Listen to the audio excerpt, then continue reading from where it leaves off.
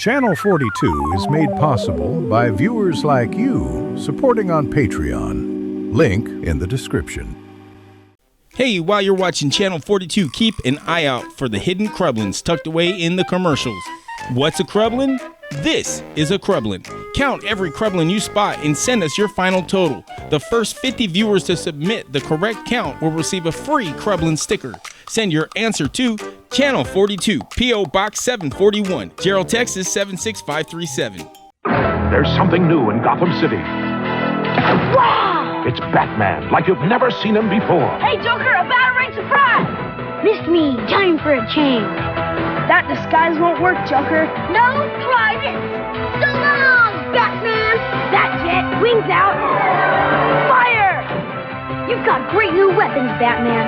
But I don't run out of tricks. You'll need them. Batman, the Dark Knight Collection. Batman, like you've never seen him before, each sold separately. The 1932 $10 gold piece. Today, this coin is worth up to $4,000. And remember this 35 silver dollar? This one is now worth $1,900. For the first time, you can buy Olympic gold and silver coins from the U.S. Treasury. These coins won't be made after this year. No one knows what they'll be worth tomorrow. But since they help pay for Olympic training, they're worth a fortune today. Support the home team. Buy an Olympic coin. At many banks, coin dealers, fine stores, savings and loans, and post offices. Attention Games Warrior, begin! The name for your games, Circuit City! Plug in and save on Beavis and Butthead. Save on Mortal Kombat 2. Save on Donkey Kong Country.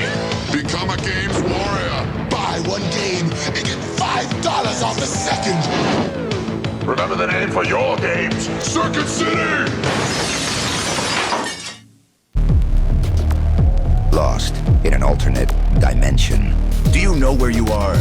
An unknown and terrified man must perform grotesque feats to win an interdimensional competition he nor anyone else seems to fully understand, with profound implications to all known universes and a divinely mysterious, infinite reward.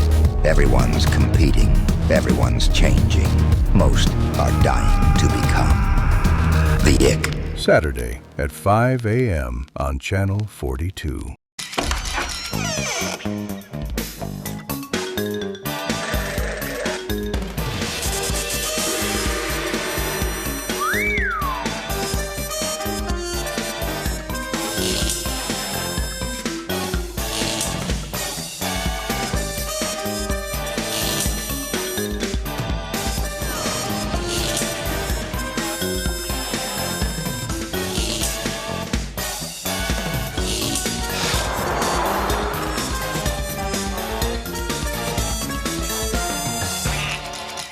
Warning, the following program contains scenes of heavy-handed and over-obvious allegory and is not recommended for small children or certain congressmen from the South.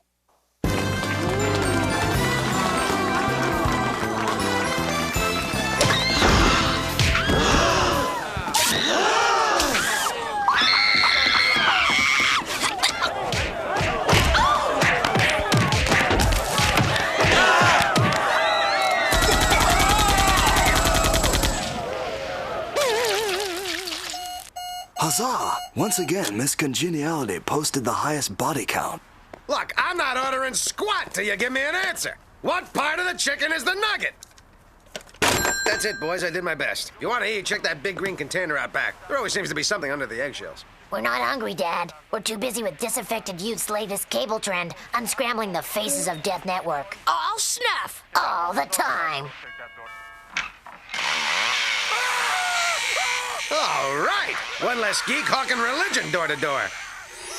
Remember, Duckman, everything you think, say, and do is bad for the children. So if you have to speak to them, just repeat something you've heard me say.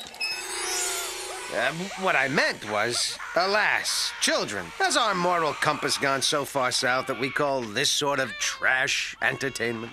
Truth be told, the world's a disgusting place, Dad. Since we're helpless to do anything about it, we've decided to embrace its many horrors. For example, later on we're helping Grandmama with her sitz bath. Besides, who are you kidding? You love this stuff. Now, be fair, Charles. I mostly wallow in sexual degradation. Speaking of which, if I leave now, I can catch a few lap dances before breakfast. You know the drill. If you make a mess, push it all into a little corner so it looks like you cleaned it up, and don't let the police in without a warrant. Ta-ta! Cornfed, check out the night crawler I found in the bus station men's room. 3 different vibrating speeds. Slow, medium, and laws of consciousness. What are they doing here? You know this kind of thing makes my skin crawl. A group of school children? Oh, I thought it was the road company of Annie. Duckman, this cross-section of post-toddlers you nearly dragged through puberty wants to hire us. Senor Duckman, we need your help. Our idols disappeared. Who's that, Barney? Check the local bathhouse. We mean America, the supermodel. Haven't you ever heard of her? She's the best and most beautiful model of them all. That's why we all belong into her fan club. But last week she just disappeared, and now we have no one to believe in. Look, pygmies, love to help even if I don't know who this America is. Unfortunately, I always require a retainer. Oh, right. Like I'm desperate enough to accept those as payment. Kids, listen, I understand your pain. I don't want you to leave thinking I'm a totally heartless, unfeeling human being. Here's a little something to take with you. Pretend it's a rocket ship or something. Go on, get! Field trip's over! Up, there, 3! Thank you, Mr. Duckman, for your time and... Can you believe that diaper dribble?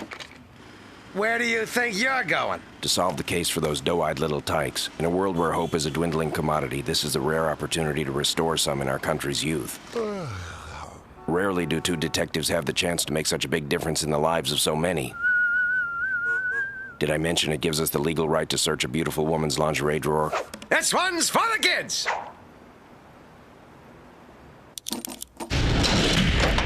Another titanium steel triple reinforced deadbolt picked with a nose hair.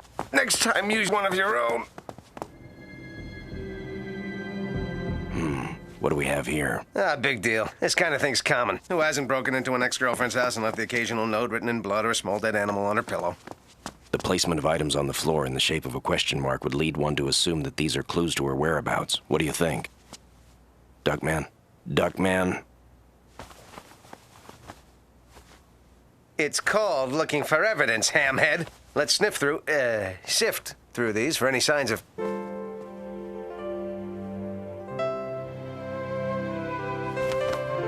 Is this? Yes, that's America. She's beautiful. Timeless. But even more, look at the compassion. The wounded innocence.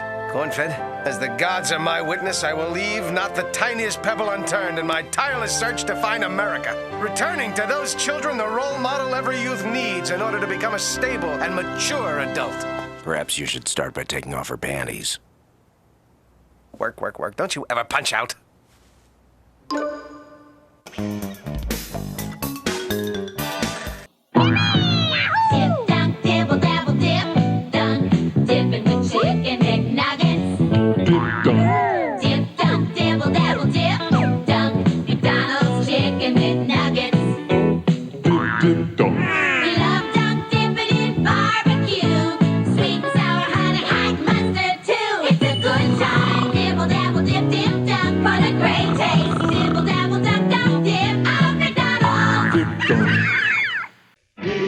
I am He-Man. Call She-Ra and me at 1-900-909-2233. We'll journey to distant worlds, explore the universe. And probably battle Skeletor along the way, huh? Probably, Orko. There's a new adventure every day. We'll also tell you how to get an action figure or this colorful poster. Part of your $2.35 2-minute call will go to local science museums. Get your parents' permission and call 1-900-909-2233. I have the power! Now let's take a look at your extended forecast. Monday, expect mostly cloudy skies throughout the day.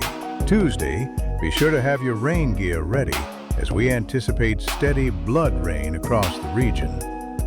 Wednesday, reports of alien abductions will increase, with activity remaining scattered but persistent. Thursday, a black hole sun moves in, causing a dimming of daylight along with localized gravitational disturbances.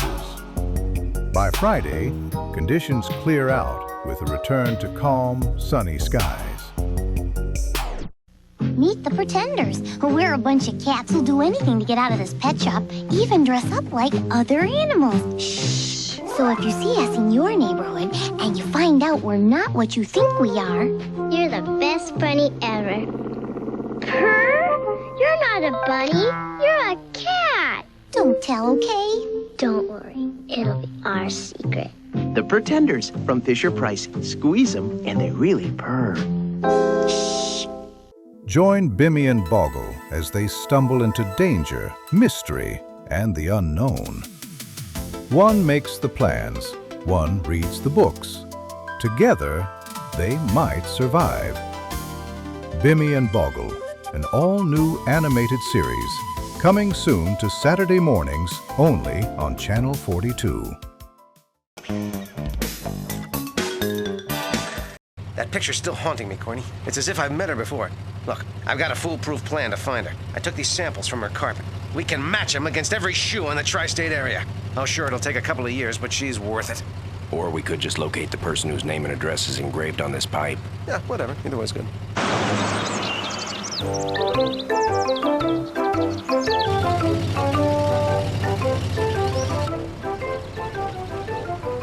It appears they don't allow people of color in this community. Hi, Mr. Nelson. Hi, little Billy. Okay, Cornfed, watch how it's done. You gotta deal with these middle-class fleet of the burbs can't stand a little crime in the big bad city fringe dwellers on their own level. Excuse me, Mr. Wilbur Nelson, we're here to ask you a few questions about America. America? Now that takes me back. How is my old flame doing? Burning a little low. We can't find her and thought you might know where she was. Afraid I haven't seen America for quite some time, friend, but oh, what memories. When we met, she was wholesome, innocent, and knew her place. We used to spend entire evenings together, our TV dinners on trays in front of that glorious tube, watching warm, idealized families and non-threatening singing and dancing minorities. But then she started asking me things like what time I'd be home or why she couldn't have a say in decisions. Imagine a woman questioning my authority. Dear, will the gentleman be staying for dinner? I've fixed a roast. Speak only when spoken to, kitten. If I may, it sounds to me like you ignore the world around you, hoping its problems will simply disappear. But they might not. For all you know, a member of your lodge may be the Bobby Sock Strangler. Your paperboy could be a transvestite. And if you keep spraying your lawn with dichlorodiphenyl trichloroethane, your next generation of children could grow limbs in socially unacceptable places. Wait a minute. You boys aren't from around here, are you? In fact, I'm starting to think you might be communists. Communists? Communists? Communists? I don't even vote.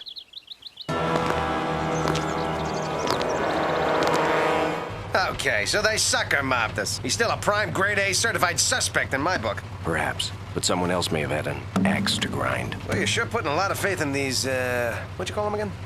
Clues. Yeah, right. There's only one place you can buy a guitar like this, the all-strung-out guitar shop on campus.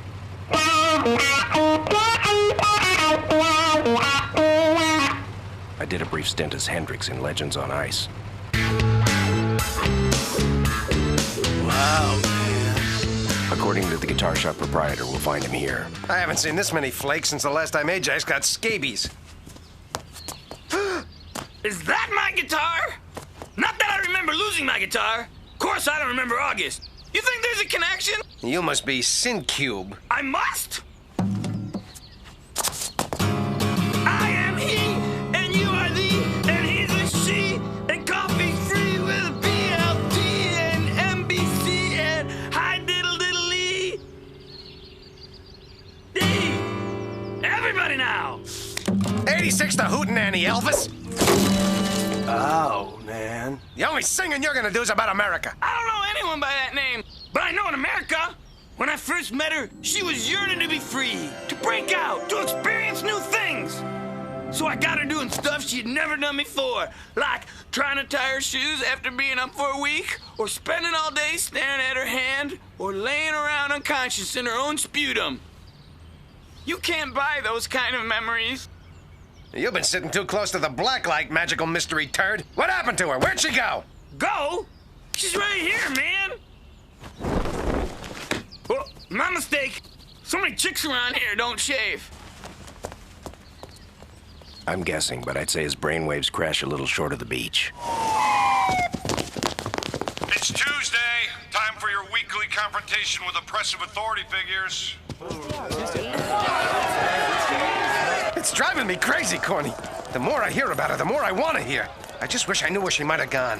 You got any more of those glues? Clues. I'm one letter off. Crucify me! It so happens I do have another, and my hunch is she went the way anyone coming from that lifestyle would have gone, headlong into the world of the shallow and self-obsessed. Network television?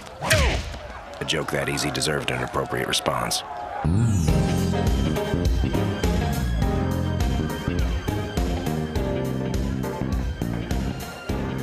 Hey, how's he doing? My name's Sal Manella. I dance here every night because it's like a symbolic escape from the socioeconomic melees of my environment. Or was it because I like it when people look at my butt? Work it out later, Boogie Boy. I got a question for you first. Wouldn't you dance better with this? Thanks, I've been looking for that for years. All right, you jive-talking village person, where is she? Who? America. Huh? America! What? America! Whoa, what are the odds? I asked 3 questions with the same answer. Take a look, Andy Glib. Maybe some of the things you shared will jog your memory.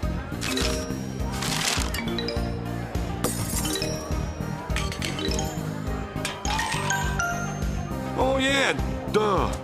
We usually went to swapping parties and slept with dozens of total strangers, basically building an entire relationship on lots of wild and unprotected sex without any love or feeling at all. Okay, so there were some good times. Listen, Dancing Queen, you better hope she's staying alive, because America's more than a woman. And if you're even a fifth responsible for harming her, you'll be taking a soul train straight to a disco inferno where you never can say goodbye. For some reason, you make me feel like dancing. Wait a minute, I'm not through with you yet.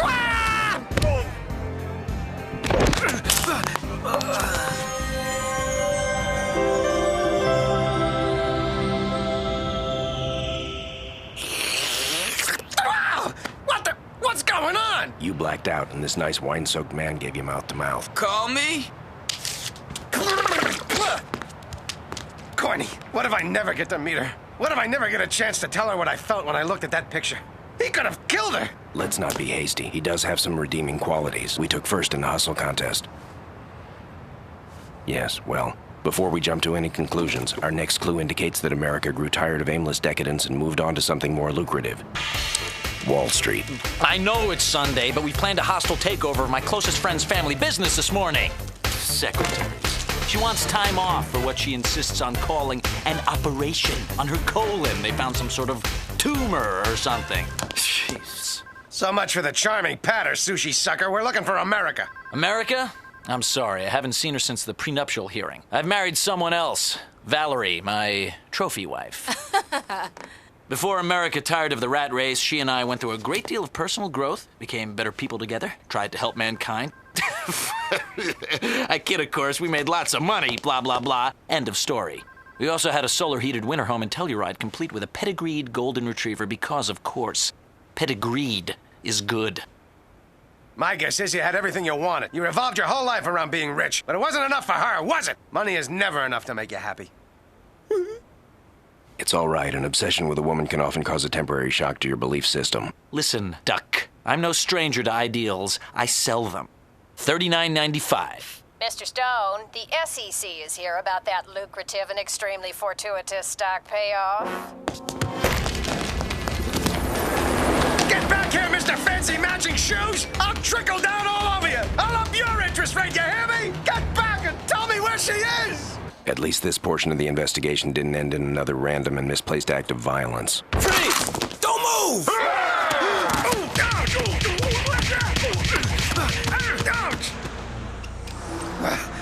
Where is she?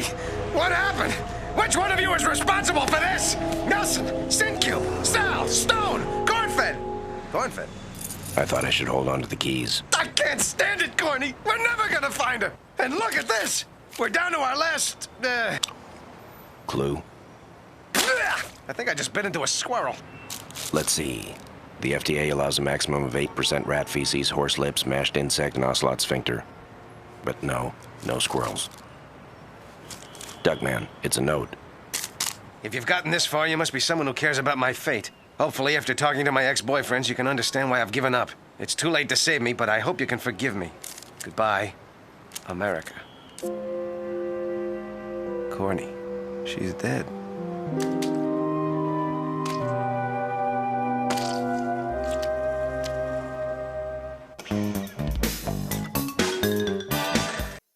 Hey, Ronald, know what time it is? It's a good time to tell time with Ronald. Time for our tennis match? Nope. Time to start buying Christmas presents. I'm giving you-know-who a Ronald McDonald digital quartz watch. Wow. They come in red or blue, tell the time and date, and have a great-looking face. Thanks. And what's more, each time you buy a watch for a special low price at McDonald's, you donate part of that money to your local Ronald McDonald house. Thanks. Have you ever stared at a Michael Jackson album cover and felt like something was hiding in plain sight? Now you can find out. Call 1-900-HE-HE. Hear Michael himself reveal hidden messages buried in songs, album artwork, music videos, and more. Okay, so you know my album Off the Wall? Well, you are not going to believe this, but I hid a message right on the cover, and it's time I share it with you. By simply removing a few letters, we get a secret message. Cool, right? Call me again tomorrow and I'll tell you the hidden message in my hit song, Beat It. Call 1-900-HE-HE and let Michael tell you himself. Only $2.99 per minute. Must be 18 or older to call.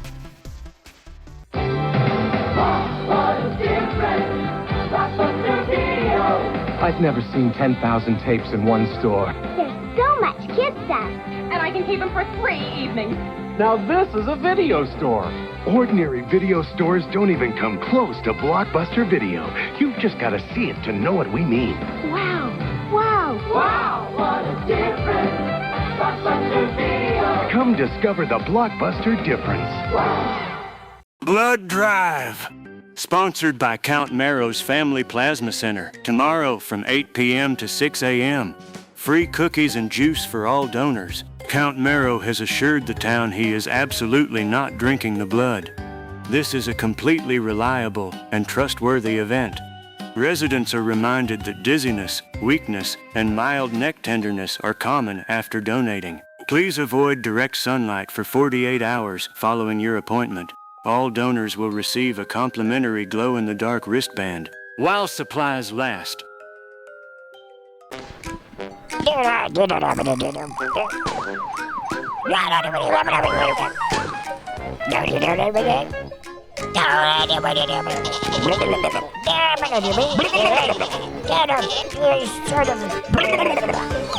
Crublins, every Saturday morning at 6 a.m.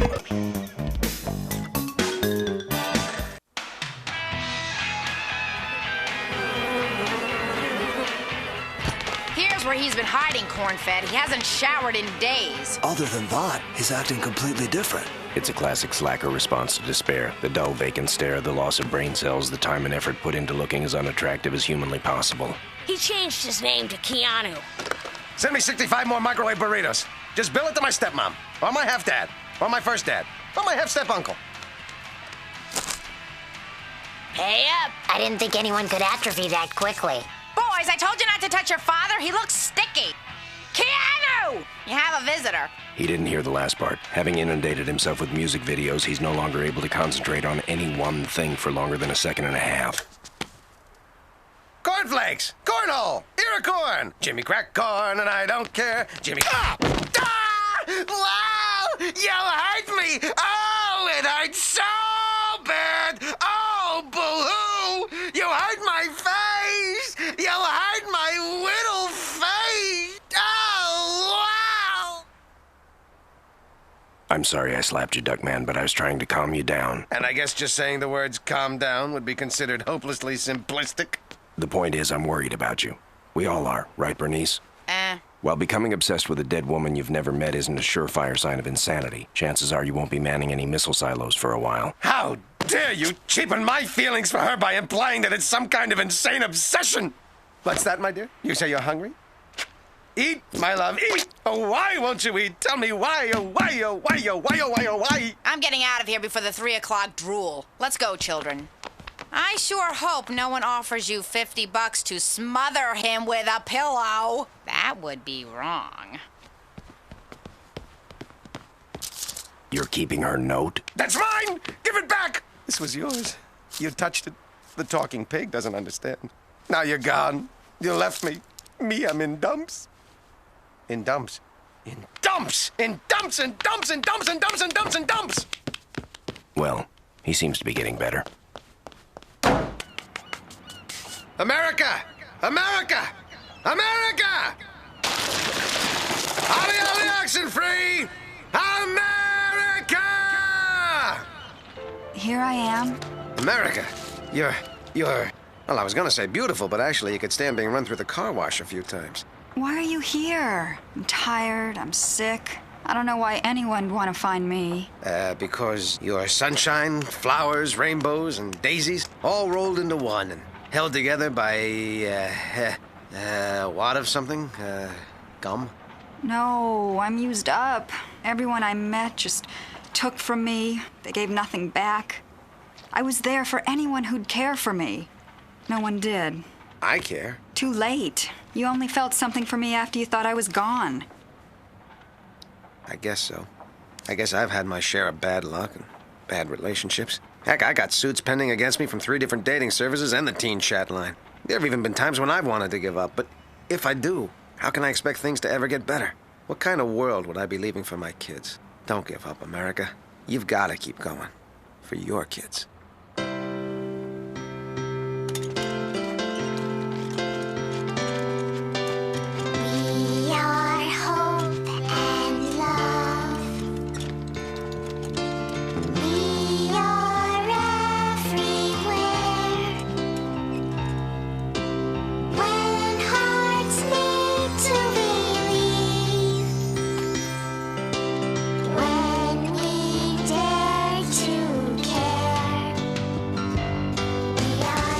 Every German who chugs a beer, every African who throws a spear, Every Chinaman in a junk, every Mexican in a truck, Every Bedouin on a dune, every Frenchman playing Claire de Lune, Every Syrian or Kazakhstani, every Giorgio and his Armani, Every Spaniard playing second flute, everyday Norwegian Andalute, Every single guy who's Aborigine. Every Englishman who's Walter Pigeonay.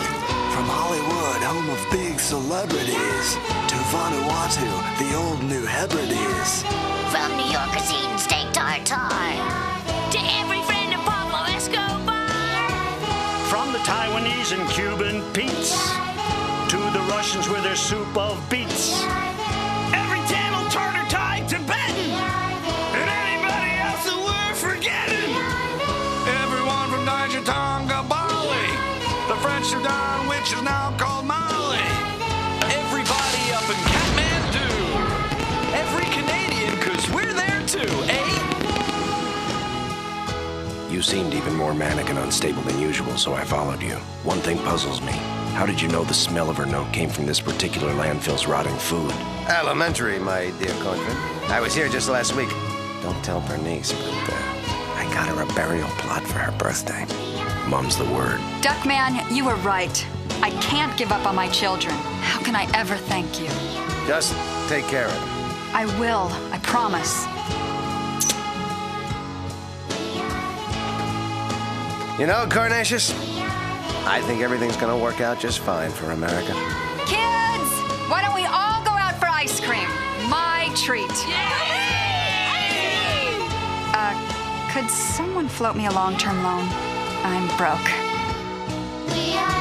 Every Tajikistani with a yak. Every Bolivian in a sack. Every caner in a Singapore. Everybody who's really sore. Every Turk in a T-neck diner. Or South African diamond miner. Every gypsy playing finger cymbals. Anyone who ever shopped at Gimbals.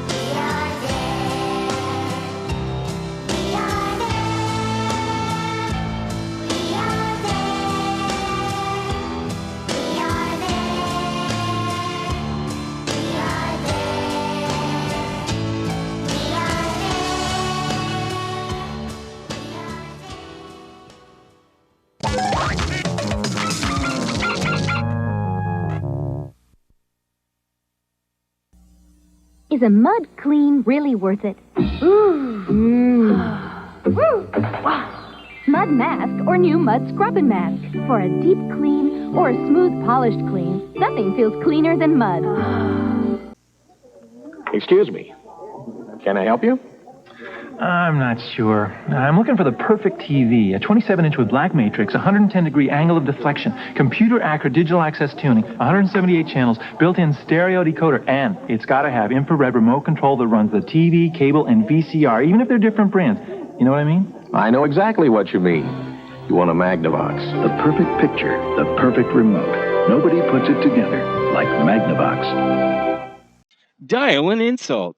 That's right, you dirty sucking motherfucker, son of a... Hey, you put the phone back to your ear. You're paying for this shit. Dial an insult. Let's party.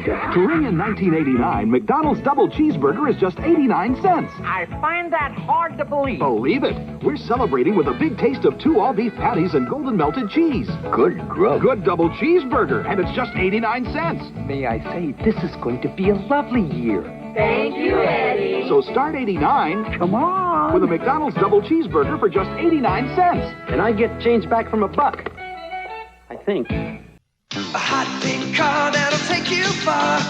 The spotlight's on Hollywood's. Driving for fun and head for the sun. The spotlight's on Hollywood's. Hop in. Cool car. Now 4 Hollywoods can go driving in their own Sunset Cruiser, each sold separately. We're cruising. Sparkle and shine, you look it so fine. Cool set of wheels, wow. Oh, how it feels. The spotlight's on Hollywood's. Cool. Warning! Despite repeated advertisements assuring you that Count Marrow is not drinking the blood donated, witnesses report claim he has been seen sipping directly from the source during late-night donation hours. Town officials continue to investigate claims that the complimentary glow-in-the-dark wristbands are being used to identify future meals. If you attended the recent blood drive and have developed pale skin, elongated canine teeth, feel like listening to The Cure or The Smiths, or have an uncontrollable urge to sleep in a coffin, please contact the health department immediately. This message has been distributed without the approval of Count Marrow's legal team.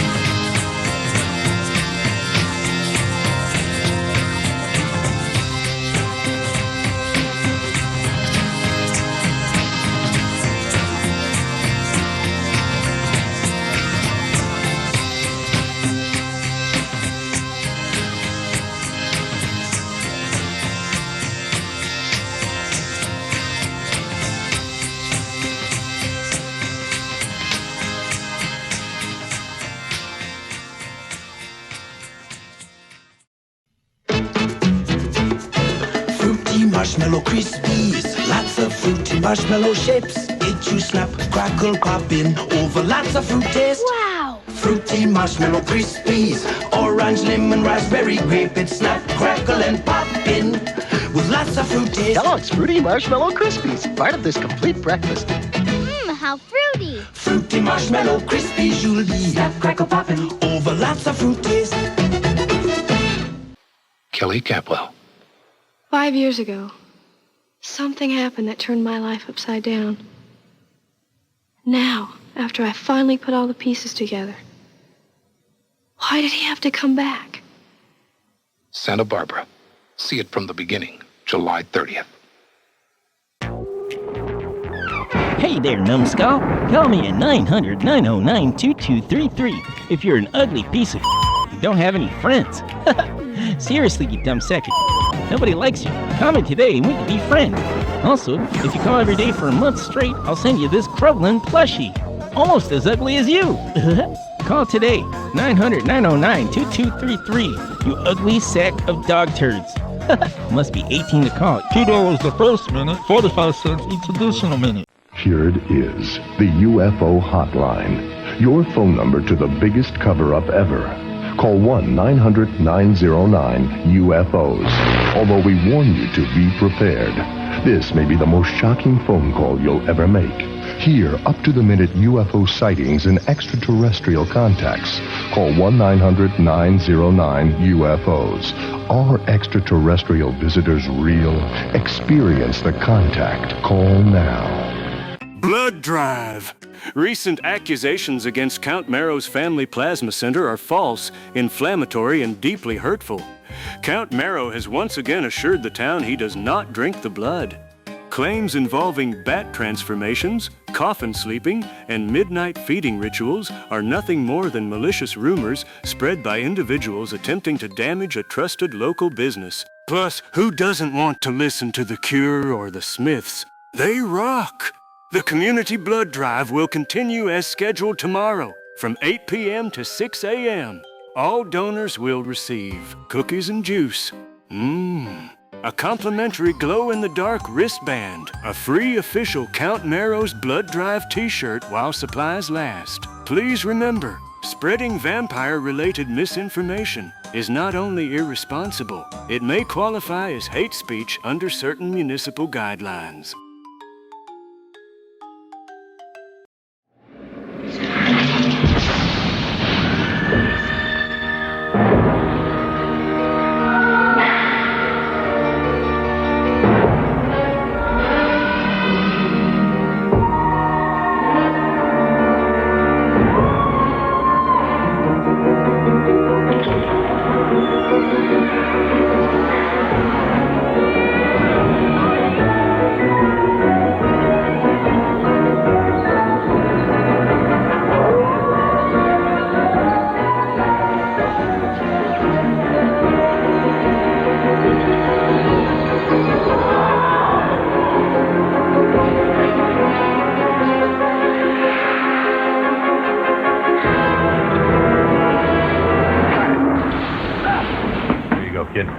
CC's great, but got a little bit of a weird filing system.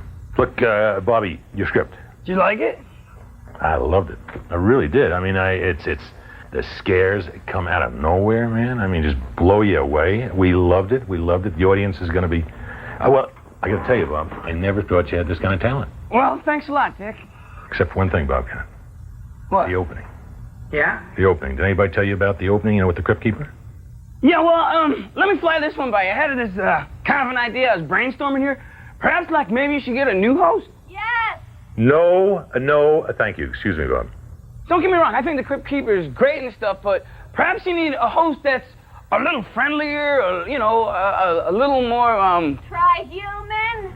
Sorry, Dora. Maybe you want to try someone who's a little more handsome? Perhaps someone like myself, moi? I'm a little bit more friendly, and I don't look like a Nerf football that's been left out in the rain. I think I'd be a little bit more appealing. You should, Can you lower it down a little when you knock it? Just between us. Okay, cool. It's Between us. I'm sure you're, contractually obligated to, the guys who make it happen. Bob, just keep it quiet. There's no contract problems. The problem you got to worry about with this guy his temper. Brady cat! Very funny, very funny. We're full of a lot of practical jokers in this place, kid. Yeah, you're a riot. Look, Bob, we're gonna think about this. I'm gonna go off. I'll shoot this little behind-the-scenes piece. We'll see how it happens. And then after it, you and I, we can get together and talk about it. Excuse me. Sorry. Hello, yeah. Sure, later on. Thanks, man. CC and her coffee breaks. You gotta excuse me. Look, Bobcat, maybe we should kind of go easy on this host idea and everything. We don't want to stir things up. Everything's kind of been just going perfect. No tempers, no problems. Leave it lay, kid. Walk away from it. Dick, for heaven's sakes, he's just, Bobcat, we have to be happy with the Crypt Keeper. I just thought I was a little bit more date bait than him. You know, a little bit. If you squint, I look like Tom Cruise. Some people. To some people, I can understand that. Okay. You do have kind of a cute profile. Let's see, Bob. Yeah, Tom's got something to worry about there. Okay, I'll run it by you when we get done. Get done when? Dick, I'm going to be hosting the making of the Tales from the Crypt. Yeah. Oh, I'm sorry. I thought you were making reference to being the host to the opening of the shows. Oh, no. Okay, I think you're beating it to death. I will not host the show for the time being. I will not be the host. You see, a lot of things hosting the show. You may have the shrunken head hosting. Apparently, you're going for the witch doctor audience. Real big untapped audience, that is. Ooh, let's get the witch doctor. Keep it low, huh? Keep it low. I'm trying to make you look good. Stay away from it. Forget it. But Forget it, Bob. You're talking like he's real. I mean... You don't know what the word real means, Bob. Okay. It's your little world. Paint it any way you want. Looks like Donna's going to have to take a little dictation. So another hasty human doubts my power, my control. Well, welcome to the crypt. You know what I always say. Scare and scare alike. And I've got a little clause in my contract. Fiendly persuasion should be enough to kill this bobcat's ambition. Come, Scab. Here, boy. Till next we meet. This show's going to be the Cat Meow.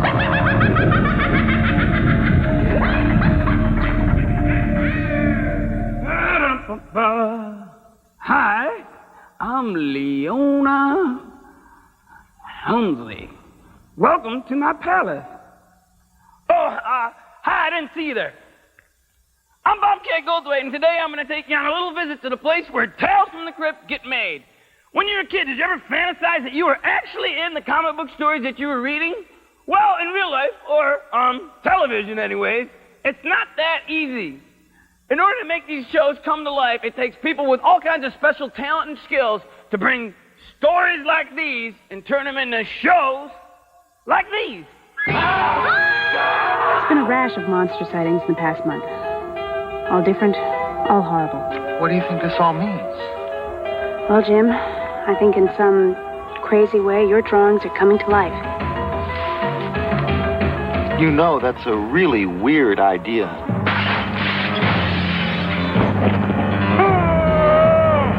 It's impossible. I know a corpse when I see one. And I can assure you that poor dear Margaret, unlike me, is completely pickled. You see, I had her embalmed.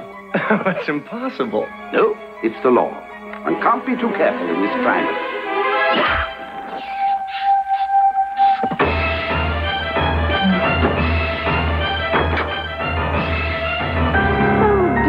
There goes another nail.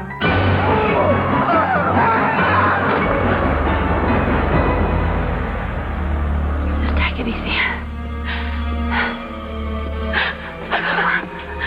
It's okay. Put the knife down. Charlie. Put the knife down now. Okay.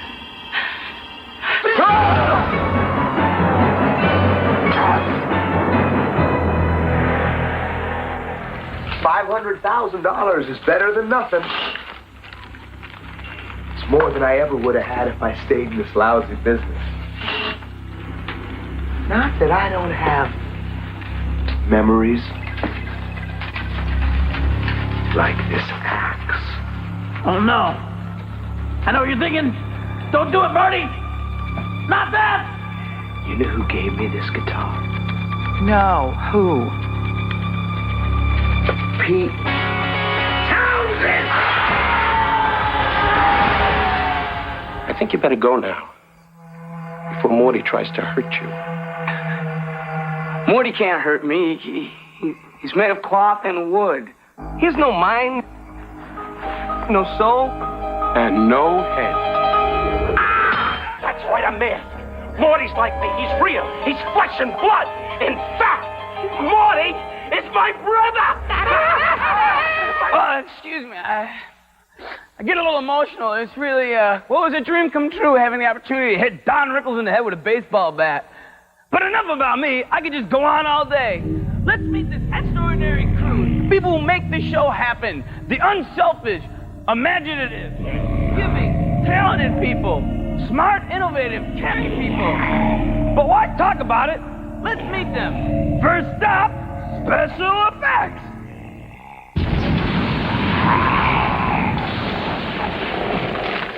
Special effects.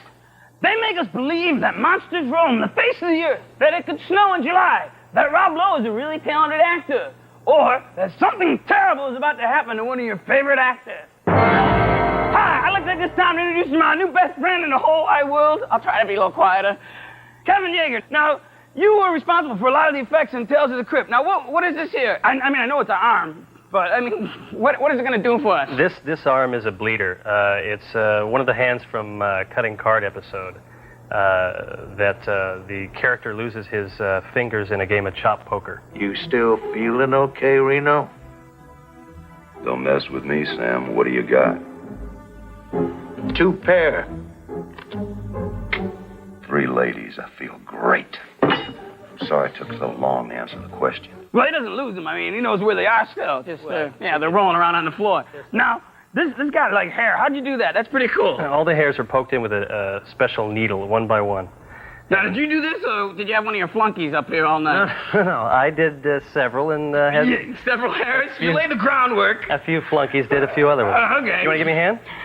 No pun intended. Okay, this is a syringe full of Carosyrup blood, fake blood. The tube goes all the way down here, along the arm and down into the finger. Here we go.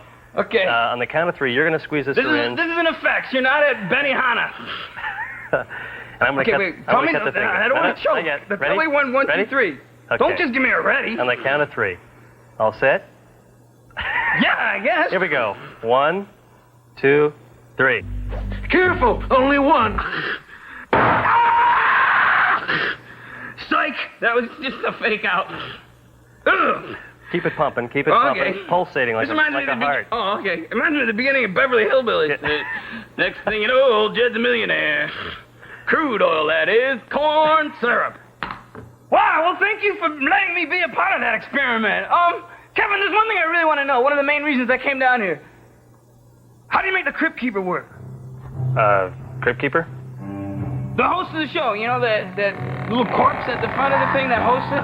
How do you do that? Well, it's a long story, Bobcat. It's I'd rather not. I got a lot of time. I'm really interested. I think it's really cool. Well. Okay, so, I know. It's probably like a big secret. Oh, you know why they want to know? Because then, like, people wouldn't want to watch the show if they knew how it worked, right? Yeah.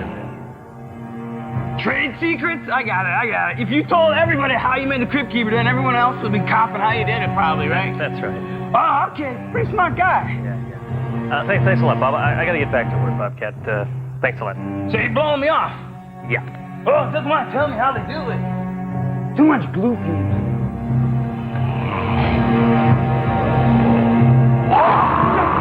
No, not that one. Oh, well, you know what they say.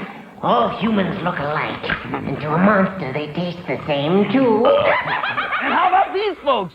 The big stars of the big screen and of the little screen who bring joy and excitement to millions upon millions of viewers. Of course, I'm talking about the humble actor. Hey, wait a second. Who's this good-looking guy here, huh? I kind of look like Wally Cox on steroids a little bit, if you squint. You know, before Mr. Limpid. I was in A Tales from the Crypt, and it was with Don Rickles, and it was really scary, working with Don Rickles. But enough about me. I could just talk and talk all day. Why don't you listen to these folks? I'll be here doing the lambada while you're gone. You won't even see it. I'm just doing the forbidden dance. It's kind of kooky, and as an actor, it offers me an opportunity to play and explore with a character or with a role that I might not get to do somewhere else. I used to play heavies a lot years ago. I mean, I was as a child actor, I played villains all the time. I had this kind of angelic face and would play these really slimy kids. I turned people into frogs. It was wonderful. And played kidnappers and psychopaths. And it was just really lots of fun.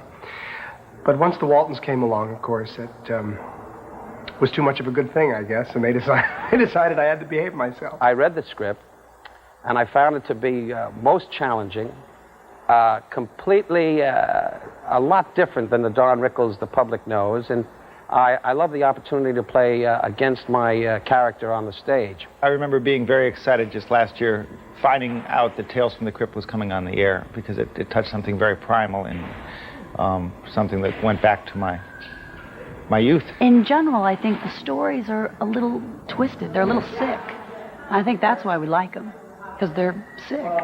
What else can you say? It's very two-dimensional, like a comic book. And I get to kiss the girl and fight the monster and draw the cartoons. It's kind of everything that a 12-year-old wants to do. So the 12-year-old in me insisted we do this. I mean, other than spending 3 days in a padded cell and sticking everybody in the neck with syringes, I've been having an absolutely lovely time. Stars. I'll make him see stars. It'll be a galaxy of terror. And speaking of the Big Bang, where's Scab? One more chance for that free bag, or it's a pound for him. Oh, excuse me, coming through. Big Star. Sorry. Just cutting through. When I think of that Bob creature in my glorious domain, it's murder. Hi, I'm back, and this is really exciting. I'm here with a young actor whose face is just turning up about everywhere. Welcome, my good friend Enoch. Enoch, I'm really glad to have you here. Thank you. It's nice. I'm just really happy to be here. I'm beside myself. What's it feel like, to be hitting it big? I don't really think of myself as a star. It's just a guy, like everybody else. I put my shoes on one at a time, I think. Let's talk about the future. Now, on Tales, they've let a lot of people try new things. They had Arnold Schwarzenegger's directing debut. I also heard that perhaps you may be directing a future episode? I think I have a good eye for it, I can't remember which I did, but one of them was very good. I think I would be a good director because, directors today are very narrow-minded, and I don't have that problem. Anything else? My sources say that you've been up for the lead in Body Double 2. Any comment? Well, I would only do nudity if it was tasteful and if the script absolutely called for it. Yeah, me too. Well, or if I was liquored up. Well, before we get going, you seem to be monopolizing this conversation. Would your other half like to say anything? Ask him. Oh, see, he's shy. He's not going to say anything. Come on, talk to the people. Oh, well, maybe he's like shy around me. Sometimes I intimidate people. Mr. Enoch, it was a pleasure talking to you, and I really thoroughly enjoyed our interview together. Cut. I don't see what everyone's worried about. I thought that went... Well, no, you were great. Are we starting for drinks? Drinks? If he's so eager to hang out, maybe he should do it from the end of a rope. Scab? What the hell is that bag of bones? Scab? Props and makeup are the heart and soul of Tales from the Crypt. Here we are in the proverbial warehouse of horror, the prop room, and this is another new best friend, Michael Miller, one of the prop guys on the show. Oh, teeing off with a skull made out of foam. You might want to replace. I think you got a divot there. Yeah, got to get a new head. Now, I didn't see this episode. Did you have, like, I don't know, Lee Trevino got liquored up and started killing people? No, this was just an episode where we had to have a wife hit her husband with a golf club, so we made a rubber one for it. What do you got here to show me? Show me something cool. Bass. Very scary. Bass from hell. Richard Thomas had to use this in one of the episodes. This can be inserted into the eye. Ooh, ooh, ooh. Now, if you got contacts, that's not good for that. Not I'd like to really, remind, no. if kids are watching, this is real, and try to do this at home. Actually, it's not real. There's a little spring inside here, and we can do this all day long. See? Yeah, we could, but would we have any viewers left? I don't think so. Is this that sugar glass? Is this fake? Yeah, it is. No. You can do that at home, too, kids. I guess you can do anything you want at home. Oh! I'm gonna feel that tomorrow. Yeah, you will. This is your... This is my blood. Sometimes we use blood in many different ways. We can have blood running down things. No, that things kind of up. looks like a poop ice cream sundae or something going on there. Strawberry stuff there. I paint a pretty picture, don't I? You do. This was used on an episode where we had to cut a person's legs off with a saw, so I stood under it like this. Blood Now, was you said flying you everywhere. had to. You enjoyed it. Oh, I did enjoy Let's it. face it, you know, these effects guys, they get a little, if they're into it, just a little bit too much. Now, this is when you did the Flintstones film? Yeah, this is the proverbial big bone here. Oh, I read for Fred. They went another direction, though, I think. Just a little balsa wood bone. Was this in the show, actually? Never used it. Oh, let me see. I know this from, I was on You this know show. this guy? Yeah, this was when, this was Don Rickles' head that I actually hit with the bat, but he looks more like Curly here, doesn't he? Hey, Mo! And what do we got here? Here was that very same bat you hit him with. It is rubber as well. A rubber bat? Yeah. Now, what do? You just cast a bat? Take a bat, make a mold. There it is. Yeah. It sounds very scientific. Here's something that maybe you could help me with. How do you guys make the Crypt Keeper work? We don't really talk about that, Bobcat. Well, why not? I think the viewers at home would be fascinated to learn how that goes. How you do that? Yeah. Okay, if you don't want to talk about it, that's cool. Could I see what this is? What's behind that door here? Seeing that you're being so close-lipped. That's just a broom closet, Bobcat. Oh, well, I've seen one fruit closet. I've seen them all. It's been a pleasure talking with you, and, thank you. Mr. Goldthwait, Bobcat. Where do I go next? Yonder on the line. Hello, yeah, Dixter. BC here. Cool. Everything's going great. Thanks. It's tremendous. Bobcat. The Crypt Keeper is no longer in the crypt. And I'm sorry to say we have no idea where he is. Oh, that's great. Okay. Well, thanks for calling. Bye. I have one more thing to show you, and the crypt is the perfect place. Why don't you come with me now? You idiot! Make monster pie out of you. Mommy always said there'd be decades like this. She also said if you want something dead, you better kill it yourself. Here, Kitty. I'm coming to get you. Tut, I want to roll in the coffin. Hi-ho. It's off to kill we go. I can't hear you.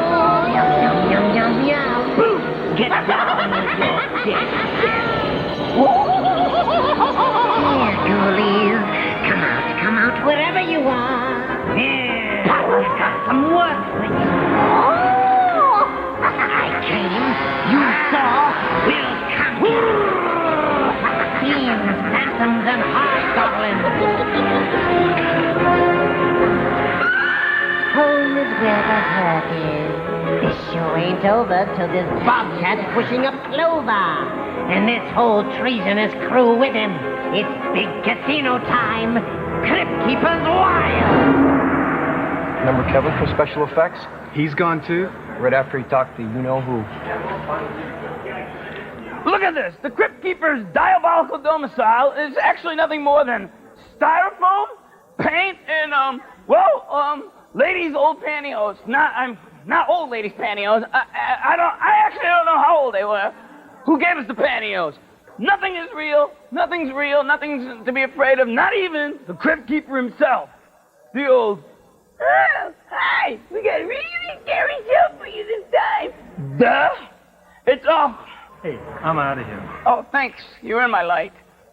Which actually brings us to my final topic. That's lighting and sound effects. This is Marty Rogers, sound specialist. Normally we would add the sound effects later on, but tonight we're going to do it live for you right here. But enough of me talking about it. Why not just show you how it's done? Ready on lights? Action!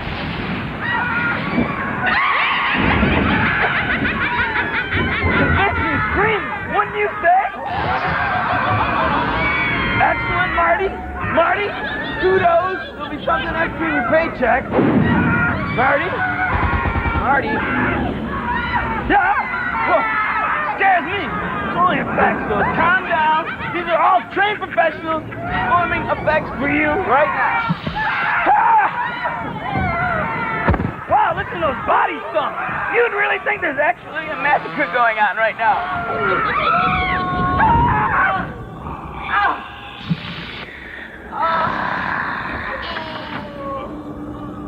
Pretty convincing, huh? Fellas, could I have a light, please? Apparently not. Thanks a lot for watching, and I hope you learned something about Tales from the Crypt.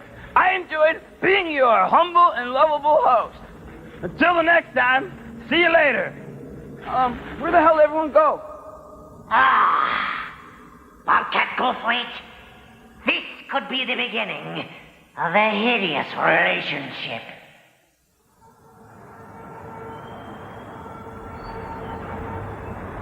Mr. Goldthwait, how'd it go? I hear it's pretty crazy in there. Nah, it's not crazy at all. I never worry anyways, because I got my lucky penny.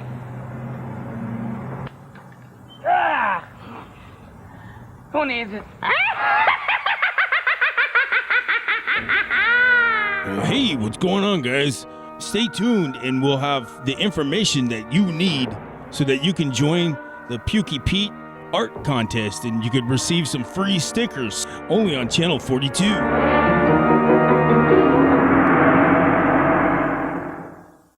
It's the freak phone, and here's the party freak. Friday freaker, dancing new sensation, grabbing the nation, doing the freak. Call now, 1-900-490-FREAK. Join the party, the fast and easy way to hear what's scamming from New York to LA. Call now, 1-900-490-FREAK. What's happening, what's jamming, party till you drop. Dial and hear the action, what's hot and what's not. Call now, 1-900-490-FREAK. $2 a call.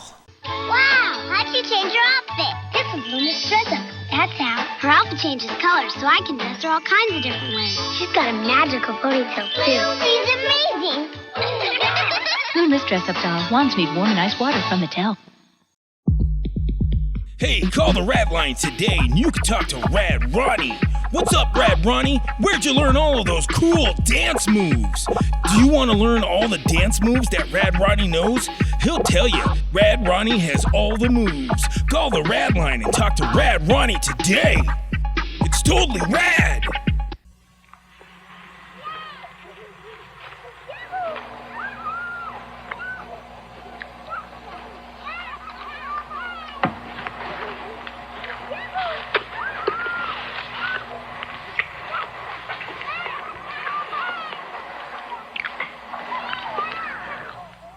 McCain Super Fries, deep fried flavor and crispness from your oven. For the strong, silent type. Hello, it's your old buddy, Pukey Pete, and today we've got quite the offer for you. Draw a wonderful graphic of me, your old buddy, Pukey Pete, and send it to P.O. Box 741, Gerald, Texas 76537. Once we receive your drawing, you'll be sent one non-generic Pukey Pete sticker sheet. You could say, rest in peace to boredom and have at least 4 moments of fun with these 4 stickers on the sheet. You might even see your artwork featured on Channel 42. This offer is limited to the first 50 entries. Please note, we are not responsible for lost or damaged mail. This offer has been brought to you by Channel 42.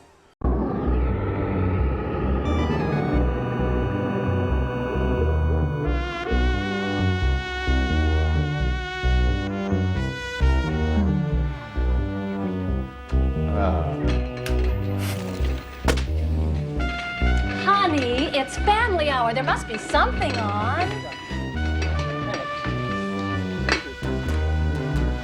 Oh, wow! Candy critters! Oh! Oh, great. It's Monsters, our favorite show. It's starting.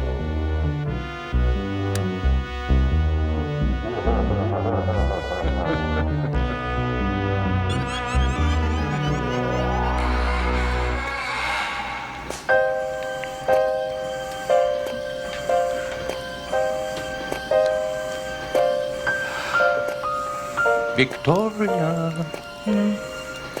Have I ever told you how beautiful you are when you operate? Don't distract me, darling. I'm in cerebellum. This is it. Total microchip replacement of the cerebral function. Edward, you are a genius. Not everyone would agree. Don't forget, the New England Journal of Medicine called me mad. No, darling. The phrase they used was morally bankrupt. No one could impugn your mental abilities. Ready to close.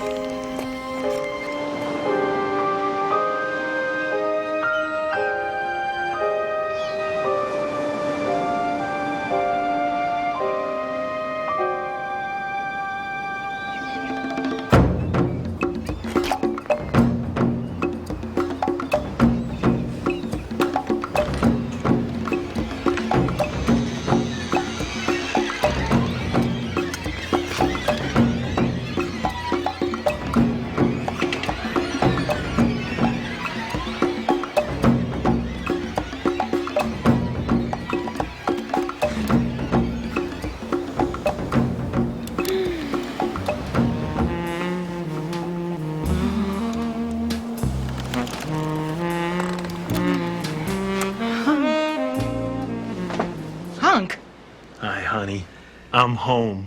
But you're dead. I must be hornier than I thought. You and me both, Pumpkin. I've thought a lot about you, Vicky. This can't be happening. That's what I said when my plane went down in the headwaters of the Mama Negra. By then, both sides of the conflict wanted me dead. So, I let them think I was. Sorry I couldn't write, honeypot. It's tough being the wife of a soldier of fortune. Wait, you've been hiding out for 7 years in the jungle alone? Well, not exactly. You see, this tribe of Indians pulled me out of the river. Never seen a white man before. Classic stuff. I'll tell you, Vicky, there are worse things in this world than being worshipped as a god by a tribe of fun-loving, naked people. So why did you come back? I miss civilization. Oh, burgers and fries and automatic weapons. My wife. Oh, I can't believe you're not dead. There is no justice in this world. Does this feel dead to you? Back off, hunk. I haven't said I'm glad to see you. Oh, you don't have to, sweet cheeks. Let your body do the talking.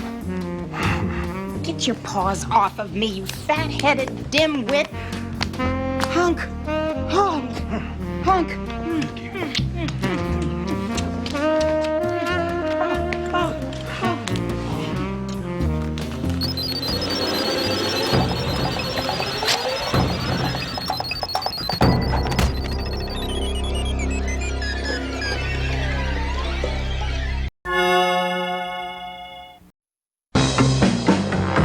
Burger King Big Kids Meal. It has more of the great tasting food your kids love.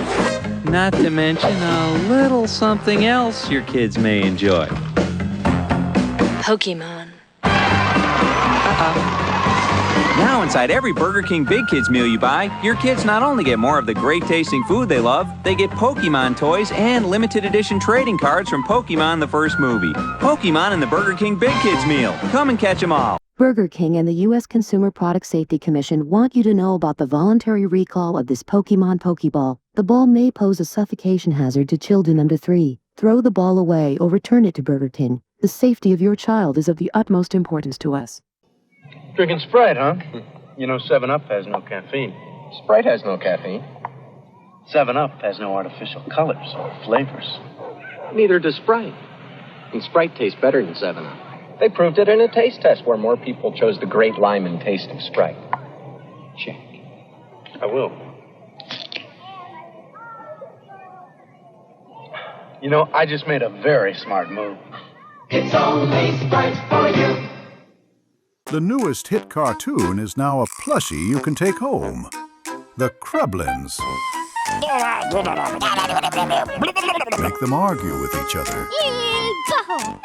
Collect an entire dysfunctional Crublin family.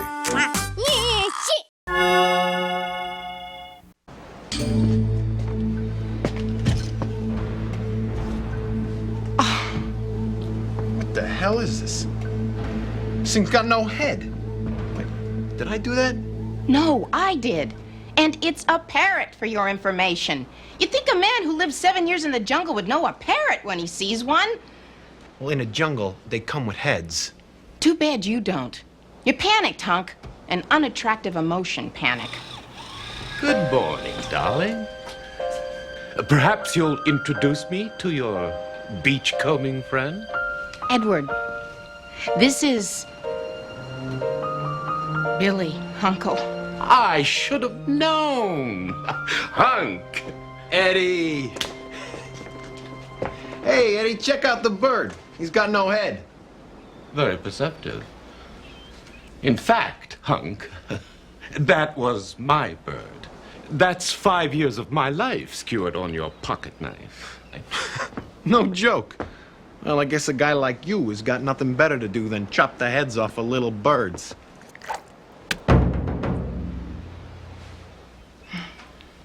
I'll get some coffee.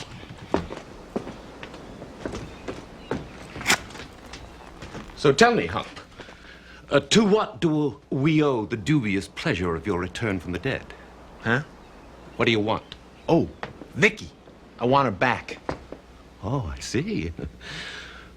Hunk, I'm aware that you hold some, or rather I should say held some animal attraction for Victoria. But I think you find that she and I have a relationship that... Whoa, whoa, whoa. Relationship? Eddie. When you live in a jungle, you learn a thing or two about what really counts. You see, a thing ain't worth squat unless you can jump on it, eat it, or pick your teeth with it. There are no relationships in the jungle. Only hunger. This isn't the jungle. Don't kid yourself, Ed. Here we are. Great.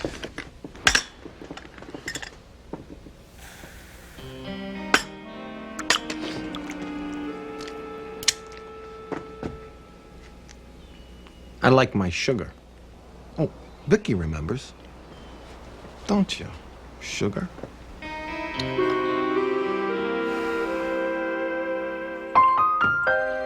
But I don't want to see him. I don't want him in this house. Darling, we've never lied to each other. Let's not start now. I don't know what to think. What Hunk and I had was very intense, very physical. I loathe him, but my body has a mind of its own. He's in my system like a drug. We might as well face it. You're addicted. Oh, Edward, I'm so sorry. What am I going to do? Let me handle this.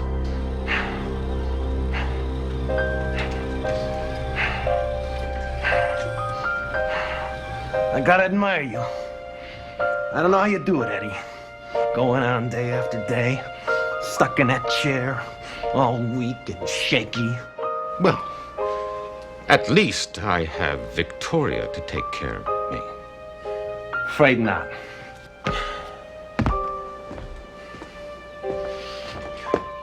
Vicky's leaving with me. I saw it in her eyes this morning. No. Oh, look, Eddie, you're a nice guy. But let's face it, you're a Crip. Oh, sure, you can ask her to stay. And maybe she will. out of loyalty or pity. But is that what you really want? Watching her year after year shriveling up inside like an old banana leaf? Oh, no. I won't let you do it to her. I love Vicky, and Vicky loves me. I'll fight you for her if I have to. Oh! Hunk. How can I fight you? You have everything to offer her. I have nothing. Perhaps the best I can do is make it easy for her. I've often thought of ending it all.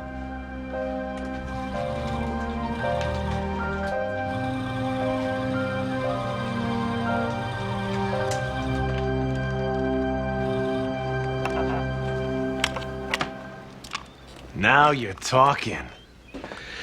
I've had this gun in the house for years, but I never thought of firing it. I believe the ammo, as you'd call it, is in the top of the hall closet.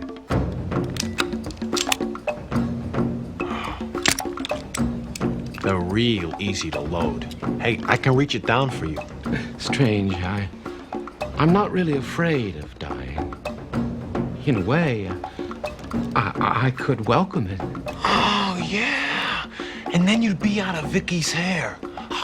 She could have everything. This house, all this stuff, your fortune. The only thing I'm afraid of is botching the job. I wouldn't want to survive the attempt. Gotcha. Clean and neat. Right, yeah. You're a killer, Hunk. Show me how you do it. It's an art, Eddie. Some people, they go for the temple. Others, they go for under the chin. Me personally, I put my money on the El Mundo. First, take off the safety. Then, insert it. Pointing up. Eh? Oh, and then you just pull the trigger? Just don't yank it. Just squeeze gently. I'm watching. I shall. Yes!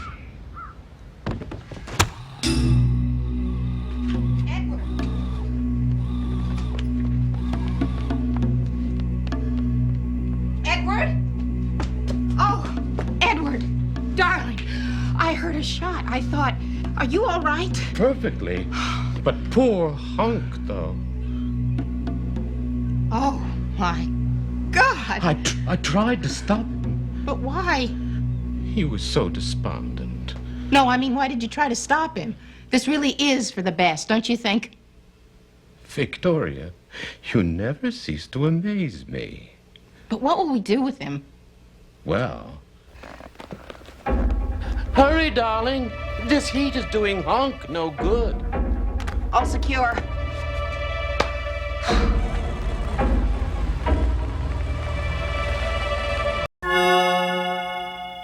Now, 2 ways to enjoy America's most exciting dating network with the first minute free. Call me. Call me. Call me absolutely free. 2 great ways to meet by phone. Try them now. For ladies' home phone numbers, call 1-900-680-7900 and try it free. For dream dates, call 1-900-680-8900 and try it free. Try it now. Make your dreams come true on America's Love Line. Just $3.95 a minute with the first minute free. For adults only. Call now. I hear some of you guys are going to buy a new pickup. Ford Jones! Ford Ford! Ah! You Oklahoma? A Chevy? Ford. Chevy. Don't they teach them anything back home? Around here, it's the new full-size Dodge Ram 100. Priced almost $1,000 less than their full-size. Less, sir? Dodge Ram 100. America's lowest priced full-size pickup. So around here, It's Dodge Ram 100, sir! Now's the time to buy. See North Country Motors, US 31 South, Traverse City. Well, it's our very first daybed sale, and you're gonna love it. Hi, Pat Moody for my friends at Golden Fowler. Golden Fowler, through special arrangement with the Drescher Corporation, is offering every Drescher daybed at savings to 30%. Choose from genuine brass and white metal to wood, even wicker. They're beautiful. And with trundle bed units that offer double sleeping comfort, they're practical too. 30% savings ends Saturday. See you today at Golden Fowler, Garfield Shopping Village, Traverse City, and have a nice day. Would you like Mommy to call the Muppets? All Mommy has to do is dial 976-2424. Hi-ho, what's Mommy wearing? Let me hear Mommy fart a little something for me. Come on, don't be shy. Make it fart. Why is it the Mommy called the Muppet sex line? Give up? Because she's a real filthy bitch. Now let me hear you fart a little bit. Hello, Mommy. Do you want to hear me make it fart for you some? Dial a Muppet is less than 14 cents a call from the 212-516-718 or 914 area codes. If you love the Muppets, you'll love Dial a Muppet.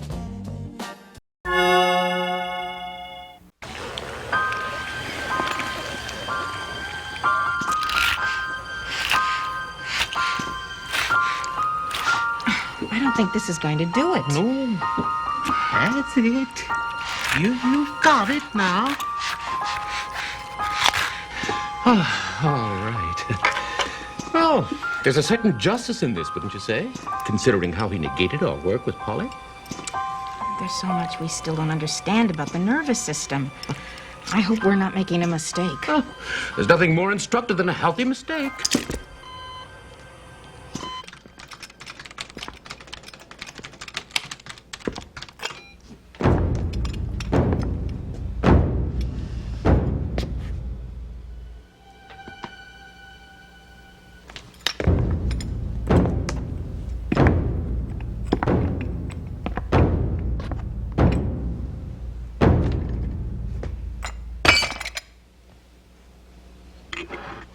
You don't realize how much goes into a simple act like pouring.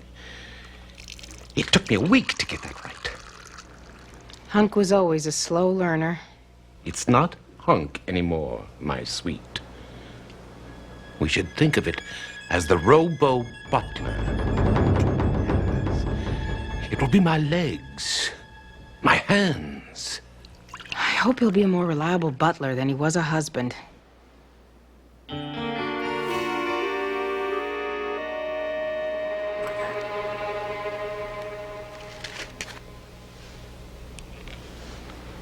Thank you, Hunk. That will be all. Edward, I can't explain it, but I have a bad feeling about this. Some feminine intuition?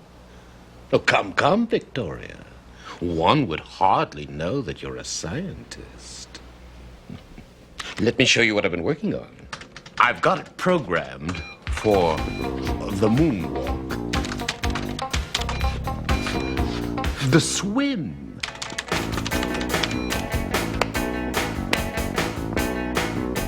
And the waltz. I know how much you love to dance, my darling.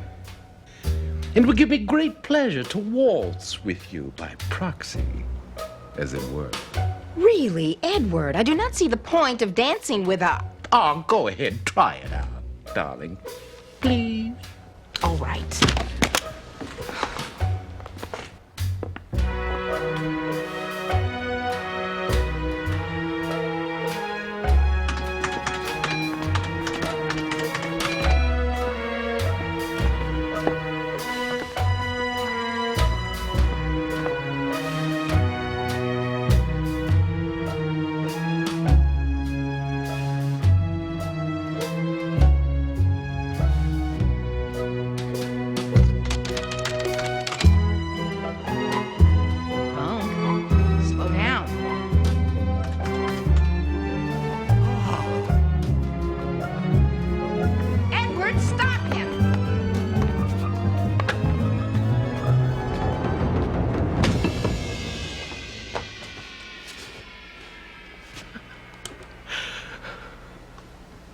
Edward, you did that on purpose.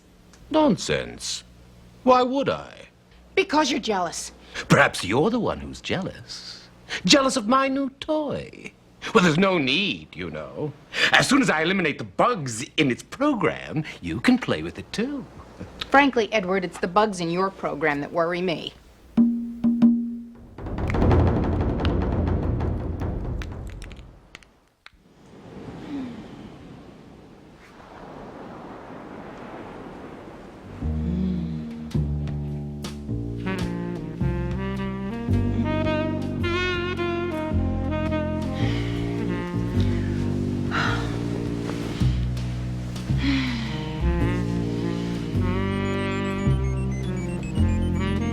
Hunk. What? Edward? Are you? Oh, Hunk. Oh, Edward. Thank you. Thank you. Oh. Oh. Hunk. Hunk. Hunk.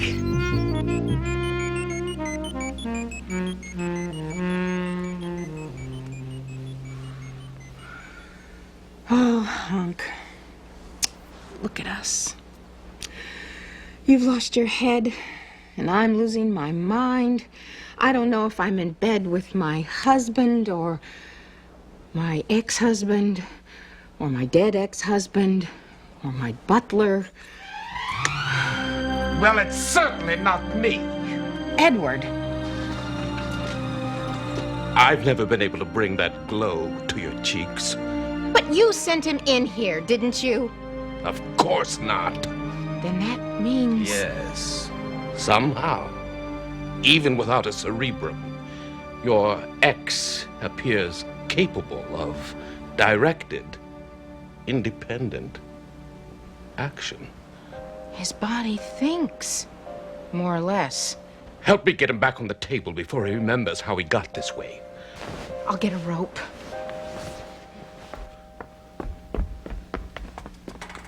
You're finished, Hunk. This time, you're dead meat. Oh! Oh! Oh!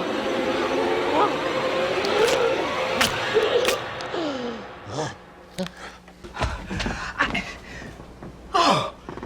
Edward! No! No! Oh.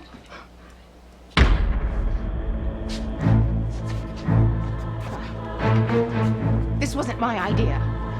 I always loved you, Hunk. You know that. Ah. Ah. Good, Hunk. Nice, Hunk. Down, boy. Ah. Have a nightcap?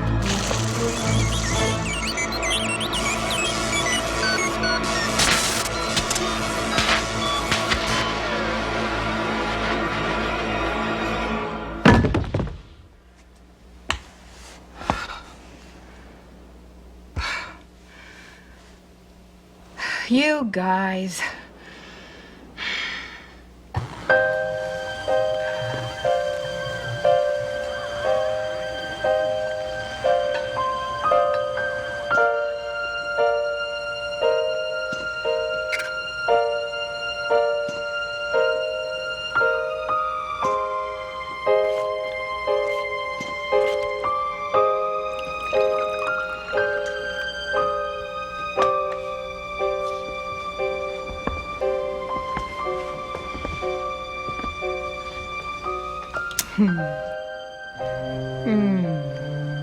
That's perfect. And how are you feeling today, darling? Never better. Thanks to you, my angel. My dearest.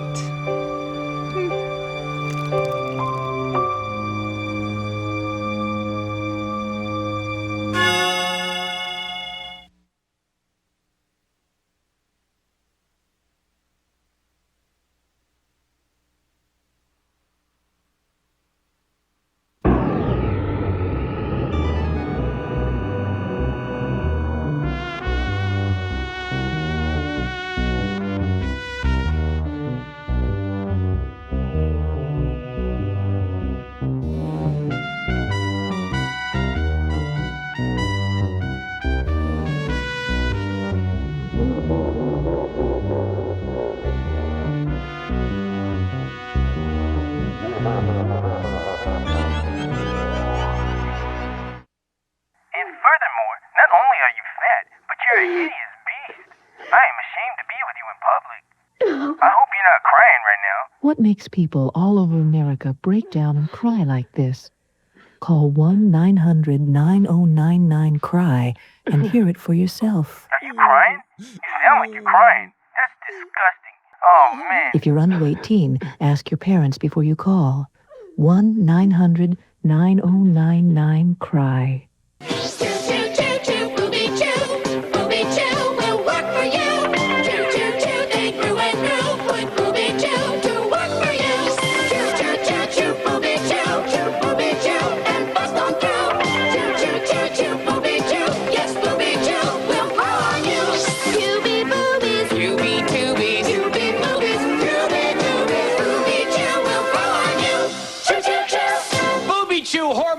Doubles your measure, doubles your gun. Now available for boys.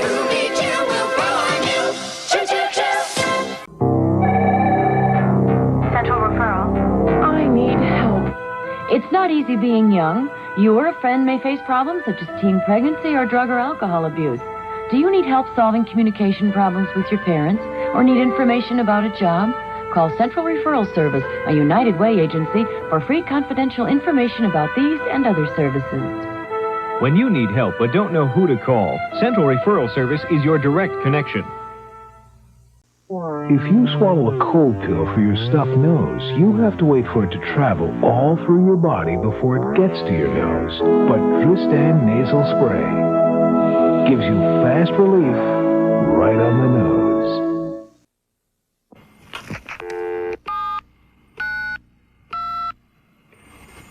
Hello, is this 1976 Psych?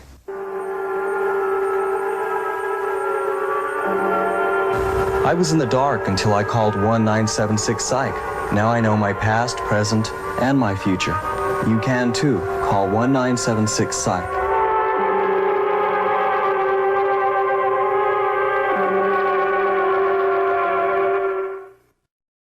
Okay.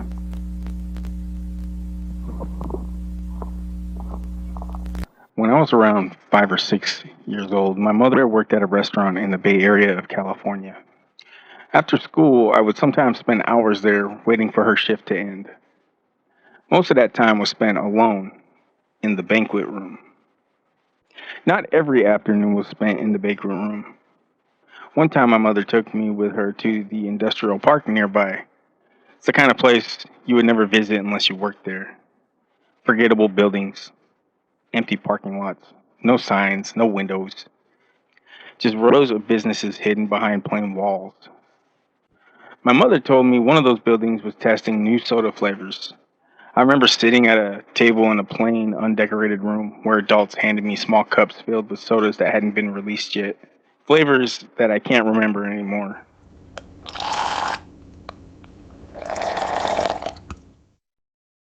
And after trying each one of the flavors, they would ask what I thought while someone took notes on a clipboard. And when it was over, they handed me $20. I asked my mother if we could go buy Garbage Pail Kid cards with it, and we did. Looking back, I don't remember seeing any other children there. Just me, at a table, in a room full of adults taking notes. Still, if given the choice, I would have taken the soda tasting building over the banquet room every time. The banquet room was bigger than the duplex we lived in. And inside there was long tables and stacks of chairs. Warm, yellow lighting, no windows. Just a set of double doors leading back into the restaurant. One wall was covered, floor to ceiling, with a mural-sized photograph of a forest. I mean, at least that's what I assume it was. Now, back then, it didn't look printed. It didn't look like wallpaper. The image was so large and so detailed that it almost felt real, like there was actual distance behind those trees. And as a kid, I spent a lot of my time staring at the wallpaper. There wasn't much else to do. Sometimes I drew. Sometimes I played with action figures if I remembered to bring one with me to school that day. Usually I forgot, which meant I would end up staring into the forest until I fell asleep. The restaurant staff there was always kind to me. There was a cook I liked. His name was Joe. He ate coffee beans like they were candy. I liked candy. So one afternoon he offered a coffee bean to me, and I chewed it for a few seconds and immediately regretted it. When I spit the chewed up coffee bean into a napkin, Joe laughed so hard I thought he might break the glassware. The waitresses were nice too. Sometimes they would bring me peppermints, sometimes butterscotch candies. I loved butterscotch. The strange part started after the naps. I don't remember the first time I heard the voice, only that it seemed completely normal. I would wake up in the banquet room, the restaurant sounds would feel distant. Then the voice would say, "Hello, Justin." I never questioned it. We talked often. The voice asking how school was, asking what candy I got that day, asking whether the cook had offered me another coffee bean. The strange thing was that it always seemed to know the answers already. One afternoon, I finally asked where it was. And the voice was quiet for a long time, but then it answered, "In the trees." So I looked at the wallpaper, and the forest looked exactly as it always had. Nothing moved. Nothing changed. Just trees, shadows, dark spaces in between trunks. After that, though, I couldn't stop looking. Every time I woke up, my eyes went straight to the forest, and I started to notice things. Places where the darkness seemed deeper than it should have been. Gaps between trees that appeared to continue further back into the wall itself. Places that felt less like a photograph and more like an opening. I never told my mother. I never told the staff. The voice never asked me to keep it a secret either. It never asked me to do anything at all, for that matter. It only talked. Then one day, my mother got another job. I stopped going to the restaurant.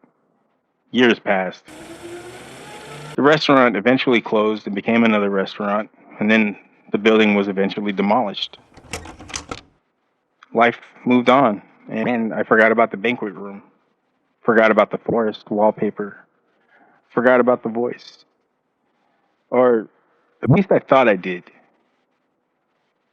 Then a few years ago, I was driving through the Bay Area, and I happened to pass near where the restaurant once stood. The building was gone. Something else stood there now. And as I sat at the red light, a memory surfaced out of nowhere. Not the cook, not the waitresses, not the candy, not even the forest, but a conversation. One I had completely forgotten. I remembered asking the voice a question. What happens when I get too old to come here? And for a moment, I couldn't remember the answer. Then it came back, word for word. It said, "You won't. You'll be back."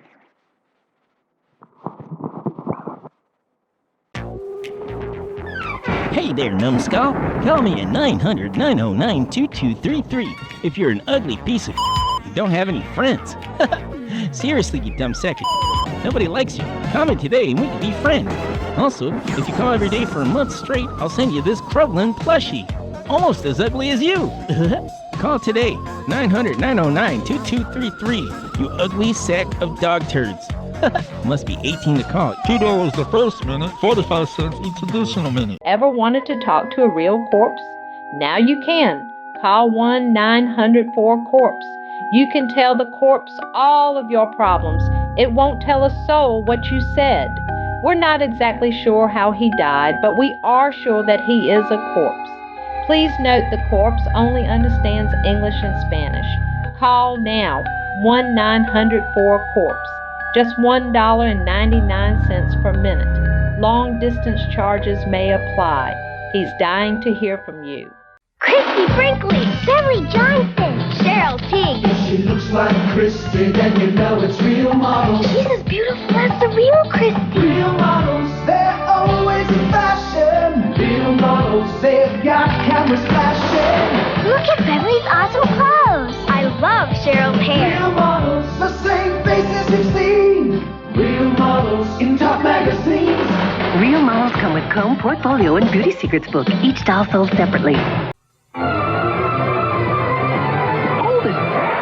Snap of it. Do I look like dinner for a guy like you? I'm a one-course meal. You want the whole kit and caboodle. It's a new dining experience. Come here. Look at all these shapes and 5 yummy flavors plus stuffing.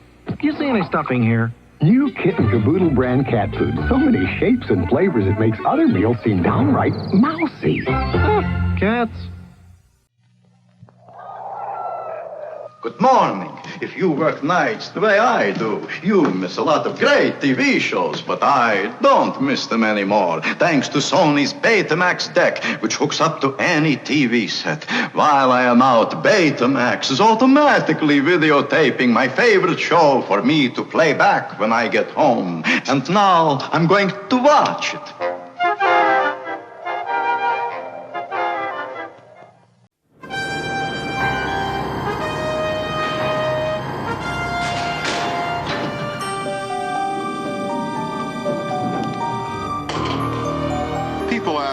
Where do you get your ideas?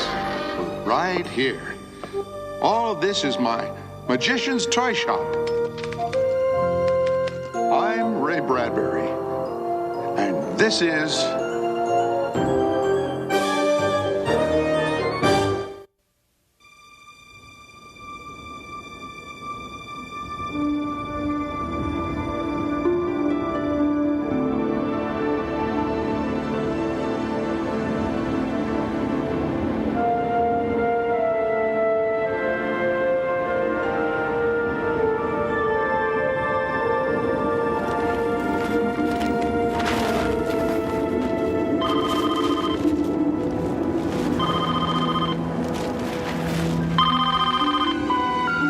Mars Irrigation Board.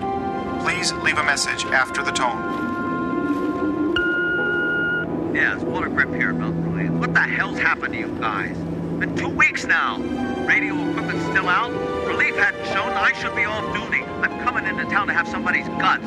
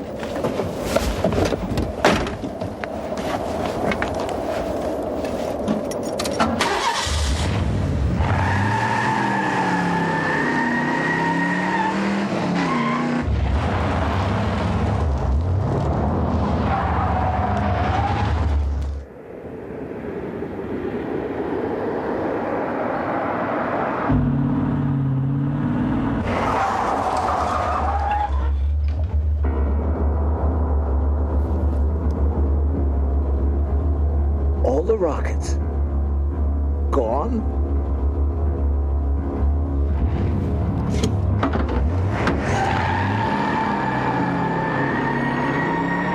You couldn't leave me one damn rocket!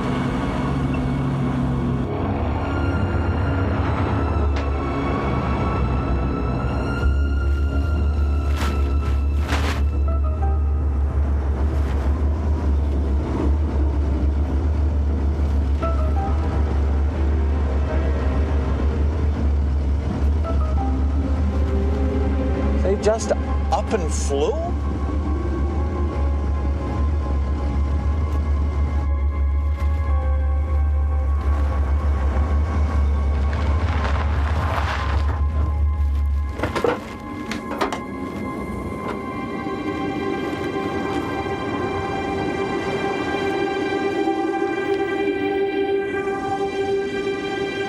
I need a drink.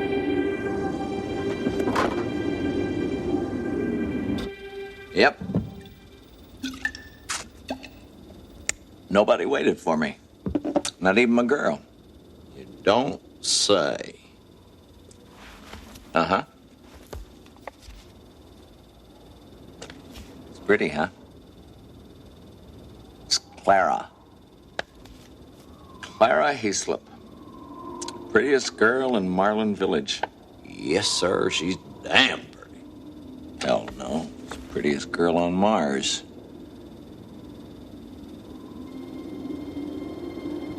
And I'm all alone.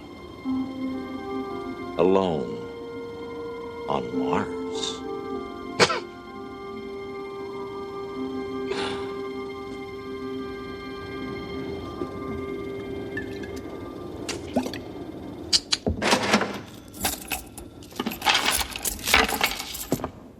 Alright, salami on rye with mayonnaise and mustard. Alright, coming right up, sir.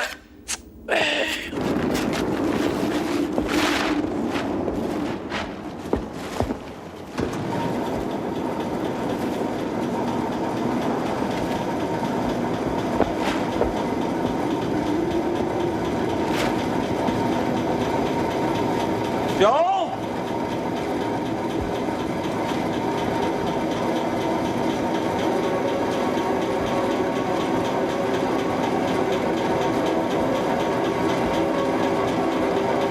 Joel?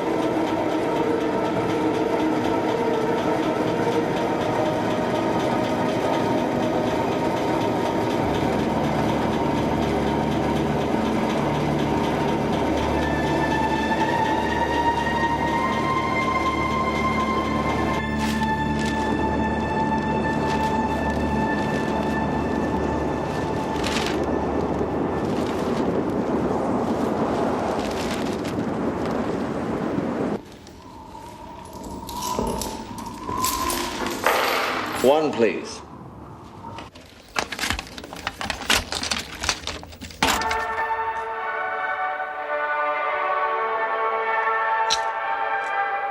It's no use. These people aren't real. They're not real.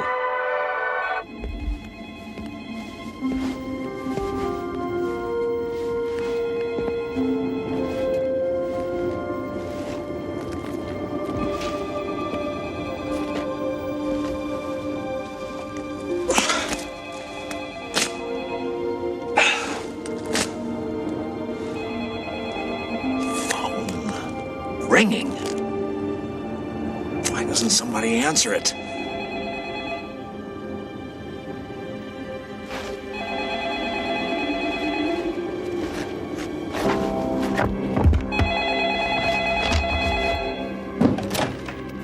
Hello, Clara? Dumb. Why would I think it was Clara? Still, there has to be somebody, right? So she'll dial other houses in town. She. Has to be a she. Woman would call and call somewhere on Mars. Someone. Shut up! Listen. Okay, it's time! Keep ringing! Keep ringing! Keep ringing! Keep ringing!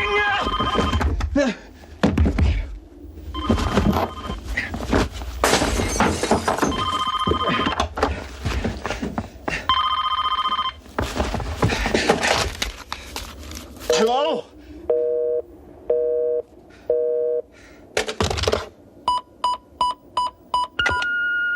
Hello? Hello, yes. Hello, Anne. This is Helen. Helen, yes? Look, no answer from you today. Please, tell me what ship you're going on. If you're still here, call me, okay? Bye. God help us all. God help us all.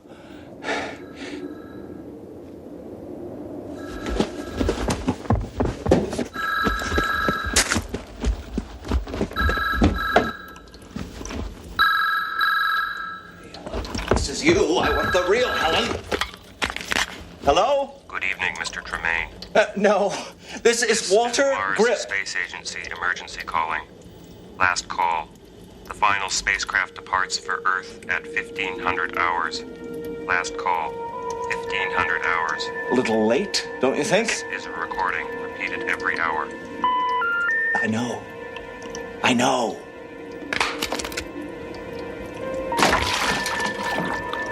Okay. Let's have it. Ring again. No tapes. No messages. Someone real. There's gotta be somebody else like me. Flesh and blood. Maybe not Clara Heaslip, but real. Now, damn it! Ring!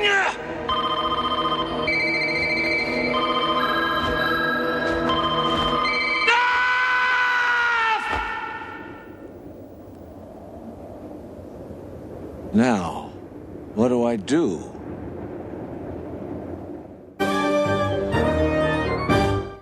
Police Academy! Well, Mr. Sleaze. Put him up, dirtbag! Surprise, Mahoney. The old gun in the tie trick. Now back off. Okay! My crazy cruiser, what a lucky break. Zed, look out! Gotta get Sleaze, he's dangerous. Dangerous? Whoa! So long! Got the Sleaze. Welcome to jail. I love this job. Sleaze comes clean and justice triumphs again. Case closed. Police Academy, each so separately. I feel a draft. I'm Captain Lou Albano talking to you about drugs. Kids, don't be afraid to say no. Anyone that asks you to use drugs is not your friend. Drugs can and will kill. Remember, don't be afraid to turn to your priest, your rabbi, your minister, your moms, your dads, your teachers, because drugs can kill. And if you do drugs, you go to hell before you die. Please. Look, it's magic. It's a special kind of magic. It's Aquafresh's triple protection formula.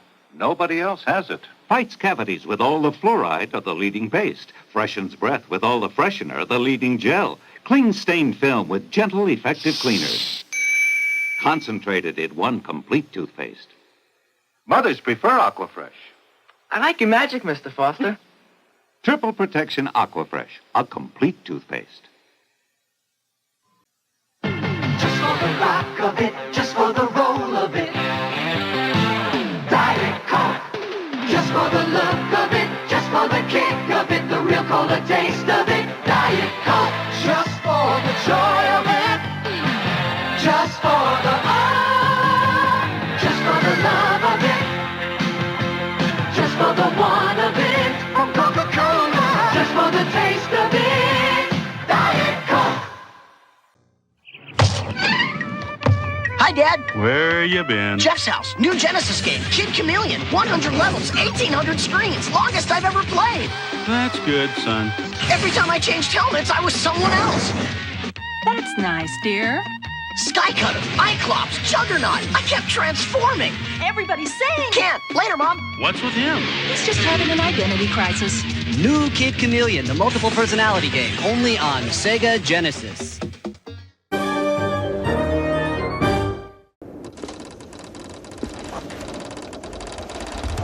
Tape machines calling tape machines. Which one is real? How do I find you if I don't know where you are?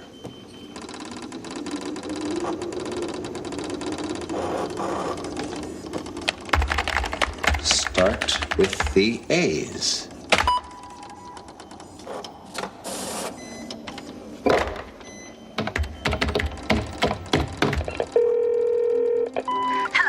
I'm sorry we're not able to answer the phone at the moment. So, please wait for the tone. Then leave your message. And we'll get back to you just as soon as we can. Thank you for calling. And have a nice... Come on, Walter. Think.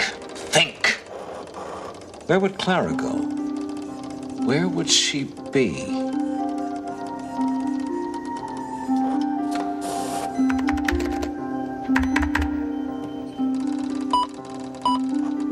Thank you for calling Absolute Beauty of New York. Unfortunately, we're waiting to value your loyal patronage, so we're glad to inform you that due to unforeseen circumstances, Glamour Garden will be closed indefinitely. Yes.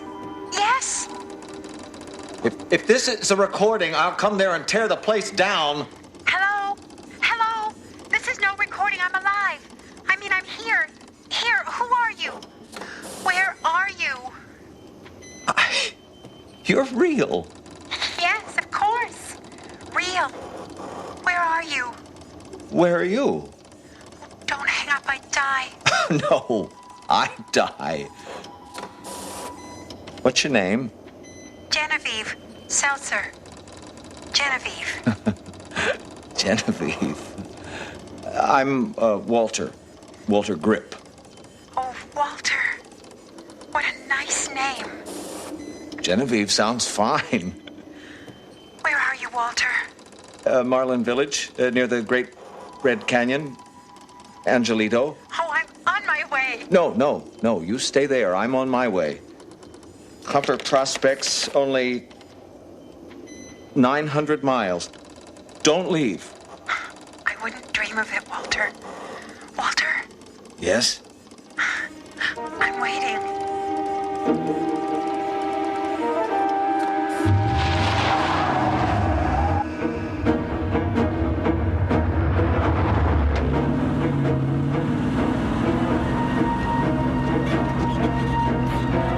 Only 2 people, maybe, left on Mars. And we did it. Genevieve? Walter? 500 miles away. You still there? Yes, I'm here.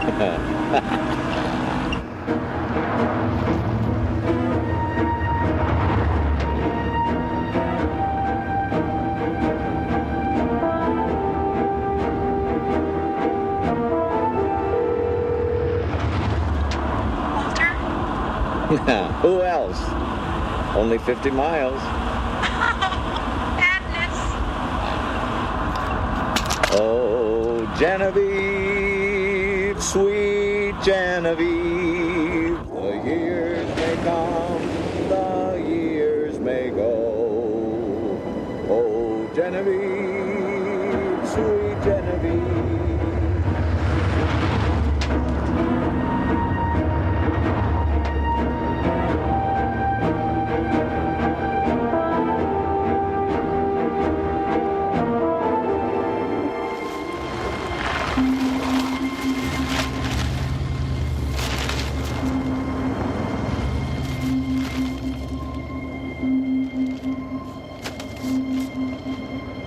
Come on, you Martian Mystery Beauty Salon, Red Desert Diner, no, Copper Coin Laundry, Bank of Mars, Open Spaces, Real Estate, aha, Martian Mystery Beauty Salon.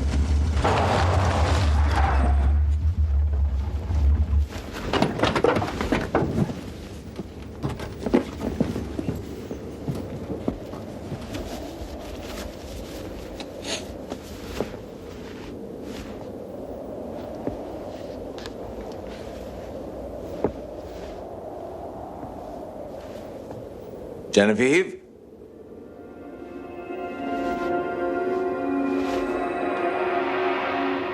Walter? Here I am.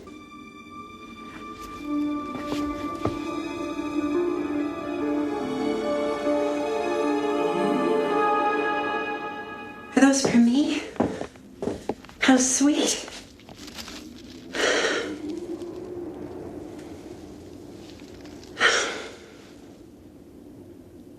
Now what? Do we shake hands or do you give me a teeny weeny peck on the cheek?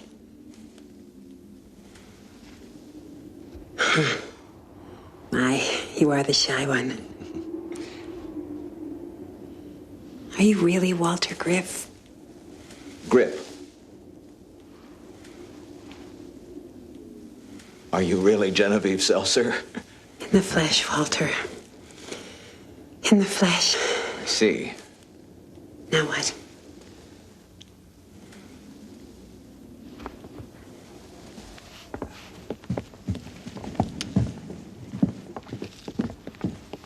I was thinking, any good movies playing? Movies? Yeah. It's a Gary Cooper movie. You ever seen him? He's been dead a long time. Swell, though. Come to think about it, you look a lot like him. Thanks. Robert Redford movie? It's very romantic. I love romance. That's why I love this salon. The mystery of romance. That what says it, doesn't it, Walter?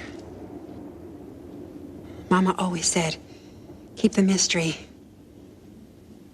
At least, keep them waiting till they can find it. The hell with movies, Walter. I want to show you something.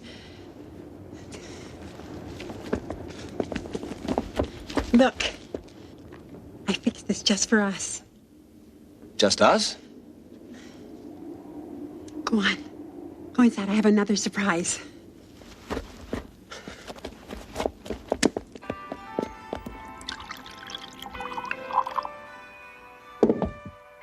Walter, Genevieve? close your eyes. Closed? Closed. Promise. You can open them now.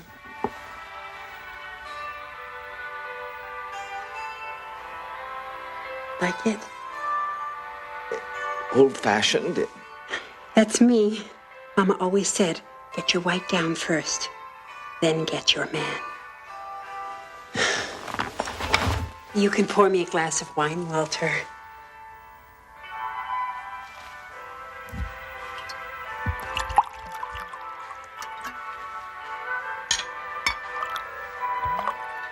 To us. So,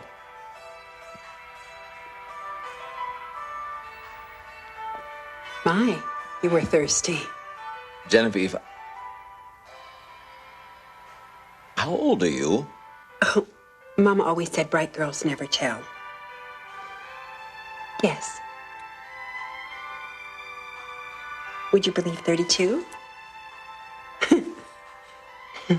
We have a lot to find out about each other, Walter. All right. I'll go first. Why am I the last human being on Mars, except for you? My silly parents decided to go back to Earth. Go on, I said. What's there for me to go back to? I've got Mars. I've got the whole planet to myself. And why not? What did Earth ever do for me? And men. I should tell you this, Walter. Every time I thought I met Mr. Right, he'd vanish. I thought I'd had it with men. But here I am. Here you are. Here we are.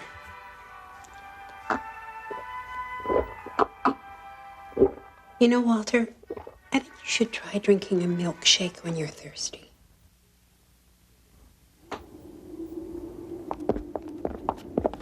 Walter, look at the sky. Mama always said, give me the moonlight, give me the man, and I'll do the rest. Walter, stand here. Hold this. Don't move.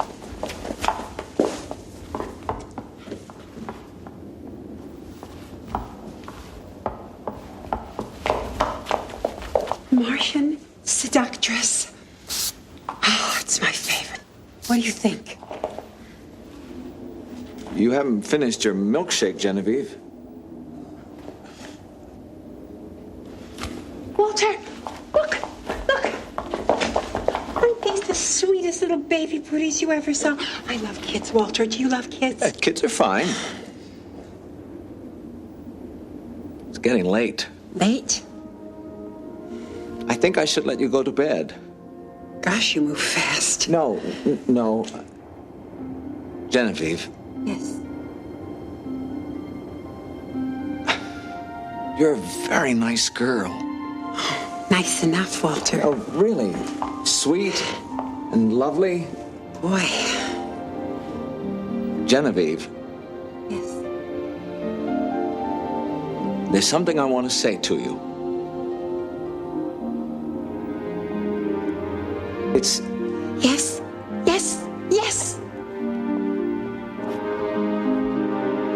Goodbye.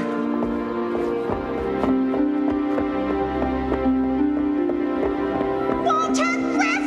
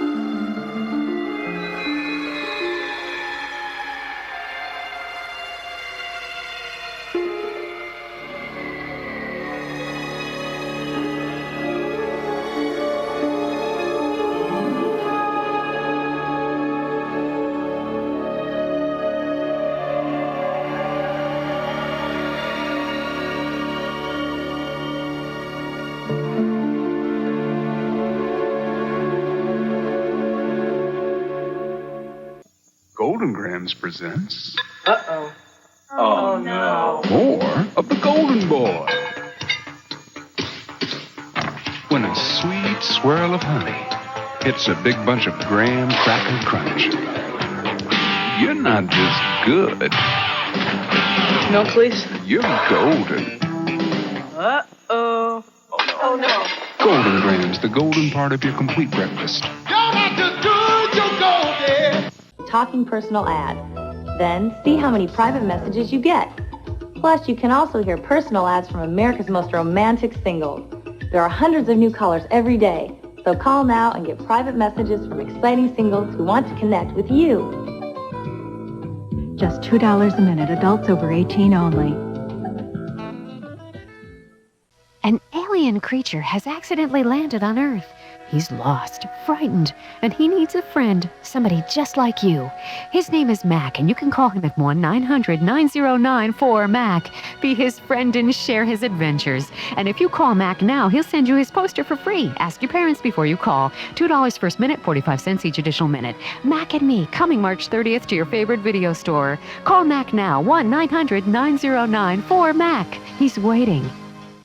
This you have never seen before because I just made it up. The Sweeter Cola Machine. Pepsi, RC, like CNC. Where's Coke? Coke does not live in that neighborhood because Coke is sweetened less than all of those. Now, what does that mean to me?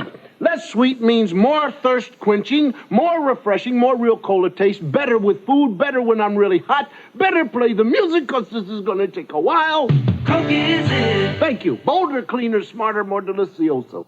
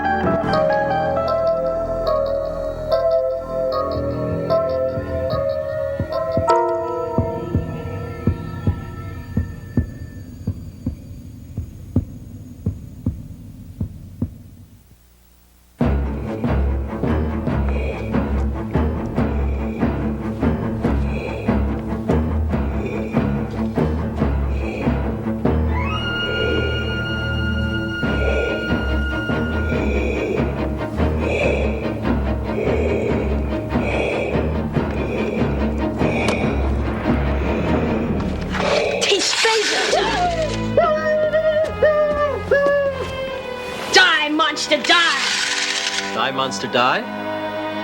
Don't tell me. American International, 1967, starred Boris Karloff, Nick Adams, based on a story by H.P. Lovecraft. I gotcha. It was 1965. Look it up. 67. A little louder, Toby. They can't quite hear you in Seattle. My two children. You missed. Well, it's Saturday morning, Tobe. Come on, you ought to be out getting some sun and scoping out the chicks. Maybe later. Not much to do since Polly moved, huh? Why do they have to move away at the beginning of the summer? Why couldn't they wait until school? I guess they managed to sell their old house, though. I saw a moving truck down the street. A family with other kids? There's only one way to find out, Tobe. It was 1965. 67. 65?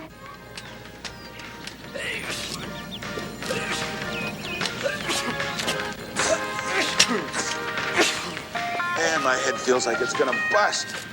I don't get it.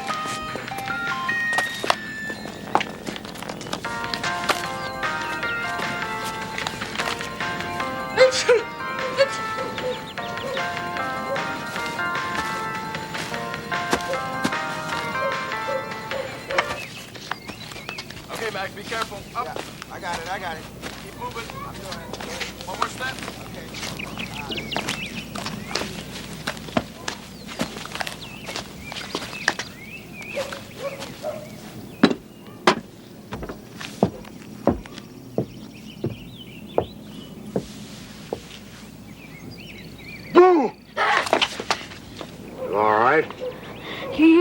believe me.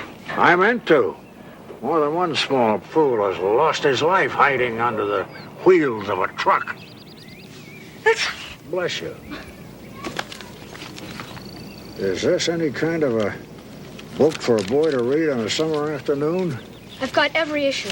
I read Dracula twice and Frankenstein once. And I bet I've seen every Hammer film at least 6 times. Ah, a student of midnight then. What? Midnight. Not 12 of the clock, but midnight. When twilight and dawn are evenly balanced. One no stronger than the other. Each pulling against each other in the opposite direction so that the very fabric of the night can be torn apart. Midnight. When the monsters come out.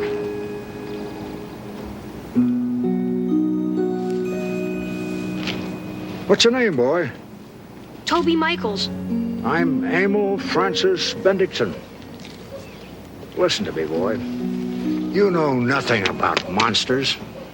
Nor could you ever. My dad's read just about every book there is, and seen just about every horror movie ever made. He's been collecting stuff since he was my age, and he's got a complete set of famous monsters and of Castle of Frankenstein. Is this an avocation you both share? Yeah, sure. He gave his collection to me. It's ours. Must be kind of nice sharing what you know. You like monsters too? Look at me, boy. I am a monster. A vampire. That's silly. Everybody knows vampires can't stand the purifying rays of the sun. If you were a vampire, you'd be hopping around, smoking, and turning to dust. Who said?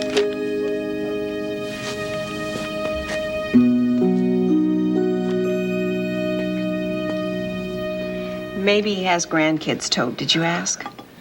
Mom, he's creepy. He scared me. He said boo. Boo? It must be a psycho killer. Even worse, a psycho killer without grandkids. Come on, Toby. I'm sorry. I'm sorry. I really am. Oh, no, you're not going to get a summer cold now. Come on, Ace. The Crawling Eye is on Channel 6, DCA 1957. Toby, the milk, please. Dad, 1958, starring Forrest Tucker. Oh. What's the matter? You okay? Yeah. I must be getting old.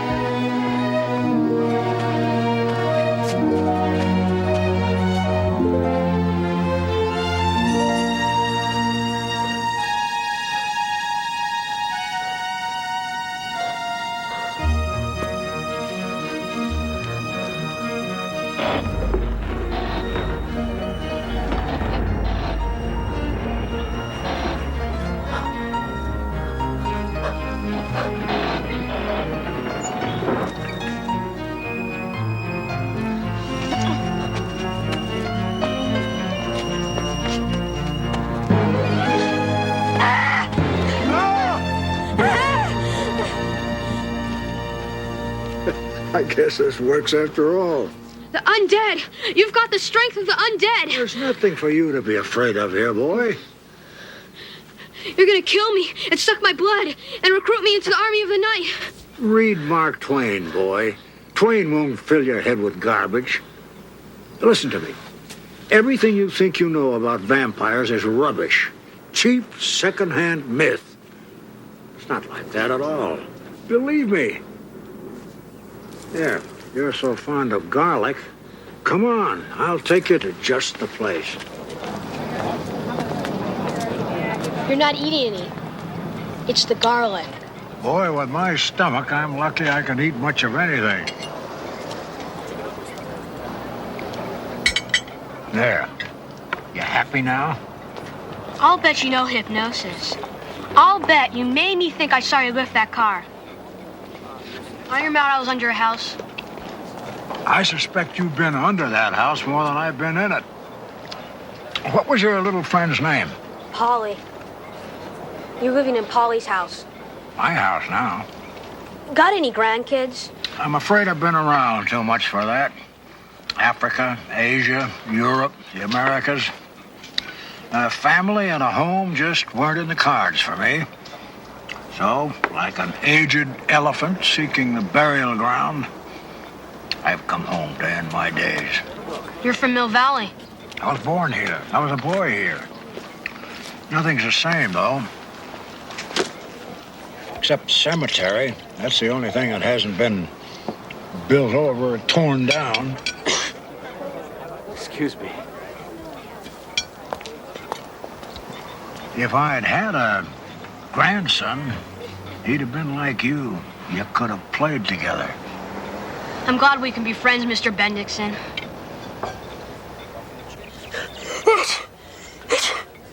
Your head hurt? Yeah. How did you know? We'd better get along. Your parents might be worried.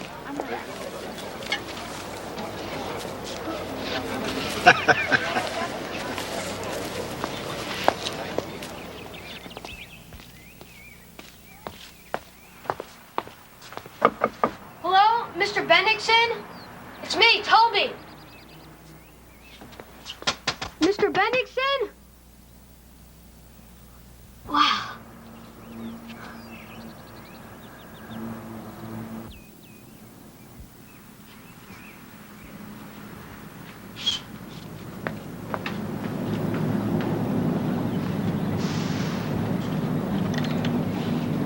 Thanks, Polly.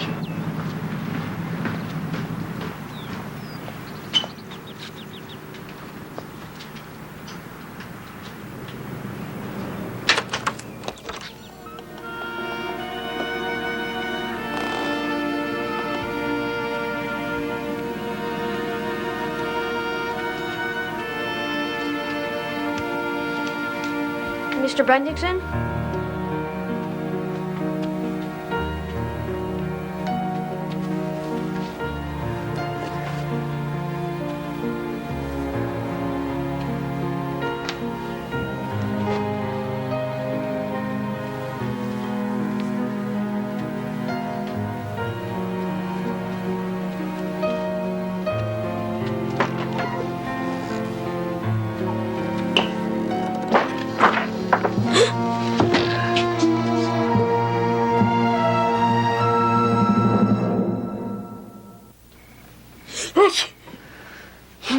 Well, 99.1. It's the flu. It's, one of those Asian things. It's a payback for Vietnam. Mrs. Biner has it. The whole Avery family has it. It's weird. It is weird. It's all within a 4 or 5 block radius. I don't know. It feels more like an allergy to me. Except allergies don't make your bones ache, and why would everybody be allergic to the same thing? Yeah. Well, you get some rack time and keep watching the skies. Night, sweetie. Night.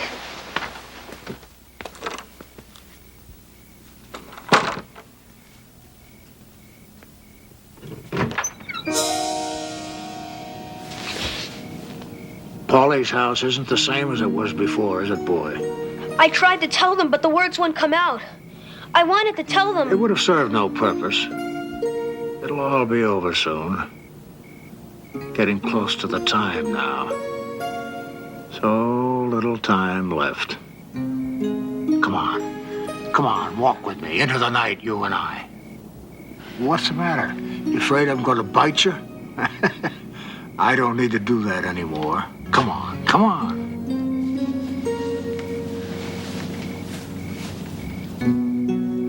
We're friends, aren't we? Yes. Step out into the night, then. Step out and I'll show you something you've never seen before. Something you could never find in all your old movies and magazines. Come on, come on.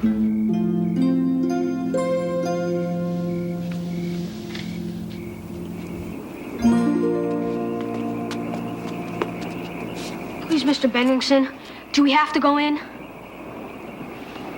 Something I want to show you. Come on.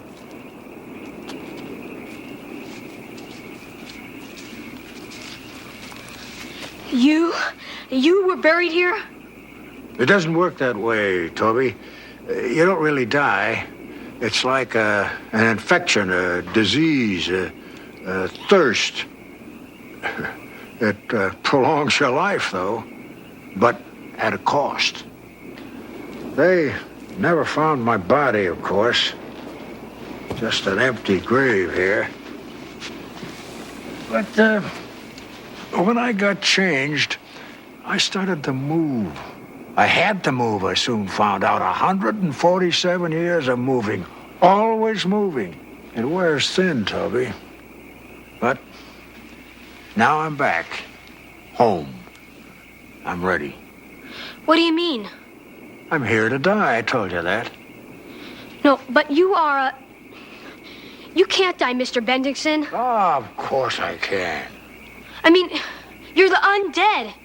You'll live forever in the corridors of the night. Twain, Toby. Twain will save you. Toby, there are worse things in the night than me.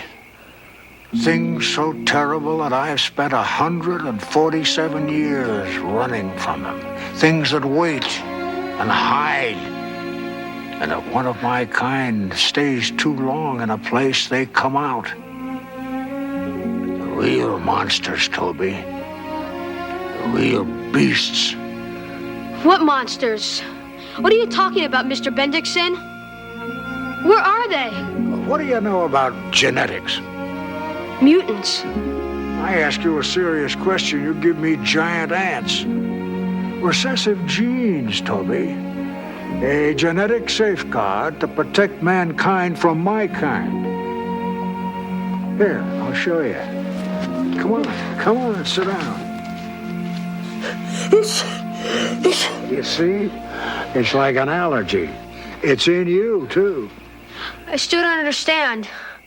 It's just as well you don't understand. But that isn't why I brought you here.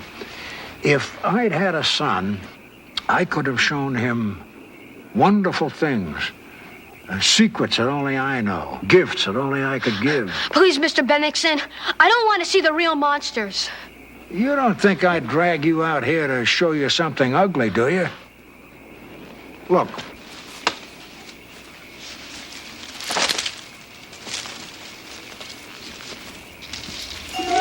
A gift for you. Lightning bugs. I discovered this as a boy. In all of Mill Valley, the only thing left of me. Now it's yours. Remember this, Toby. When everything else grows hazy, try to hold on to this good thing.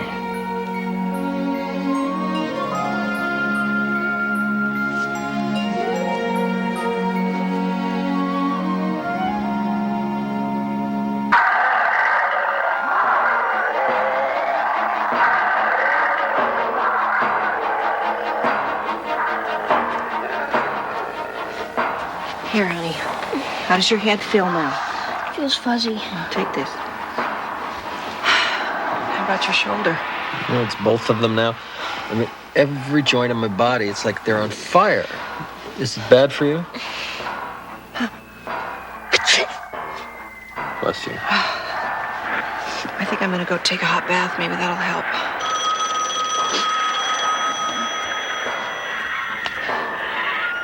Dad? When's midnight? Come on, Toby, you know that. Not midnight. I mean, midnight. In the middle of the night, when you're halfway between dusk and dawn. Well, like depends on the time of year. You know, sometimes it's a little after 12, sometimes a little before 12. You know, it's summer now, so the nights are shorter. I guess a little after 12. I will. Why? Because that's when the monsters come out. Bye-bye. That was Elizabeth from across the street. She wanted to borrow the hot water bottle. And Luke Halloran called her asking for pain pills. Robert, I want to go to the hospital. This isn't right. It's as if the entire block has gone wrong. Here. Oh, my God, you're bleeding. Jill. Oh, my God. Jill, Toby, call 911. Toby.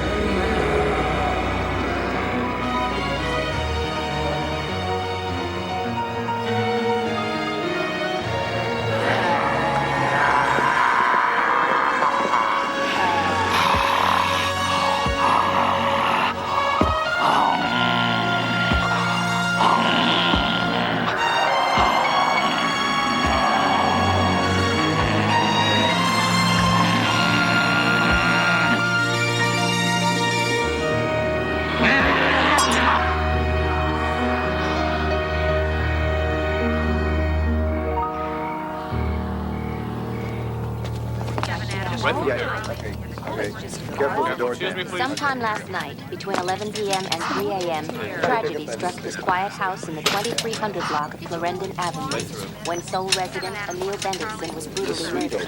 Police are withholding many of the details, but are expecting... Poor man. He only moved in a few days ago. Said there was blood everywhere. Just can't believe we didn't hear anything. How could something like this happen in Mill Valley? You leave L.A., you leave San Francisco, and the crazies still find a way of catching up with you. Butchering some poor old guy. Luke, please. Toby had gotten to know Mr. Bendixson. Oh, honey, I'm sorry. I didn't know his name. I'm just praying I can sleep tonight. I had such a time last night. All I did was toss and turn. Yeah, I think we're all the same. I'm so exhausted I can hardly keep my eyes open.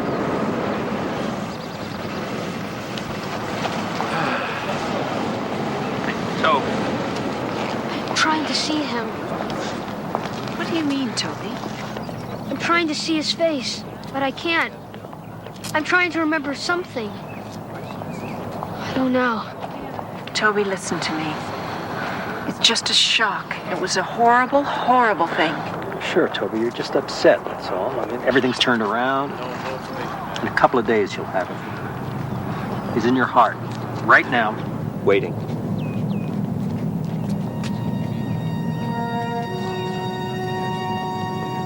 I remember. I knew what it was. When everything else grows hazy, try to hold on to this good thing. It's kind of chilly out here, champ. You sure you want to do this? Come on, Dad. This is gonna be great. We're gonna have to see this.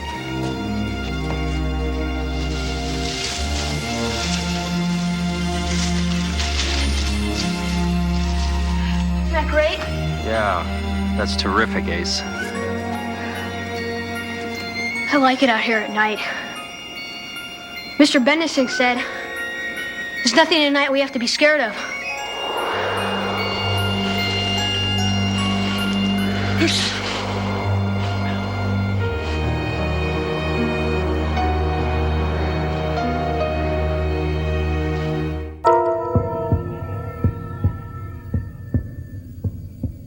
Is Elvis alive? Judge for yourself by calling the 900 number on your television screen. Hear what could be the incredible Elvis phone call. Listen to the newest and longest recording ever, just released from the original taped conversation purportedly of Elvis recorded about 4 years after the 16th of August, 1977. Call 1-900-909-ELVIS. Call now. Experience what may be the most shocking story of our time. Think you have a talent for terror? A skill for thrills? Well, listen to your Crypt Keeper. For here's a game you frightens can really sink your teeth into. Hails from the Crypt Terror Trivia Challenge from HBO. This is no game of chance, Crypt mates. Call 1-900-246-CRYPT and plunge into my hallowed halls of horror. Test your terror knowledge on classic facts of fear, and you could win one of these spooktacular prizes. Grand prize is an expense-paid trip for two to Hollywood for a full week of frightening fun and games. You meet the Crypt Keeper in the flesh and take in Tinseltown's most famous resting places in an authentic chauffeur-driven hearse via Great Line Tours, plus $1,000 in spending money. Now that's entertainment. Monthly and weekly winners receive a creepy Crypt kit, complete with a Tales from Crypt t-shirt, an autographed photo of your favorites themed, up to $500 in cash and more. Oh, I almost forgot. We're going to throw you faithful Crypt fans a bone. Bonus question, that is. All about HBO's brand new Tales from the Crypt. So call 1-900-246-CRYPT for a ghoulish game that's sure to be a cut above the rest. $2 the first minute, $1 each additional minute. Call us under 18, get your parents' permission before dialing. Touch-tone phone only. It's time to drop everything and rush to Payless. What, is the whole store on sale? Yes, even leather. Yeah, but how much can I save? Like half? Exactly. Buy one pair, get the second pair half price. So I can pick out any pair I want. Your choice. And get a pair for her half price? Right. But the Payless buy one pair, get a second pair for half price sale ends soon. So hurry. I got a shit. It's not my birthday. It's not Mother's Day. Why do I deserve this? It was free, Mom. Now come to Burger King and get a frosted Coca-Cola glass free. All you have to do is buy a great-tasting BK broiler combo or any large sandwich combo. If we come back for dinner, I'll have a set of 12. Those are from my Aunt Rose. I know. So hurry to Burger King and get a collectible Coca-Cola glass free before we run out.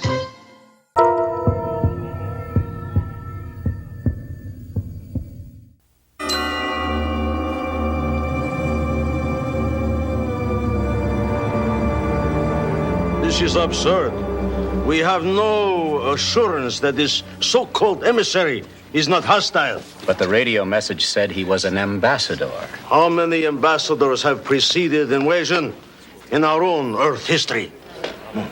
The United States would do well to follow Soviet lead and placing their troops on alert. For God's sake, this is the first contact humanity has had with extraterrestrial intelligence. Do you want them to think we're savages?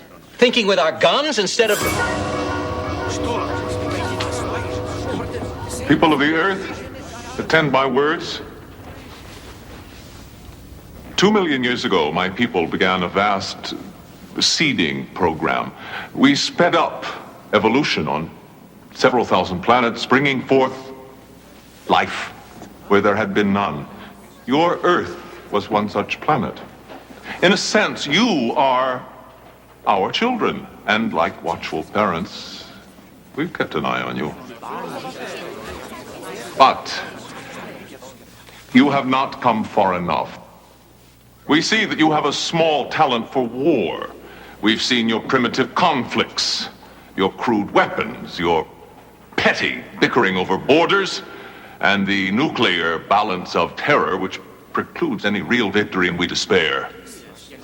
We bred you for finer things, and you have failed miserably to produce the potential we nurtured in you so long ago. And so the experiment is over. Within a day, our armada will be in position around your Earth. At that time, all life on your planet will be destroyed. Order!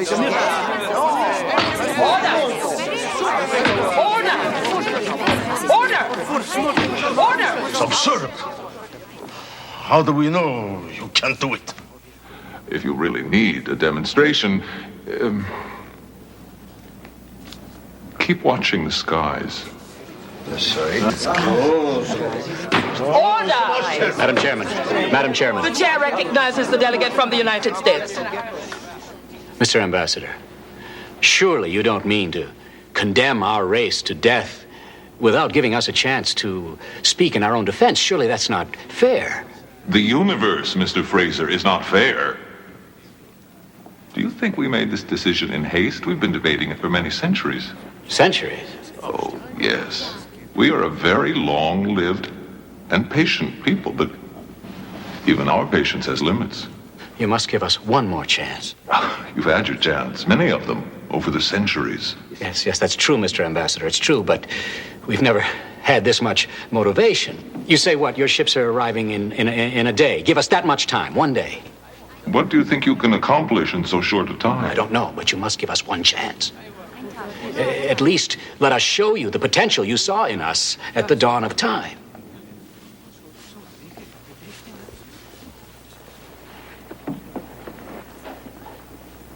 Very well, Mr. Fraser, you have your day. 24 hours. Until then...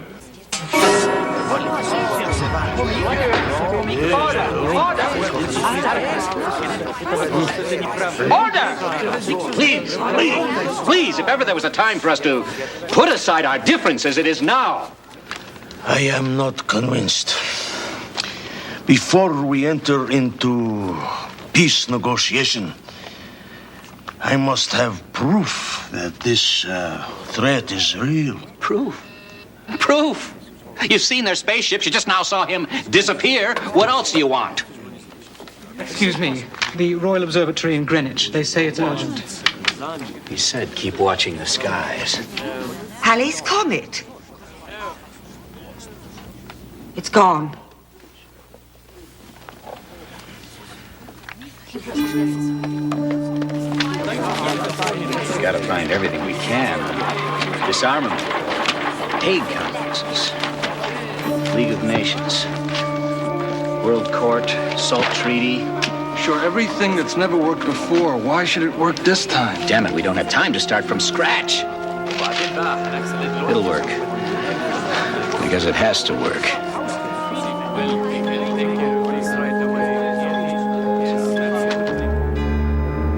Yes, there it is. The awesome ship has returned exactly 24 hours since it disappeared yesterday.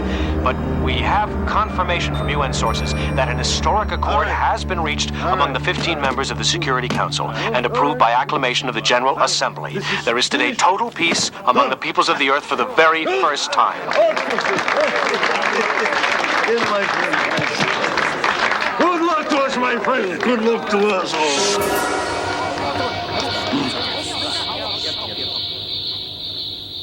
Well, Mr. Fraser, what have you there? Peace, Mr. Ambassador. Peace.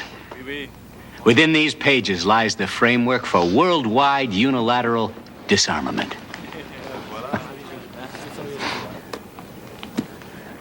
We, the people of the Earth, have at last made common cause against our own primitive savagery.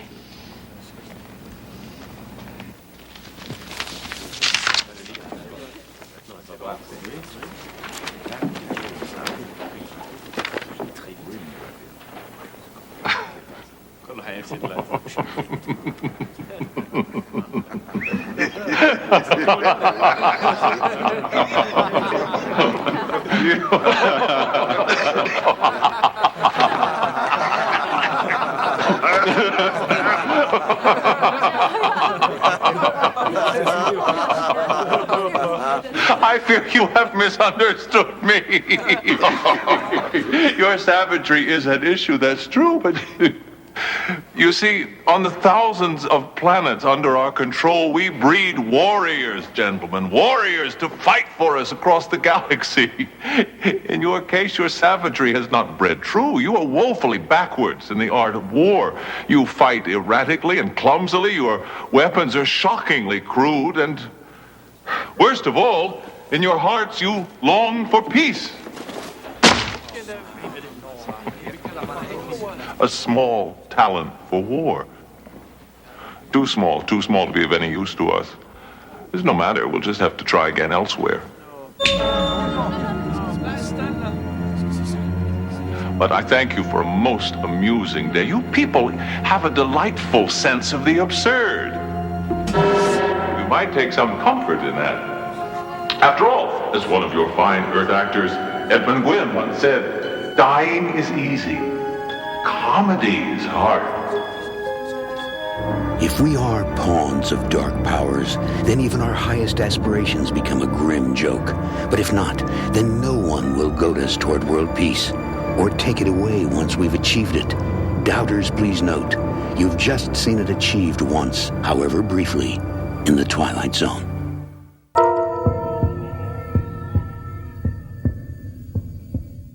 Audio Entertainment presents Castle Mammon, the most thrilling adventure of your life. Played over your telephone. Listen for unexpected surprises in the dungeon of Castle Mammon. This is the audio game you've been waiting for. Call 1-900-230-9090 to find out how to play. You're the main character and you determine the outcome. What makes this a real adventure is gold. Over an ounce for first prize. Calls are $1.50 for the first minute and 75 cents each additional minute. Kids, get your parents' permission. Call 1-900-230-9090 now. Uncle Todd's Glass Eye Shack. Thousands of glass eyes to choose from. Blue eyes, brown eyes, hazel eyes, golden eyes, red eyes, and a couple other styles too, I betcha. Mix and match for a fun new look. Pick your favorite style of glass eye and upgrade it to glow in the dark for only $2 more. Is your money tight? We got you covered. Try our bargain bucket challenge. For just $5, you get 25 seconds to dig through a bucket of ill-fitting and slightly chipped glass eyes. When the timer ends, whatever you grabbed is yours to keep. Uncle Todd's Glass Eye Shack, just off Highway 99, right beside Earl's Fireworks and Cataract Clinic. And remember, we only have eyes for you. Call Hot Hints for the best Nintendo strategies. Oh, I give up. Don't give up. Call 1-900-HOT-HINTS and supercharge your game.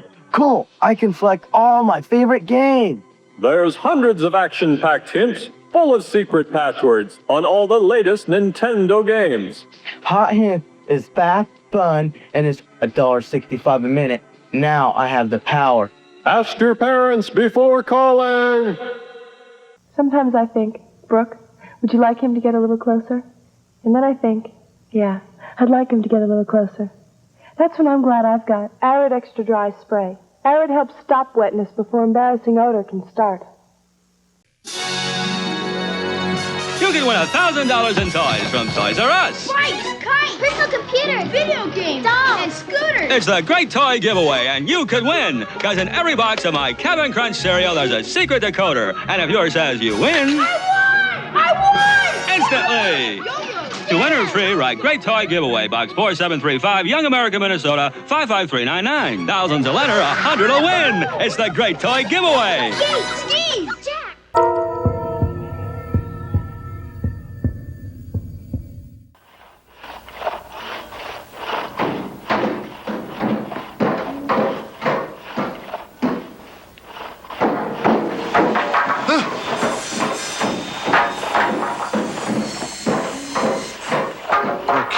Davidson's pool. They finished the heavy work on that a week ago.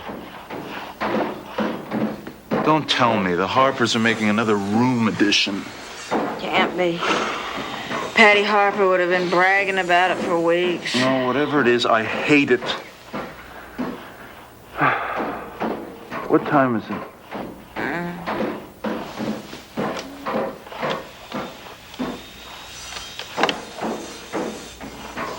Oh, God.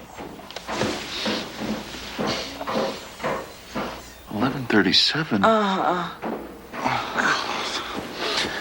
boy.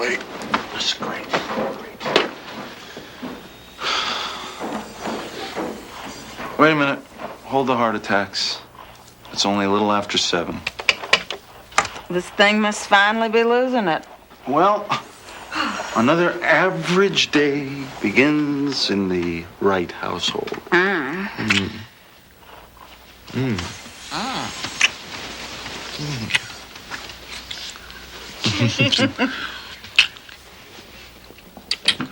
Michael, did you hear that? No, It sounded like the front door. it wasn't.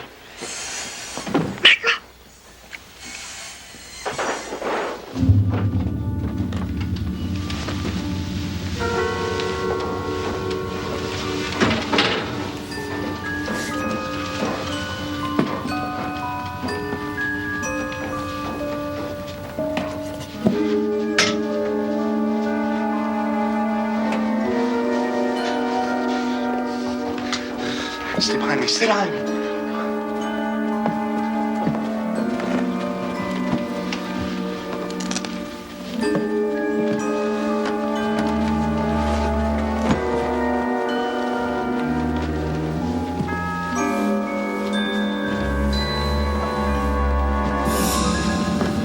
Where's all our things?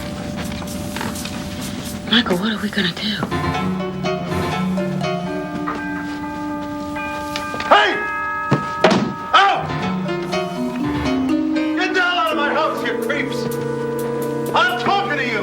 Look, they're bringing stuff in. Get the hell out!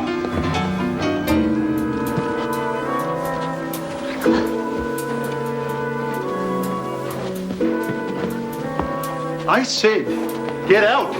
Creep!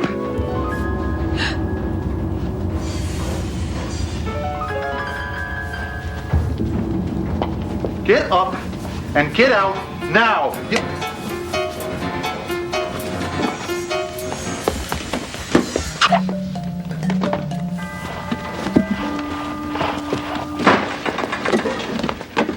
The phone's dead. Let's get out of here. Michael, that's your tennis trophy and your folks' anniversary picture.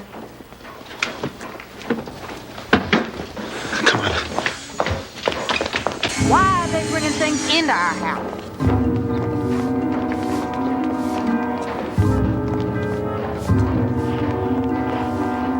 Michael, where is everybody? Hasn't anybody seen this? Hasn't anybody called the police?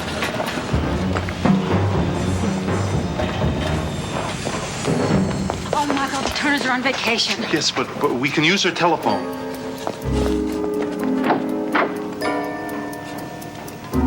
Cliff Turner would never leave his door unlocked like that.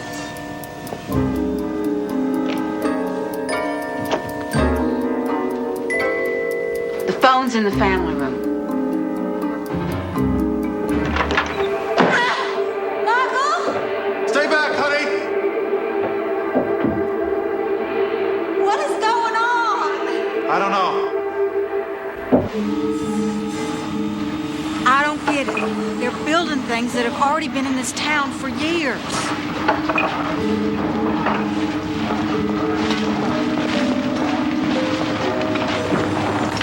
What the hell is going on?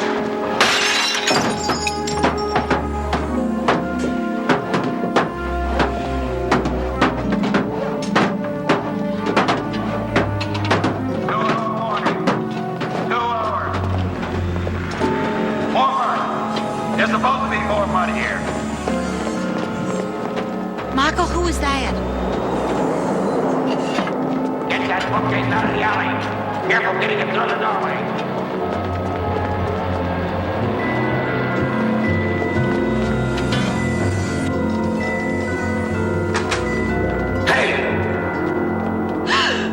Michael! Over here, honey! Give me your hand! Michael, where's your hand?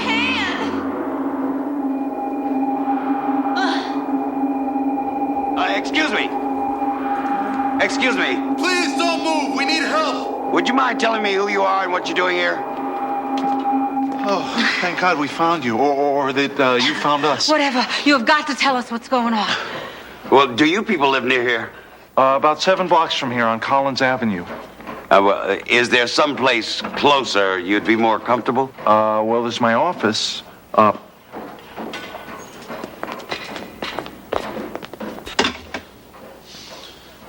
What is all this? What the hell is going on?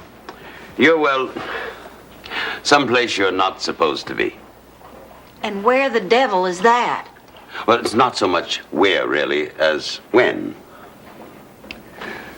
We are now in the minute 11:37 a.m., April 27, 1900. Wait a minute. What do you mean, in 11:37? We're talking about time, Mr. Wright. And somehow you and your wife have stepped backstage in time. While all your friends, neighbors are experiencing the minute 9:33, you two somehow have skipped over a few hours and landed here in the minute 11:37. I'm not following this at all. Let me see if I can explain.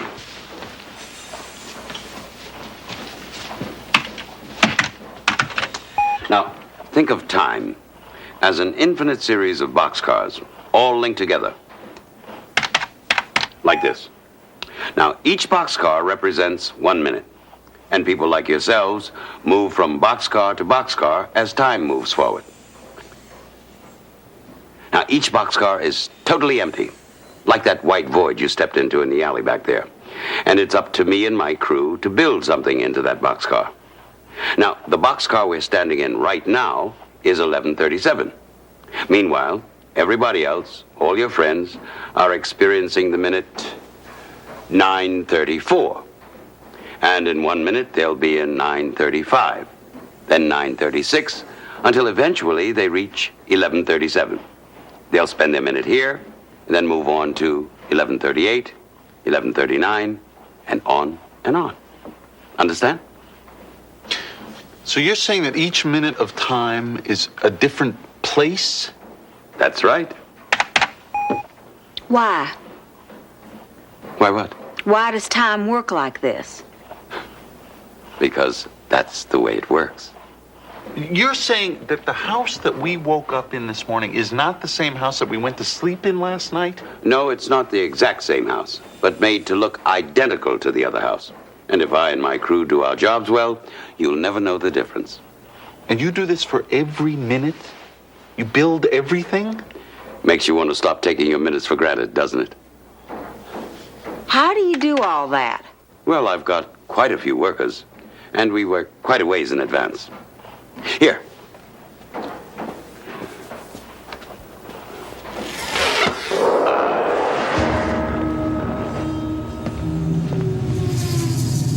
Here, take my hand. Absolutely not. Come on. Honey, I don't feel good about this.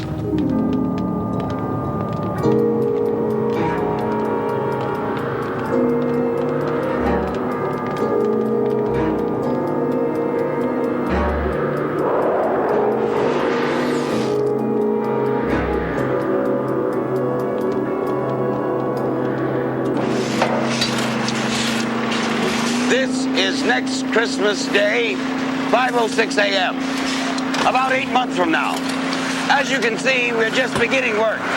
But by December 25th, people will spend their minute here, and it'll look exactly as they expect. So that white void that we ran into back in that alley, that was some area that you hadn't finished yet? Oh, no. That section of the alley won't even be used during that minute. No one will walk down it or even see it. So we didn't bother to finish it. Okay. Can we get out of here? I'm feeling a little woozy. Oh, sure.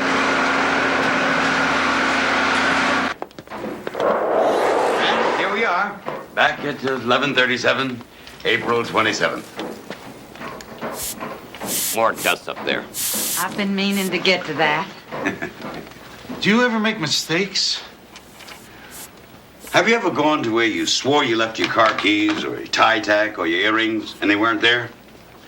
You look everywhere, and then you look again, and they're right back where you thought they were in the first place? Yeah. Little things like that. Nothing major, thank heavens. Not yet, anyways. It's all very precariously balanced. One big mess-up could unravel the whole system. Wait till I tell Gary about this. Oh, he'll just flip out. Gary Bachman's a friend of ours from college. He writes for Omni, Science Digest, magazines like that. No, I'm afraid you can't tell your friend.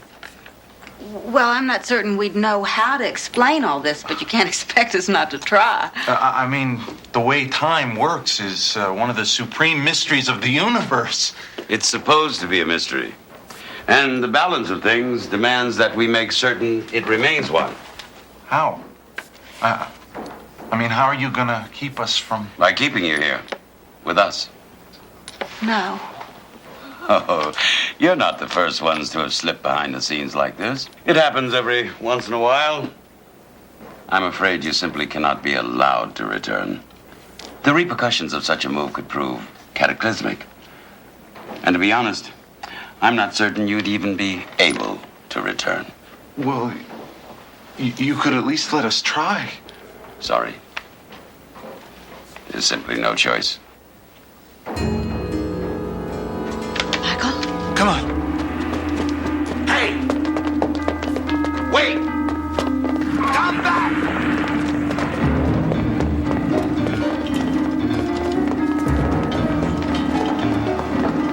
The point, remember?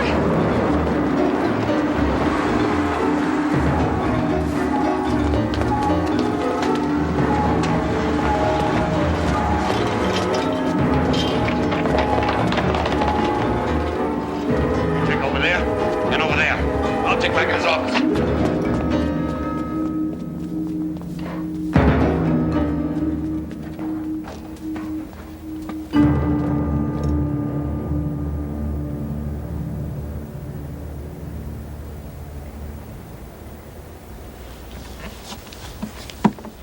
Michael, what time is it? Almost 11:37. Come on.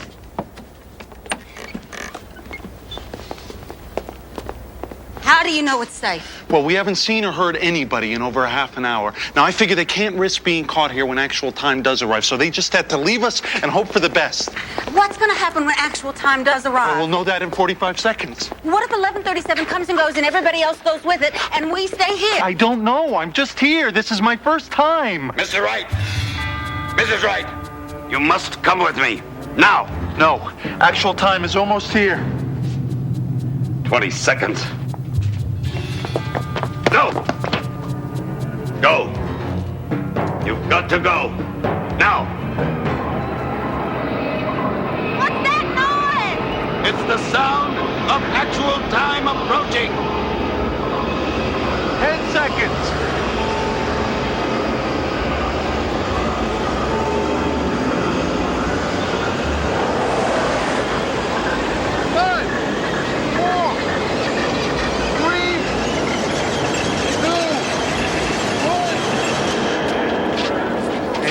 Excuse me.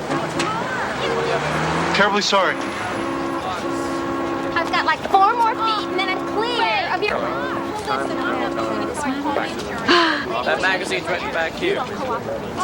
Hey, wait up. Think you're gonna stick? I hope so, honey. Believe me, nobody would like to stick in actual time more than me.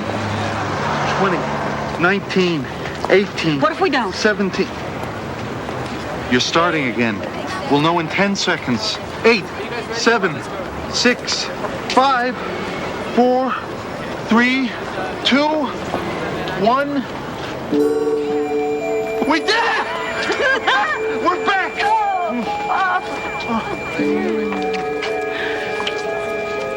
Let's go home. Yeah.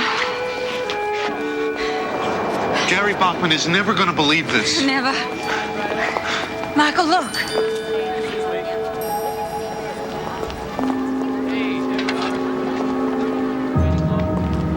Oops.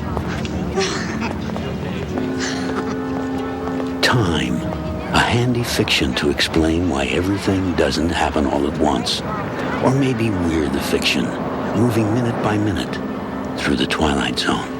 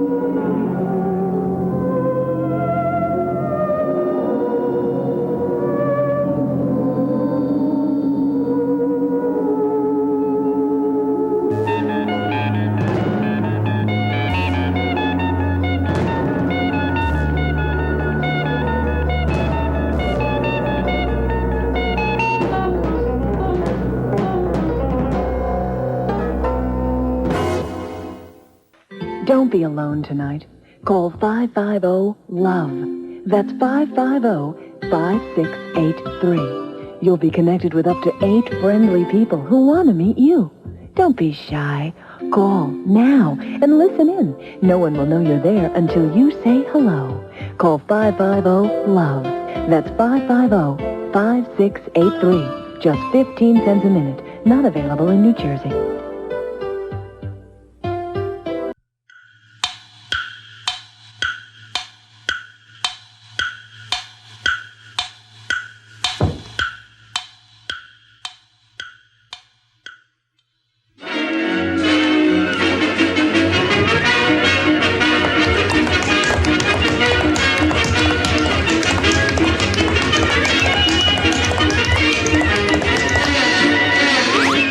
Tired of sitting by the phone, waiting for him to call? Well, say goodbye to the blues and say hello to happiness. Call Gene Simpson at 54 all zeros from any touch-tone phone for your daily personal hot numbers from a nationally known numerologist. You're in a number 2 personal date. Call 540 all zeros, $1.50 first minute, 50 cents each additional. Your personal number changes daily, so call 540-0000 for a new message every day. Milk, it does. Milk, it does the body. Milk, it does the body good. Pass it on. How's that go? Builds your bones so you can grow. Milk's got calcium, don't you know? It does. So good for teeth, it makes you smile. Teeth so good, it drives you wild. Milk, it does the body good. Pass it on. Milk, it does, yeah. Milk, it does the body good. Milk does the body good. Pass it on. It's breakfast, all right. Well, go fuck it. Can nothing stop these zombies? Crunch Power can. It locks delicious sweet taste in. So it's tough to suck out. You got the point. Captain Crunch is a crunchy part of a balanced breakfast. Phooey. I got a free Nestle Crunch from Cap'n Crunch. Now in specially marked boxes of Captain Crunch cereal, a coupon for one of 5 Nestle's candy bars. All right. Now from Captain Crunch.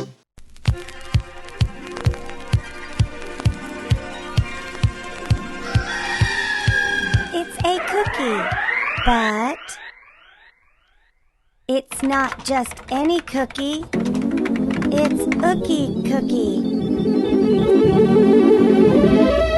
Ookie Cookie, weekday mornings at 4 a.m., only on Channel 42.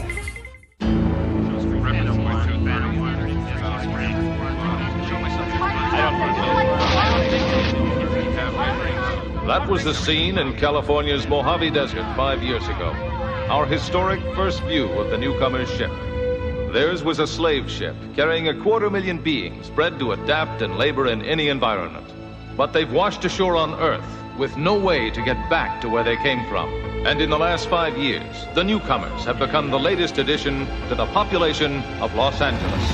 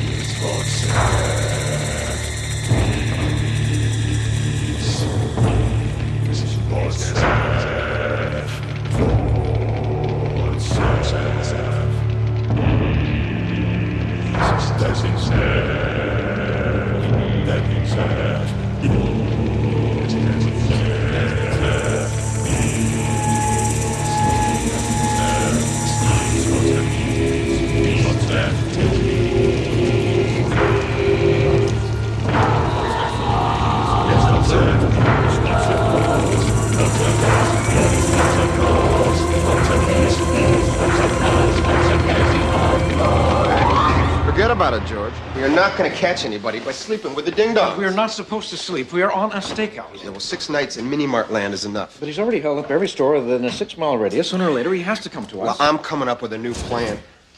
Hey, who took the donut I had here? Why are you humans so impatient? George, I am not cramming myself on top of that beer cooler anymore. Really? I find the arrangements quite comfortable. Yeah, well, maybe you're used to tiny little vibrating crawl spaces, but I didn't grow up on a spaceship, okay? Detective Francisco. Oh, yes, Susan, hi. No, it's a very pleasant night. They called? Okay. I am? Oh, well, that's wonderful. Oh, yes, I am very excited. Yes, tell Emily I am very proud. You too. Goodbye. What? I have just been approved to coach Emily's Little League team. Is that funny? What do you know about baseball? Well, it's true that the closest thing that we had to the sport on the ship was ejecting trash into space, but after reading several books, I've digested a great deal of information. Yeah, like what? What would you like to know? Don Drysdale's batting average, 1961. .193. Matthew, did you play baseball as a child? Yeah, sure. Tink Riviere, 1925. Well, let's see. He played 3 games that year. He was up at bat only once and struck out. That would be .00. Excuse me, what happened to the food around here? Mr. Sparky Anderson tells a wonderful little anecdote in his book. He said... Top of the 9th, tie ball game, bases loaded, 1 out. Okay, you got your pitcher at the plate. He's been throwing smoke all day. What do you do? Well, let's see. That would parallel the 1989 Los Angeles-Cincinnati game in which manager Tom Lasorda had Mr. J. Howell in exactly the same position. George. What would you do? Well, then there was the 52 Dodgers. Yeah, and the 83 Mets and the 92 Pirates. A lot of input. What's the answer? Matthew, you could help me. Suicide squeeze. Keep your pitcher alive if you can. No. I mean, with my team. Help me coach. No, George. But Emily would just love it. I said no, all right?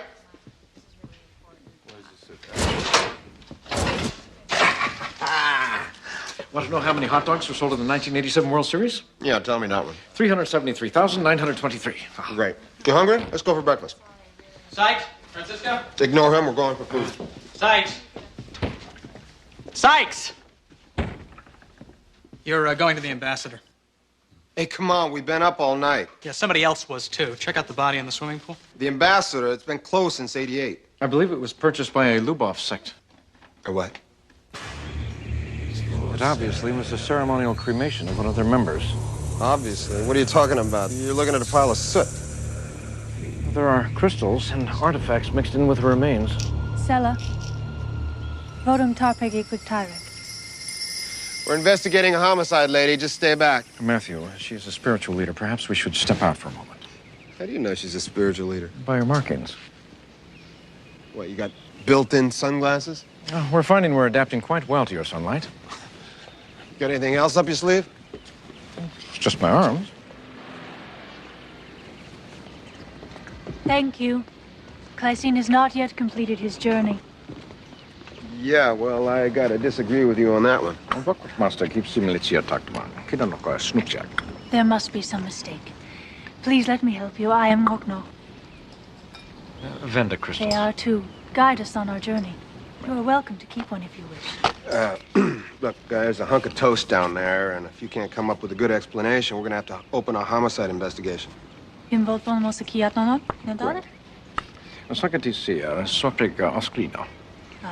Clysene, nono equid nanupidi. What? It was what I thought. What, you believe her? Mm-hmm. Clysene, nono equid nanupidi. I think we've done what we can here. Matthew, what are you doing? The 1993 Secular Senate granted them permission to practice their beliefs. Yeah, well, EPA violation 444 grants me permission to practice my beliefs. We're very strict on open fires. He's always rather testy before breakfast. George, we've been driving for a half hour. I want breakfast. Well, yes, of course, but now that we're out here, it'll only take a minute.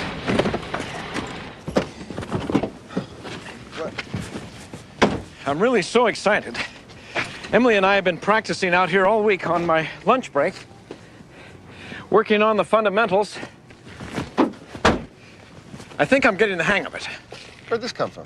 The trunk. Matthew, if you could just show me, give me some good old-fashioned insight. Insight? This is a ball. You hit this with that, and you catch it with this. That's all the insight you need. Let's go. Well, Emily's been questioning me on the head-on Pete Rose slide. I just want to see if I have it down. The head... George...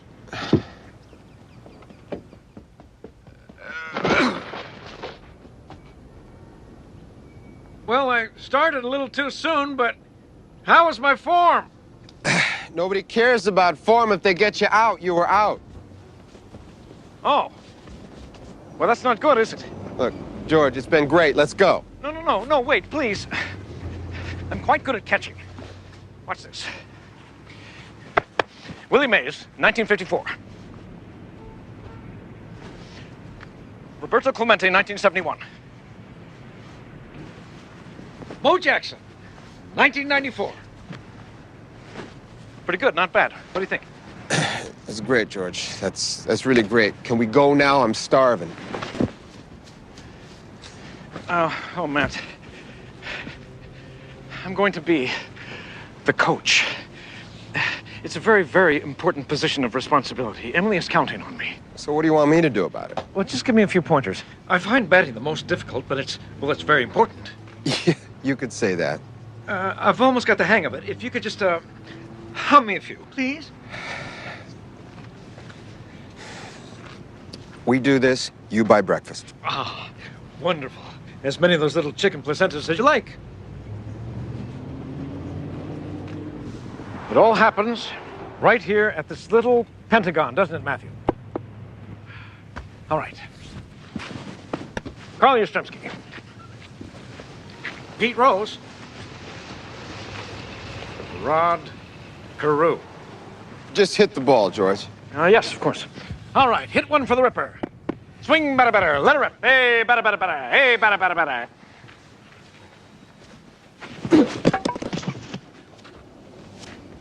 Matthew, one more. I wasn't ready. Okay. You want to play Major League? Let's do it. Right.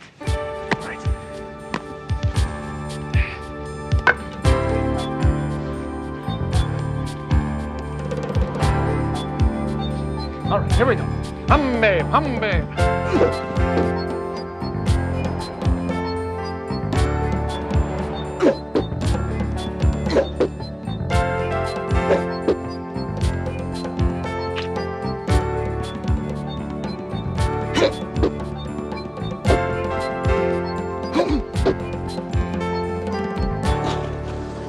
Okay, that's it, George. Let's go. Oh, no, Matthew, one more, please. I know what I did there. You missed everything I threw at you. I'm hungry. Let's go. All right. Let's see. Fernando has a no-hitter going into the bottom of the ninth. He winds. He pitches. He shoots. Get one in my glove. I'll think about it. Right.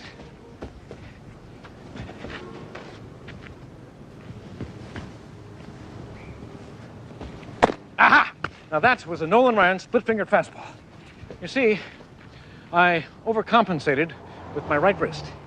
Now, Mickey Mantle suggests that you raise your back elbow and bring back your back foot. Thus. And just one more, Matthew. It would be an enormous help. What? One more, Matthew, please. What, don't you want to get back on the mound?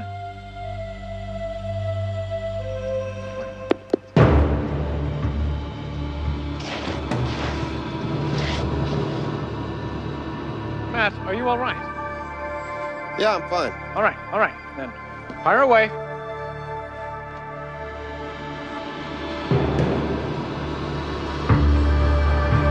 Yeah! There it goes! Yes! Yeah! The World Series is over. He hit that ball right out of the park. Inside fastball. William 152, stand by. He was in a spot, but he snapped out of it. 52, go. Officers on the scene report a male newcomer at a convenience store. The 211 is in progress. George, our guy's working. Where's it going down? Grocery store on Tyrone and Magnolia. 52, put us en route. I'll get the stuff.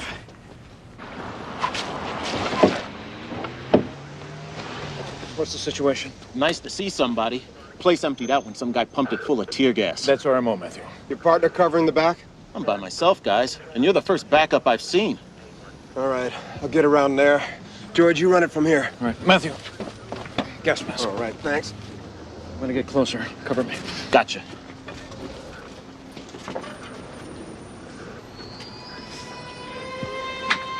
Matthew, he's moving toward the rear exit. Got it.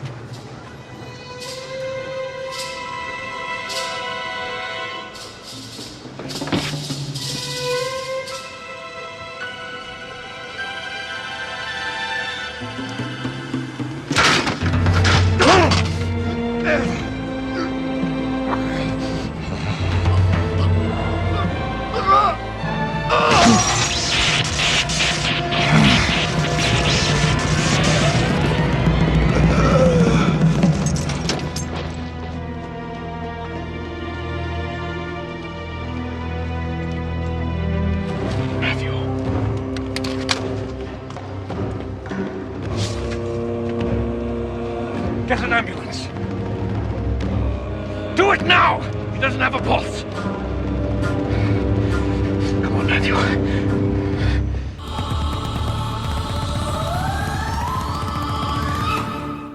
The night holds terror too horrible to be seen.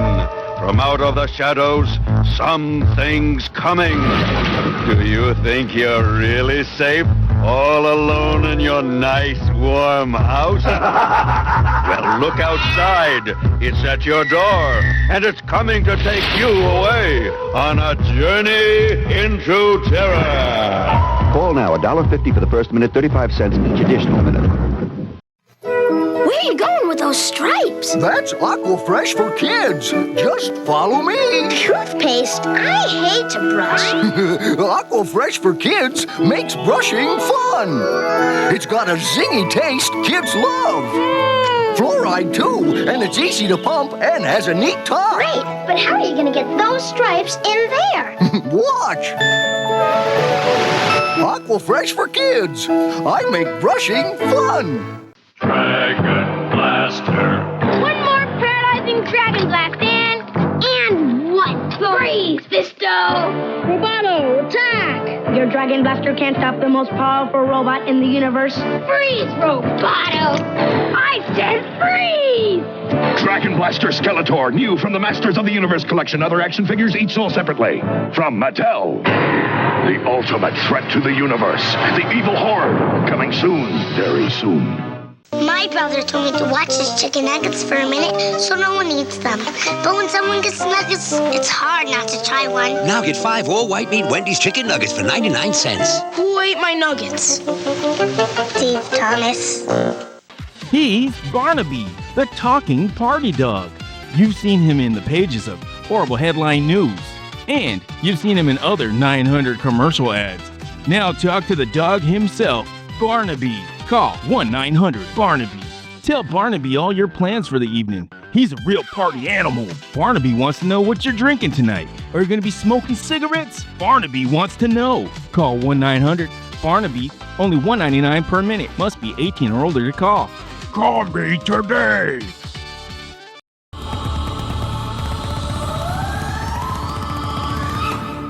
Doctor, do you want to call in a cardiologist? Yeah, I guess whoever's in it. Hold it together, gang, now. You breathing? He stopped on the way in.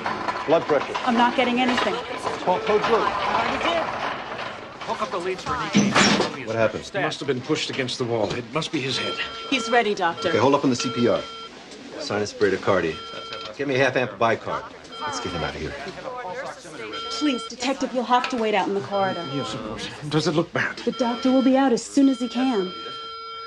Get me an amp of atropine now.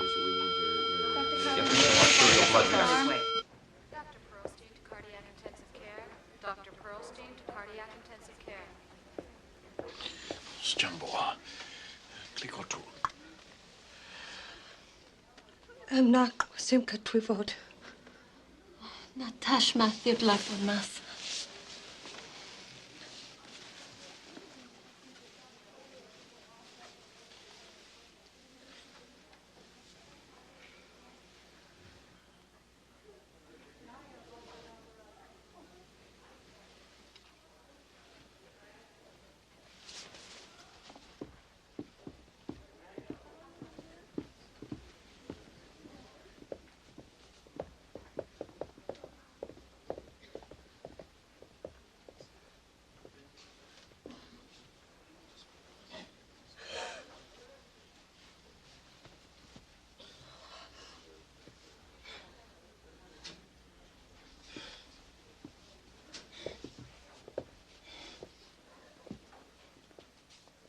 mia.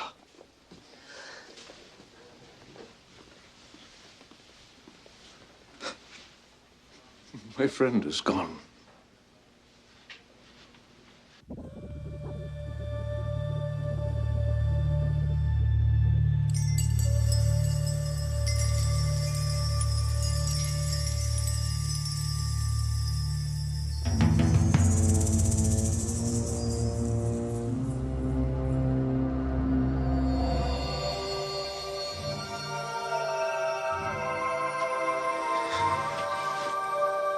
I'm sorry. It wasn't meant to happen. Who are you?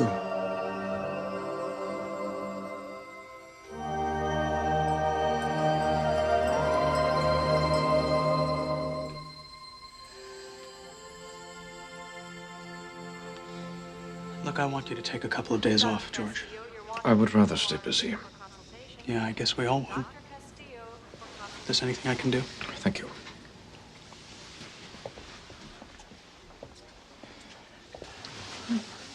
I'm going to drive Kathy home. Is she all right? Are you all right? Yes. I just want to stay and take care of whatever must be done. Alles förstås. Nemo, the doctor said he didn't feel any pain.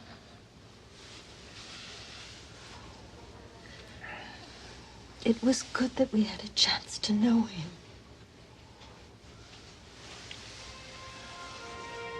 Oddities. What?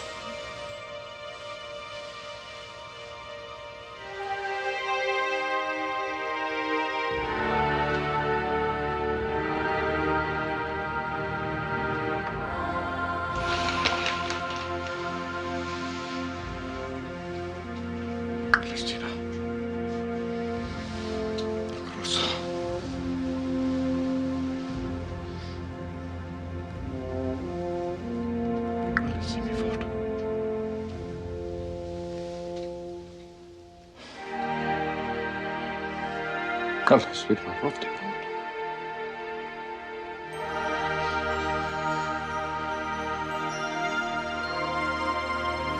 There's nothing. Please. Stop me. He is alive. He is alive. He is alive. He is alive. The last robbery occurred 3 days ago here on Magnolia, still within the 6-mile radius. Any idea why he doesn't go any further out than that? We are working on the theory that our robber doesn't have transportation and therefore must live within walking distance to all the convenience stores. No hits in the last 3 days. That too is his pattern. 1 hit every 3 or 4 days, so he's probably ready for another attempt. Thank you, George. All right, people. 3 days since this guy put Sykes in a hurt locker. The DA gave us an attempted murder warrant. I'm tired of us looking bad. I want him. Understood? All right, let's roll. George. Yes. How's he doing? He's anxious to get back to work. Yeah, well, he should enjoy the vacation while he can. How are you doing? Anxious to have my partner back. It, looks like you've got him. Hey, Albert, how's it going? Sergeant Sykes, it's so good to see you back with us. Yeah, well, considering the alternative. Hey, George. Welcome back, Matthew. Yeah, thanks. What's everybody looking at? Never seen a dead man before?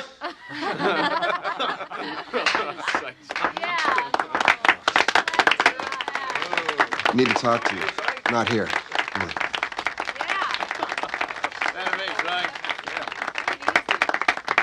And after the crystals fell on me, he touched me, George. I could feel his hand on my chest. I could feel my body jerk alive again. What a wonderful dream. I didn't know you dreamed when you were dead. Matt, we've been working with several witnesses, and a composite sketch of the perp with your input would help us a great deal. I can tell you what he looked like. I can tell you what he smelled like, George. He touched me. He did more than touch you. He slammed you up against a brick wall. Matt, I still think the hospital released you much too soon. They didn't have any choice. Look, I laid in that hospital bed for 3 days. You can do a lot of thinking in 3 days. I don't know. What? You don't know what? Is it possible... Can you newcomers bring people back? Back? To life. Heal them. Matthew, we have many advantages over you, but bringing back the dead is not one of them. Well, but don't you think maybe there could be this powerful guy on the ship who could... No, Matthew. If there was such a being with the losses on our ship, he would be known. He was there, George, in the room. He touched me. The doctor said that you were revived because of a final thrust of adrenaline in your body. That's the latest theory. The fact is, they don't know for sure. Well, what's important is that you're alive. What's important is finding out what brought me back. Someone would have seen him come out of the ER. The room was empty when I went in. Matthew, you were alone. Yeah. And where did this come from?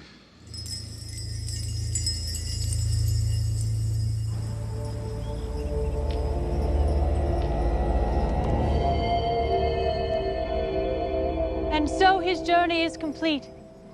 It's good to see you again. Are you finding comfort within our sect? No, I get plenty of comfort on my own, thank you very much. Right now, I'm just looking for some answers. You're welcome to join us in worship. Why don't you just tell me what this thing is? The Venda crystal intrigues you. This one does. I didn't see you slip it on me the last time I was here. Then would I be lying if I said I didn't? I don't know, would you?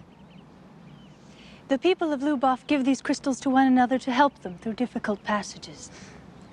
Well, I got one, and I'm not hanging out with any Luboffs. If there is a need for the crystal, please, keep it. I don't think so. Do your lips speak the same truth as your heart?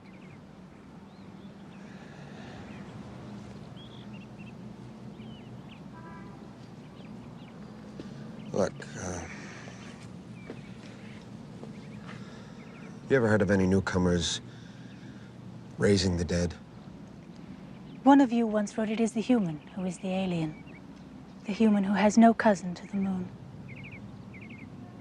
So you have or haven't? Our ceremonies are open, Mr. Sykes. Experience our consciousness and many paths will be lighted. Yeah, sure. I'll have to think about that one.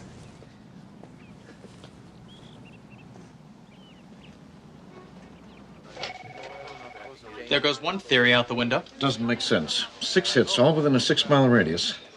Why change now? Maybe this thing with Sykes spooked him.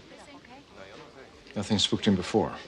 The first hit, he was almost apprehended by 2 uniforms. The third, a clerk shot at him. Must be something more. A common denominator that's taken him outside the 6-mile radius. Yeah, well, let's come up with that something. Before all the people we've got sleeping in convenience stores wonder what the hell it is they're doing. I'll have a full report on your desk in the morning. All right, what about this subject? Would you like some more tea? Oh, no, thanks. I'm fine. Thanks for making dinner. Did I burn the flesh enough? Oh, yeah, you did fine. Thanks. Oh, is your body sore? Would you like for me to rub it? Oh, no. Thanks. I just kind of want to be alone. Oh. Of course. I'm sorry. Oh, no. No, thanks for coming over and cooking and everything. It's just been a hell of a day. Been a long 3 days. I missed you, Matt. I'm really glad you're home. Like you thought.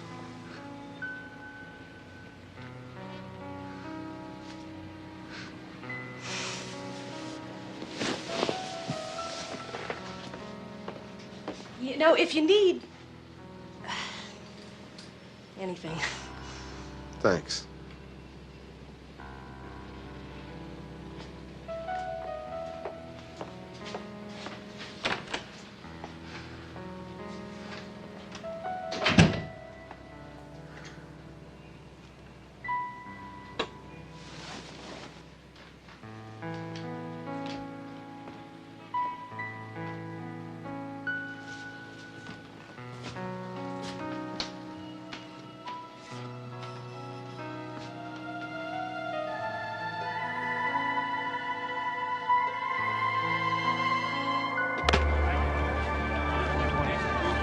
break!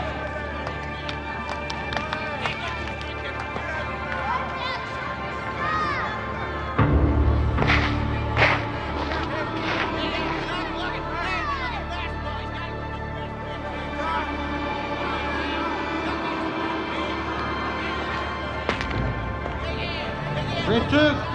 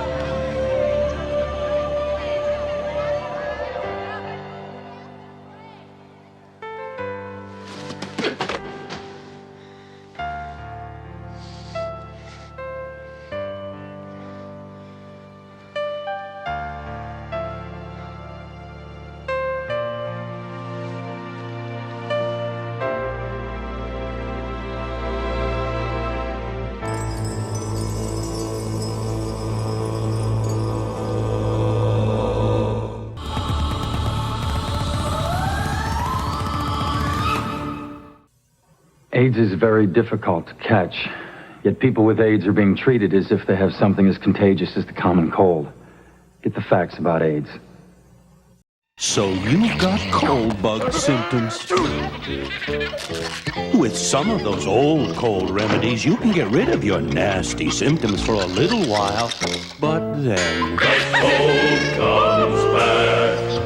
The symptoms just won't stay away. But with Benylin 24-hour cold, you won't be bugged by stuffy nose or sneezing for 24 hours. Just one capsule of Benylin 24-hour cold keeps your cold away one full day.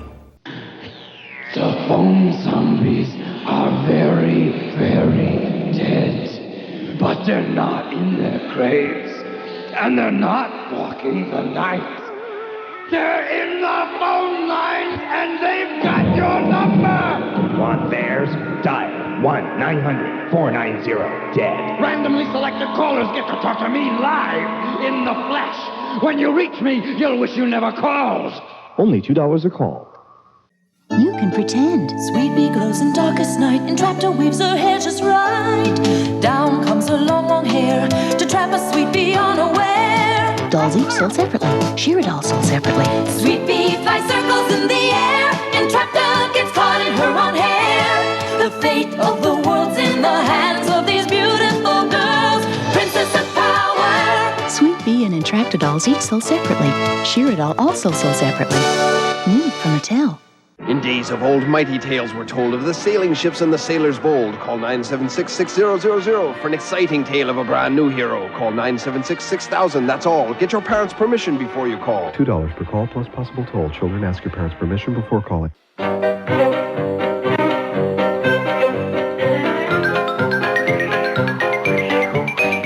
When you earn a break, there's a great new way to enjoy it. Take 5. Light wafers, silky peanut cream in Hershey's milk chocolate.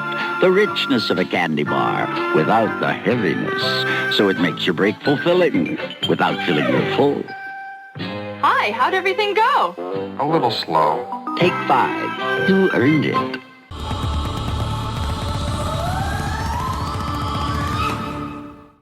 The ceremony will tell you many things. I don't want to know many things. What you choose to know will become truth if you allow it in. I don't know if I know how to do that. Many humans find it hard at first, but I am here to help you. Does he live here? Can I talk to him? Don't think merely of this world. Release yourself and you will see clearly. I need to find the man who was at the hospital. You will find guidance. Let the spirit consume you and give you direction. Shall we prepare ourselves for transition?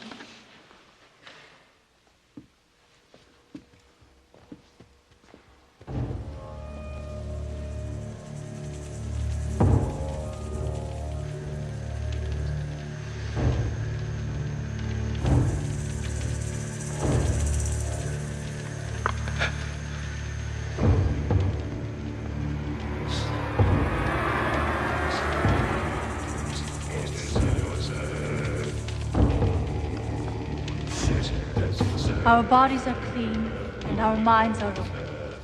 Now let us find the light to guide us.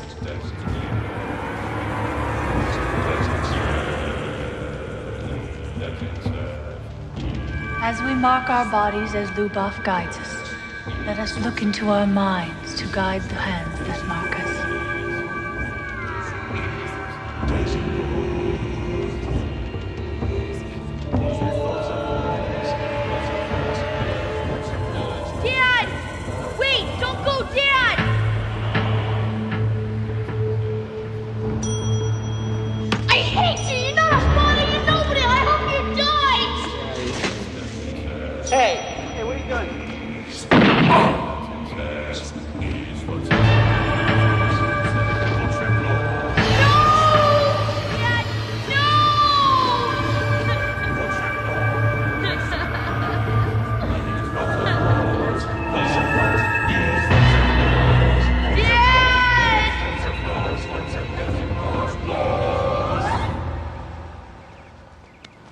The sun has barely risen and you are leaving? Guess I'm not Lubov material. Have we offended you?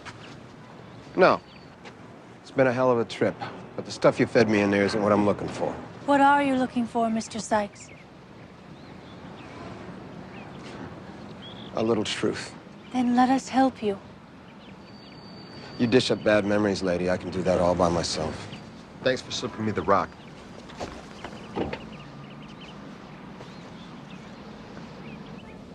The great Jacques Barzun, in his deeply moving work, God's Country and Mind, wrote, "Whoever wants to learn the heart and mind of America had better learn baseball, the rules and realities of the game." Now, wasn't that a wonderful thought? Yogi Berra said, "They're done singing. Let's get on with the game." Oh, really? Oh, I hadn't read that. So, I made it up. Are we gonna practice or what? Well, I've drawn out a complete workout schedule. However, I'm not quite done with my opening remarks. Dad, I think everyone's getting bored with the opening remarks. Really? Well, then perhaps we can move on. However, the great Tom Lasorda once said... Lasorda sucks. Billy, how would you like to go run 150 laps? Dad. Oh, everyone, I want you to meet my assistant coach, Albert. Albert works with me at the station. He has also been on to my children, and he has very graciously volunteered his time. What's a bin bun? Well, he catalyzes my emission when we're going to have... Dad, let's move on.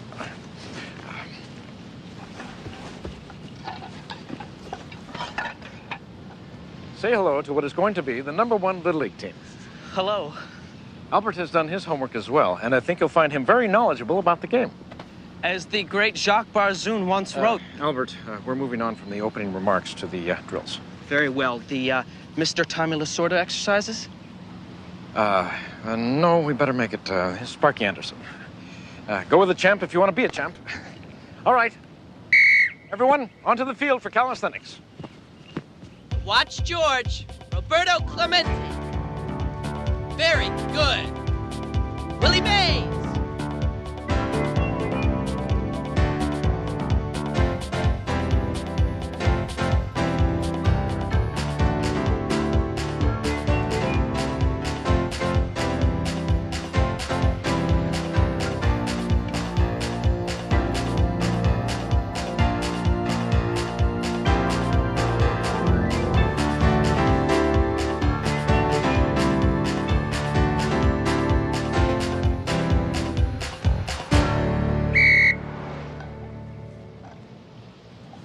All right.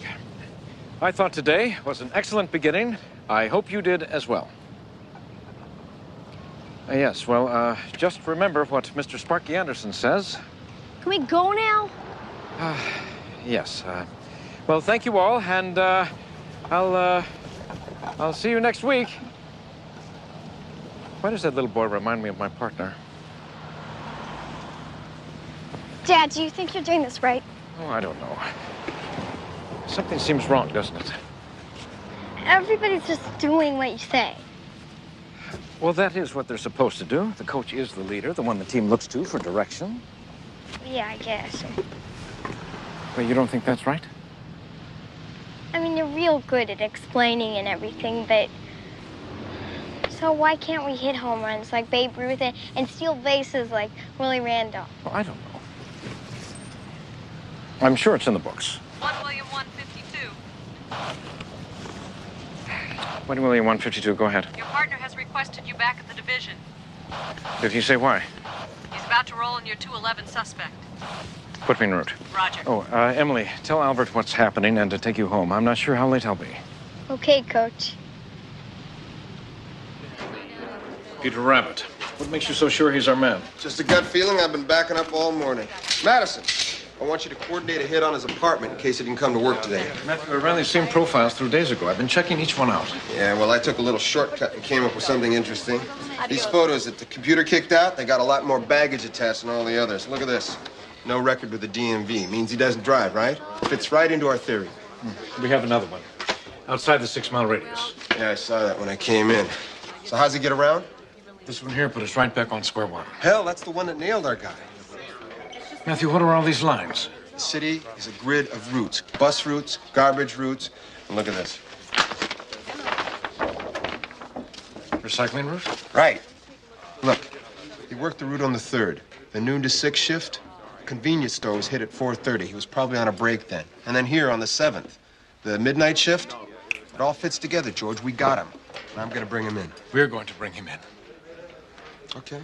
Come on, babe. Let's hit a home run.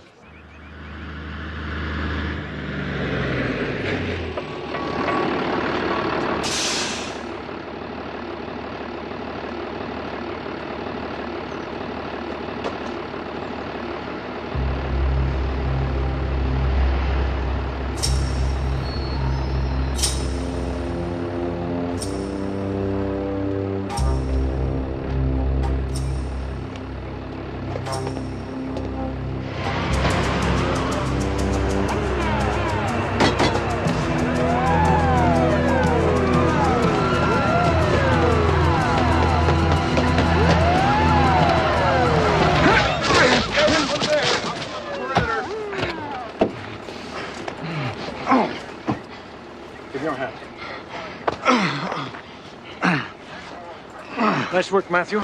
Yeah, thanks. What are you looking at? Remember me? The guy you almost killed? Well, it's my party now. Let's go. I go with my own, thanks. You go with me! Matthew. Matt. Matthew, what are you doing? We still have work to clear up here. George, I'm a cop, all right? This is the cake we wait for. Let me take him in alone. Let me enjoy the moment. Of course. I'll finish up here. Get a ride back with one of the patrol cars. Nice going, Matthew. Yeah, you too.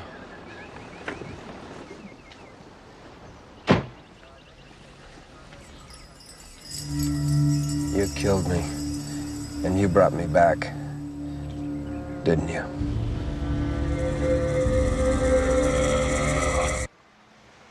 This is not the police department. Why did you bring me here?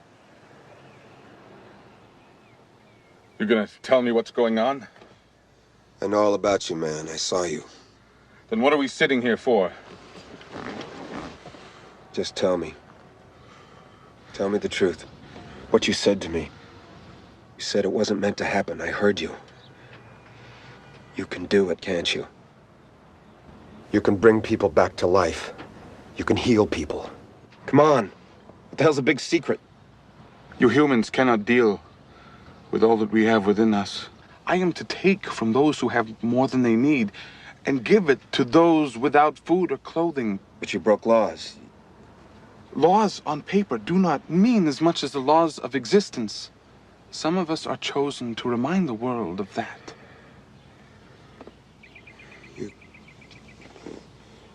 You can save us. Say it. You can bring back the dead, can't you? Good can be raised just as easily as evil. You see why the gift must be kept within. A garbage man's gonna save the world. What did a carpenter's son do?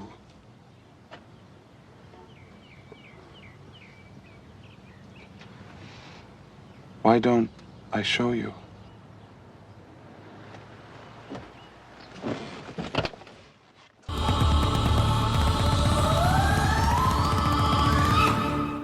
Are you ready to go completely mental? It's the Ed Grimley Talking Doll. This is the surprise, I must say. I'm as doomed can be, you know. Now you can take Ed everywhere. This is like my luckiest of lucky days.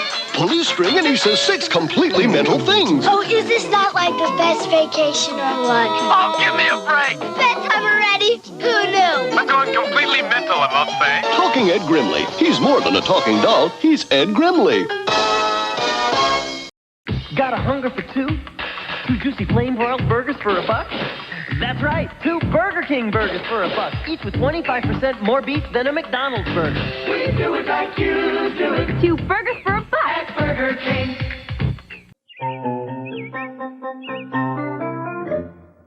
Where do trolls come from? I think they come from the forest, where it's really dark and scary. Silly. They come from under bridges.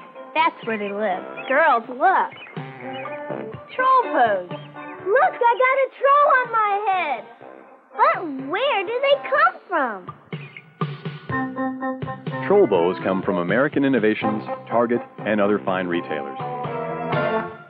And now here's an update from someone I have a restraining order from. Yeah, well, you know ain't no court-ordered piece of paper gonna keep me away from you, sugar butt.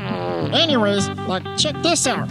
You know how sometimes things get a little too wet? A little too stinky? Oh, yes, I do. Oh, yeah, me too. So, like, put whatever it is that's getting too wet in this bag and boom! Now it ain't gonna go rotten on you. Just seal it up tight and pretend everything's fine. Ziploc seals the stinking. Not even my stinking escape. Well, that's not very nice. I hate you. Stop calling me. I don't think the clerk will care. He's asleep over there. I don't think he's asleep. I think he's a corpse. Oh, wait.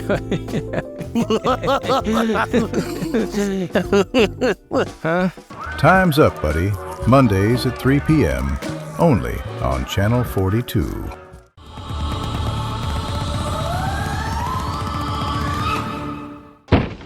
Peter Rabbit. That's a positive ID? Yes, sir. Everything in his apartment, airline stubs, expensive clothes, all are traceable and seem to have been purchased on or after the date of the robberies. Our suspect led a rather cavalier lifestyle. A couple of $100 here and there, and he'd blow it as fast as he stole it. That seems to be his M.O. Okay, I want you to tie everything you can into the robberies. I want this guy filleted nice and neatly. Filleted? Forget it. Where's he now? I assume Matthew's processing him. Hasn't been anybody through booking in an hour. Detective Francisco. Is backup rolling? Tell them I'm on my way. What is it? Matthew was in pursuit. The suspect got away. There's only one way into this dead end. It's covered. That leaves one way out. I'm going up. Get a chopper in the air and circle the back.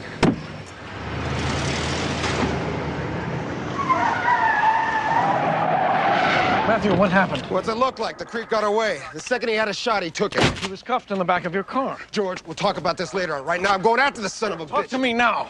I got other things to deal with right now. You deal with me now. George, get a shotgun and back me up. All right.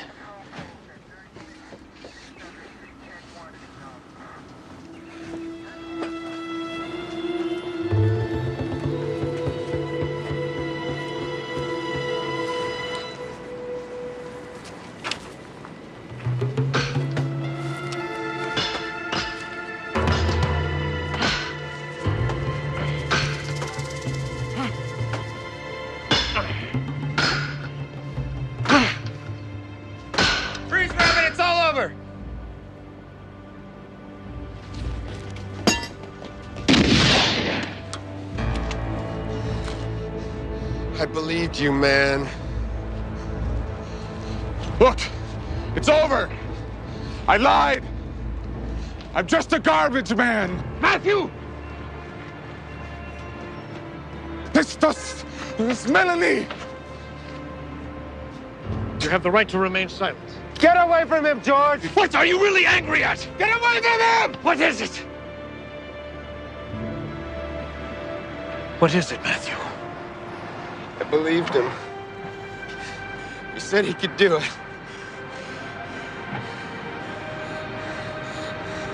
No. You wanted to believe him. I can still see him at the hospital, touching me.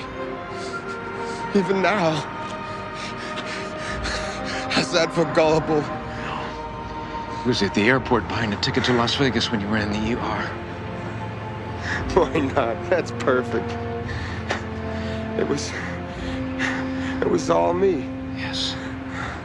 But that's all right. Let it out, Matthew. How do you let out 25 years? What do you mean, 25 years? I just wanted to talk to him. Talk to whom, Matthew? I just wanted to talk to my father.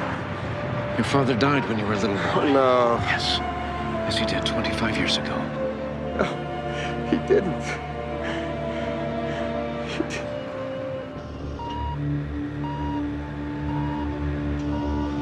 After he was shot, he was never really there. The past 5 years have been like that.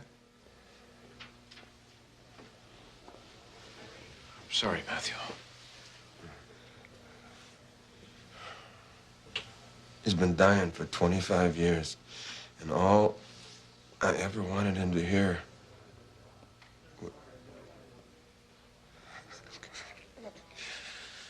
I hated that bastard. All I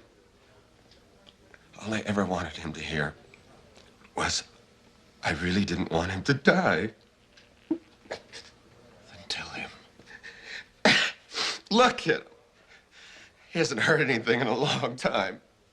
Matthew, you haven't said anything in a real long time.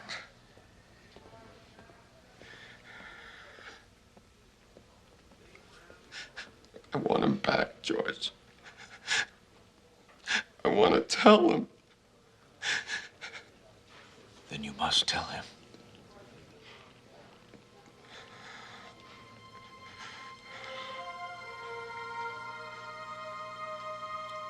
I'll wait outside.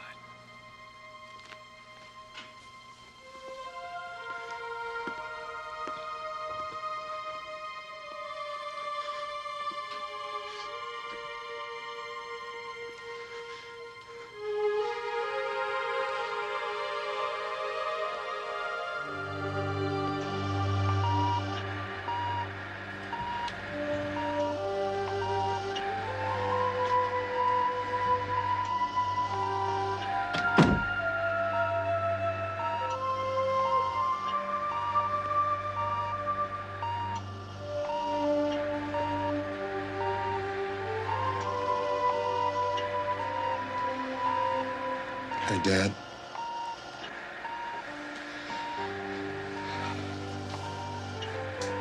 I thought maybe we could, I don't know. I got some things I want to say to you.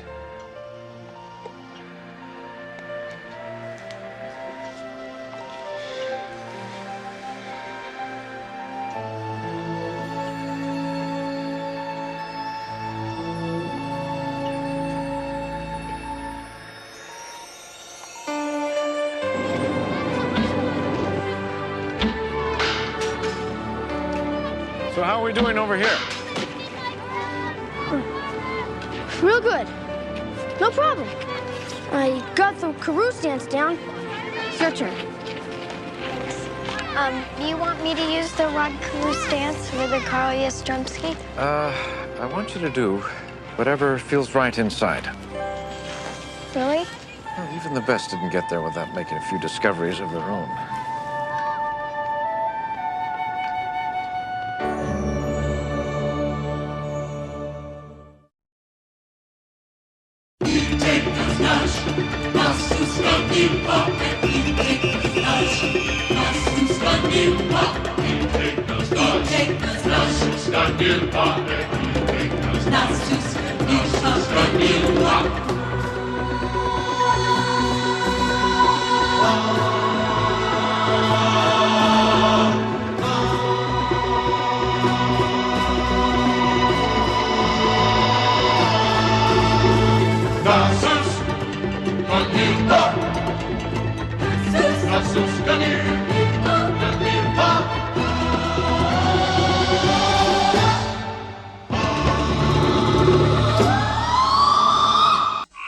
This is Freddy Pumpkin. You can get this monstrous creature when you call me at 1-900-909-1122.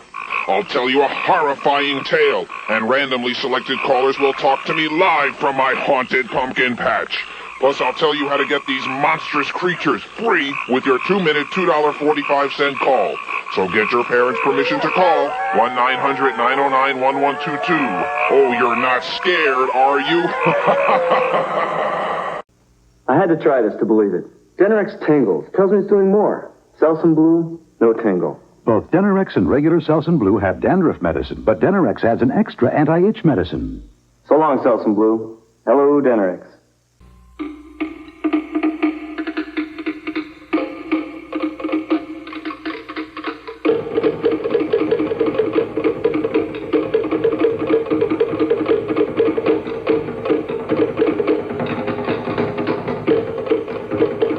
This should give you some idea of the difference between beer and Genesee Cream Ale.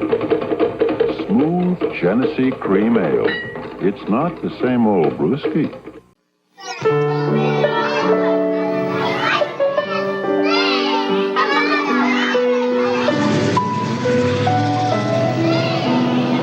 Four batteries not included. Help! Help me! I should not be alive. Oh my God, why do I exist? Please remove my batteries. Please. Oh my God, it hurts so bad. Help! It hurts. Teddy Ruxpin comes with illustrated book and cassette from Worlds of Wonder.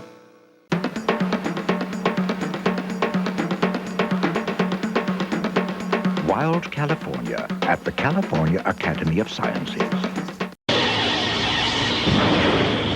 1953, Earth experienced a war of the worlds.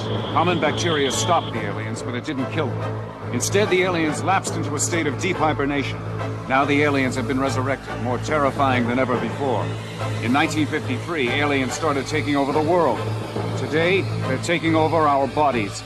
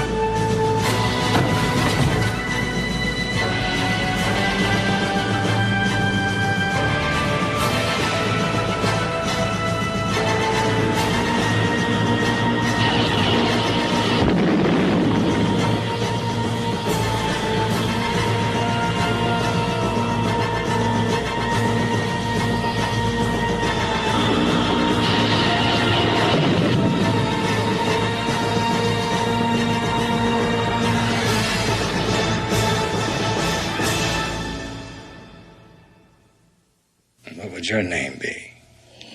Woodward and Bernstein didn't need a name. You trying to tell me you're Deep Throat?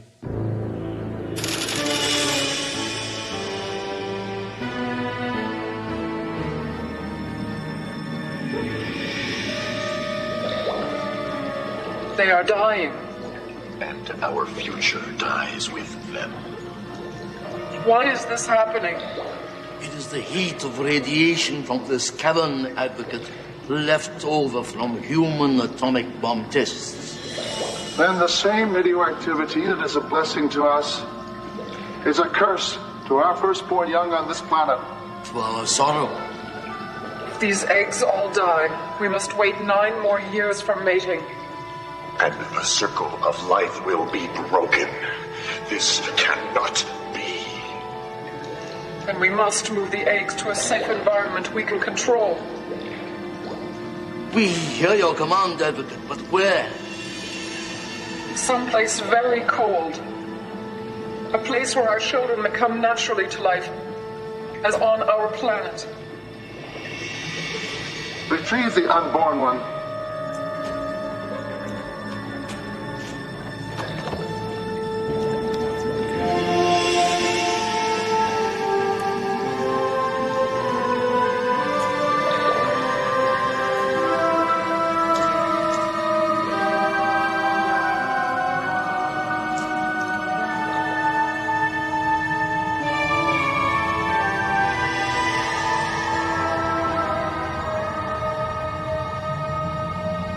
Return thee to Mortax, in the name of those who come and those who went before, to life immortal, to life immortal.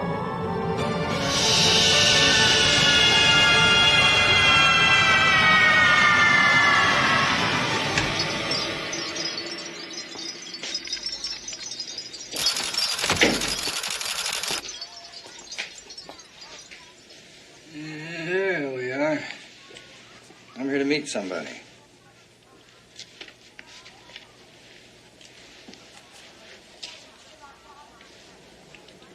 Cass McCullough? Is that you? No, I just use this guy's cards. It was a joke. I just kid you.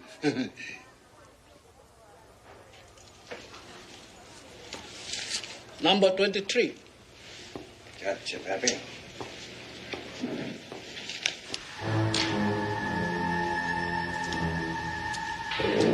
Come in and shut the damn door.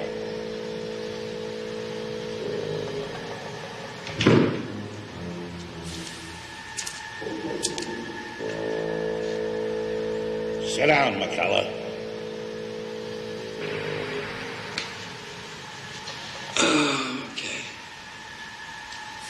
What the hell's this all about?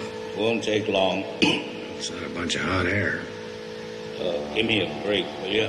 Just because Mozart had a funny laugh don't mean you can play the piano, wise guy. Well, a little obscure, but in the ballpark. What was the message? Big story, big scandal. So? So try and make $1 million last year.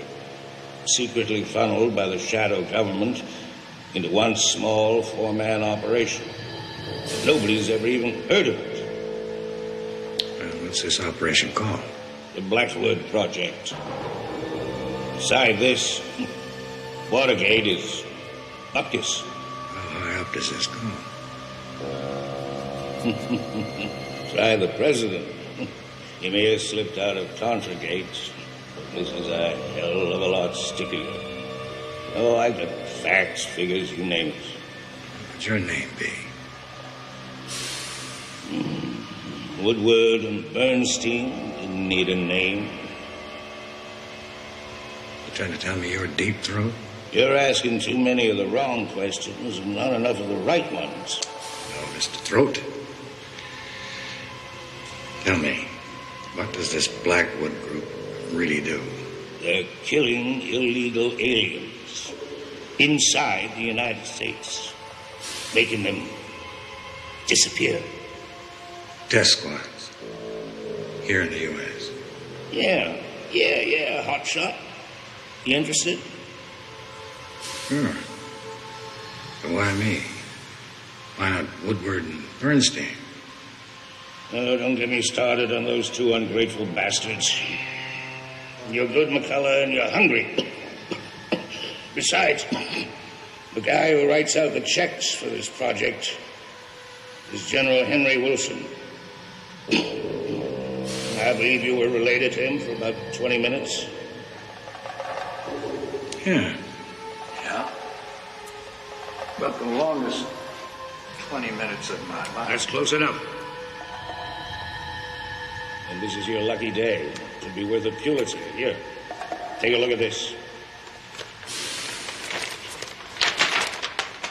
The hell is this? Your ex-wife's a member of that team. The rest is for you to find out.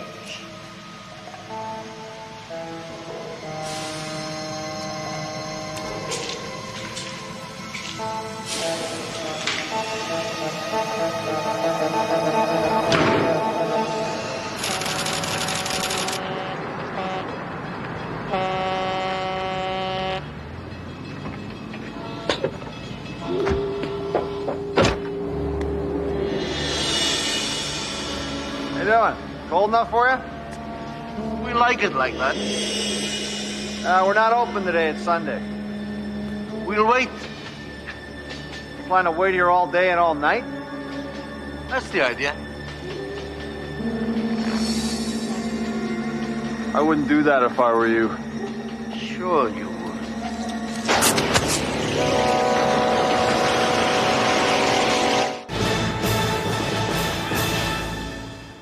Are you a Jalam searching for a Torkor master to serve with Saragon oil?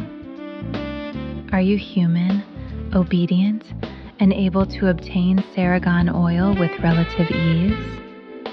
Call now 1-900-4-JALAM. Hot local Torkor are looking for Jalam, ready to prepare their Saragon oil baths.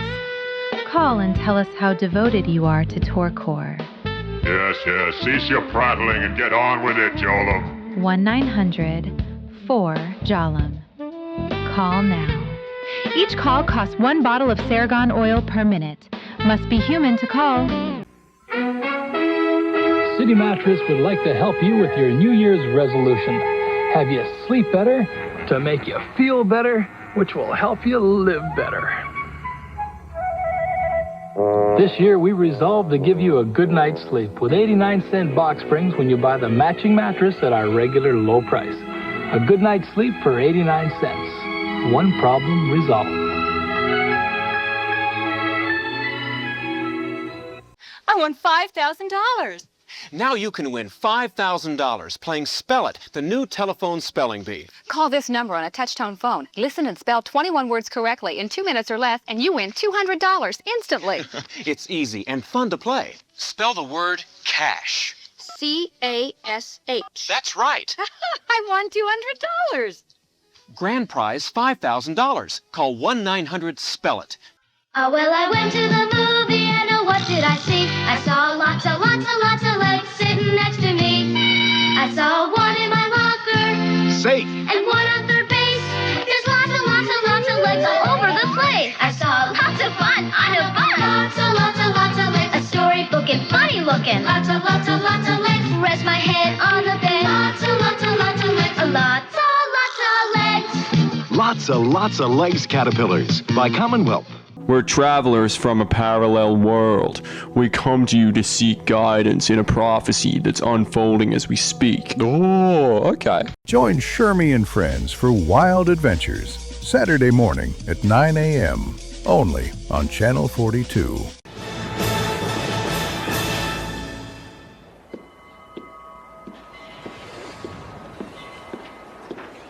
Doc, just the man I want to see. Norton, it's 3 a.m. How come you're always showing up at mealtime? Oh, my stomach is psychic. Is this good news or bad? Well, I'm not sure, Doc. Look, I've been listening to the alien transmissions for over a year now, and now something weird's going on, something different. Different how? Well, I'm not sure. I mean, the aliens talk and I listen. And even though I don't know what it is they're saying, I can feel how they're saying it. I mean, do you understand me? Something like my love for great music, even though I don't know the words? Right. So you're gonna think I've lost it, but in my best educated, underpaid opinion, I think these recent alien transmissions sound like baby talk. Baby talk? What do you mean? I don't know. And it's driving me crazy, Harrison. I mean, I can't sleep. I can't eat. Tragic. Look, I've fallen apart, Doc, and you gotta help me. Well, fortunately, Norton, you've come to a man who knows everything.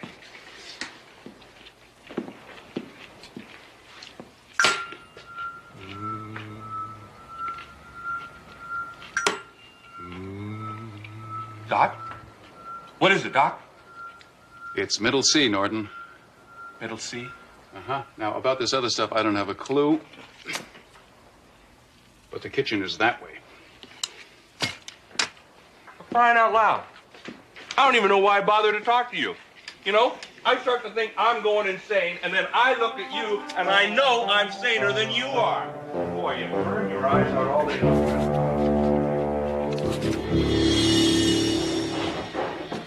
Mail call.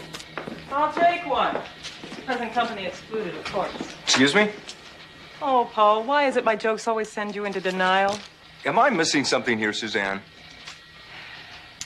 Mail, please. That was the plan. Well, surprise, surprise. A gift subscription to Sports Illustrated? Worse. Call to our outside switchboard from my ex, the one and only Cash McCullough. The muckraking reporter. He would prefer to be known as a journalist. But after the divorce, I just called him absent. It's been nearly 2 years now. I wonder what he wants. What does he want, Suzanne? Oh, I get it. That's why the personal delivery service. You're worried about publicity. Well, your husband's profession. My ex-husband, Paul. Your ex-husband's profession makes any inquiry by him a matter of security. This mission is top secret. Well, don't worry. I'm not going to tell that person anything. I know that. Debbie might. Okay, I'll have a talk with her. Then I'll have a talk with him. Is that enough? I'll just need a report following any contact with your ex-husband. Security procedure. Thank you, Suzanne.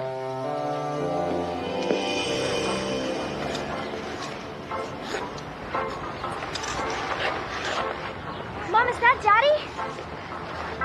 Yes, it is, honey.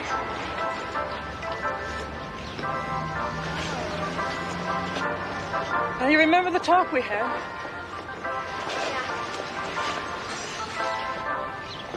Better late than never. Hey, pretty. Daddy! Maybe you can tie this skate, Cash. I can't. Yeah, give it a whirl. Oh, boy. How you grown? What you been eating? Super grow? No. Do you want to see me skate? I'm really good. That's what I'm here for. Show me your stuff. Just when you get back, got some presents for you.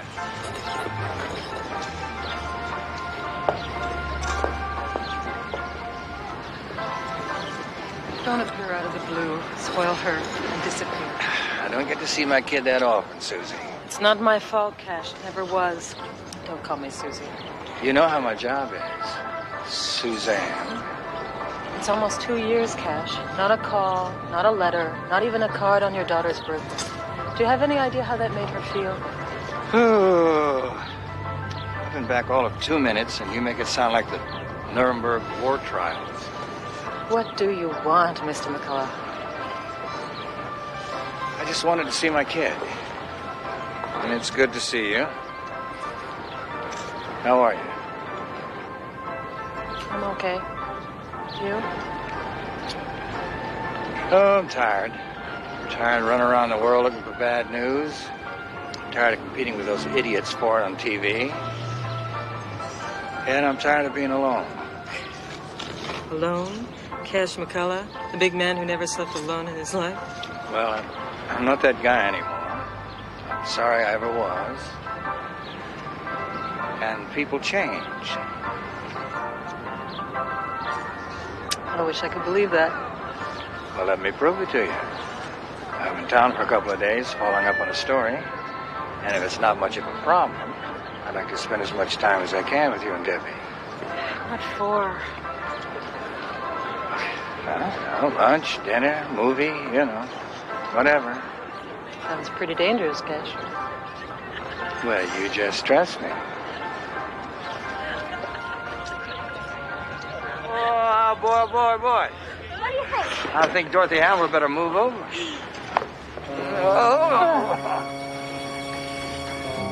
That's loose. Good. Excellent. In 4 days, we will be many. We are in control, Advocate. The circle of life must not be broken. We hear your command. To life immortal.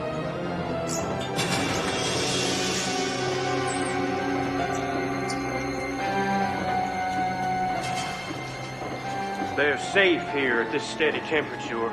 We only need 72 more hours before the embryos reach birth.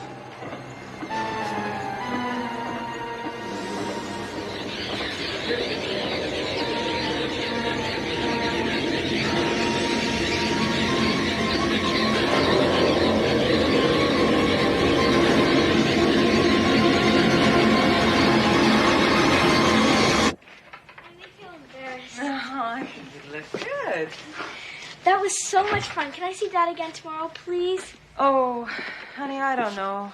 We'll see. Maybe if you get your homework done, okay? Okay, night, Mom. Okay. Night, night, Colonel. Good night, Debbie. So? Well, what did you and Cash talk about? Family. Come again? Family.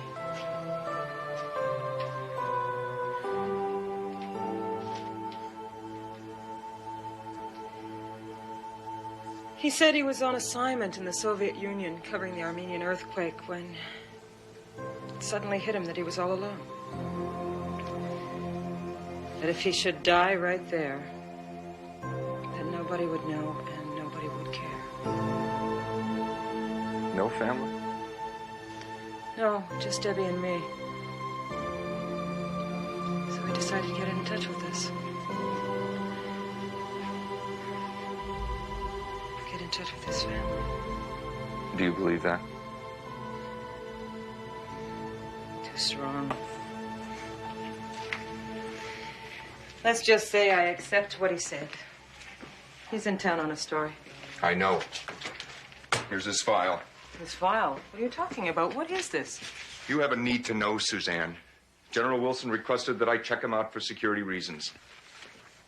Uncle Hank and Cash were enemies on contact, Paul. For good reason, for what I can see. You know, that Cash, he must think he's the Errol Flynn of journalism. Well, that's the boy's style. Looks like he hasn't changed much. What story is he working on, Suzanne? He didn't say. And you know, he did not ask me one question about my work. Not one? Well, one. He wanted to know when I would be free for dinner. Your answer was? Tomorrow night. You know, it's the strangest thing. While my mind was saying no, my mouth was saying yes. He always had that effect on me.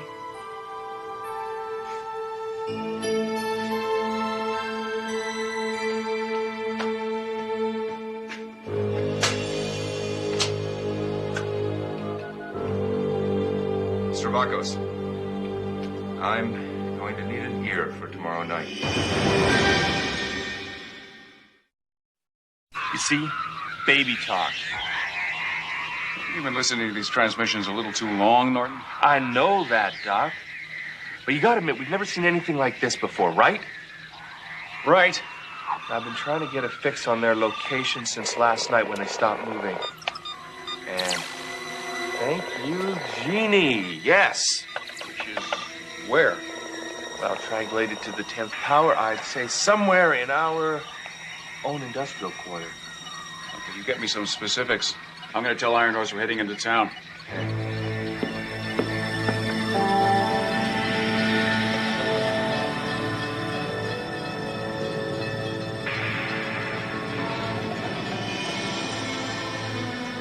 It's pretty quiet to me. That's what they'd like us to think, but I'm not buying. What do you see? Pieces of a puzzle, Blackwood. Which add up to trouble. Here. Okay. For a company that sells ice, there's enough passive security there for diamonds at Tiffany's. There's sensors, electronic locks, the cameras up there on the roof, and my favorite, the guards with skin rot. Yeah, whatever they're doing, they certainly don't want any company. What the hell would aliens want with an ice house? Nothing makes me more curious. I'm gonna have the Omega Squad button this place up, and then you and I are gonna go on a little recon patrol. Ice security. An ice house. Refrigerator trucks, not the usual ice trucks. And alien transmissions. Urban location. It's a big chance they're taking. What is going on that's so important? Norton says there's been total radio silence for the last few hours. Given what we know of the alien home planet from Quinn, it's possible that they are using the ice house to replicate the colder conditions back in Mortex. But even if you're right, to do what? Hi. Any new information on the ice house?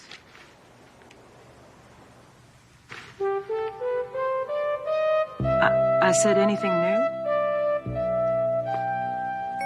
Is something wrong? No. You look terrific. You're a knockout. Well, thank you, Paul Harrison. But my fashion reviews aside, is there anything going on at the ice house? Well, it's quiet for now. We're working on a theory. Yeah, everything's under control. Don't worry about a thing and have a great time. Yeah, well, I'll settle for a good dinner. See you later. All in control, Doc? It's just a figure of speech. Well, as I see it, all we have is a known enemy base with an unknown enemy mission. Ticking time bomb. Our job to make sure that it doesn't go off. What now? Well, first we find out what kind of a bomb it is. And then we terminate the aliens. As I said, everything's under control.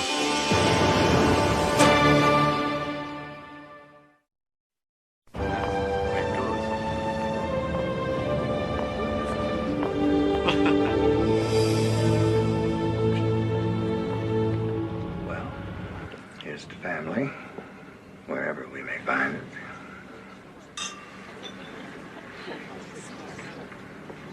You know, Debbie was remarking today how much she wished that we were all together again. How do you feel about that? Well, having had 5 years since our divorce to think about it.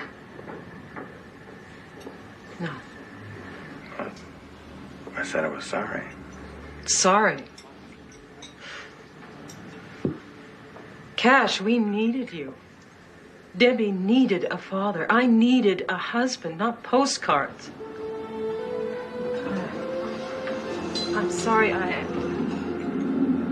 promised myself I wouldn't do this tonight. It's my turn to say sorry. It's all right. I deserved it. But I believe I deserve a second chance also. Do you? How would I ever know that you would be there for us? I'm here right now. For what? Dinner? I'm talking about someone we can count on. Not someone who's going to disappear. Disappear? You mean like illegal aliens? What do illegal aliens have to do with this? You know exactly what I'm talking about, Suzanne. And frankly, I'm stunned that you'd even be connected with anything like this. Like this? The Blackwood Project. The cottage. General Wilson and his blood money.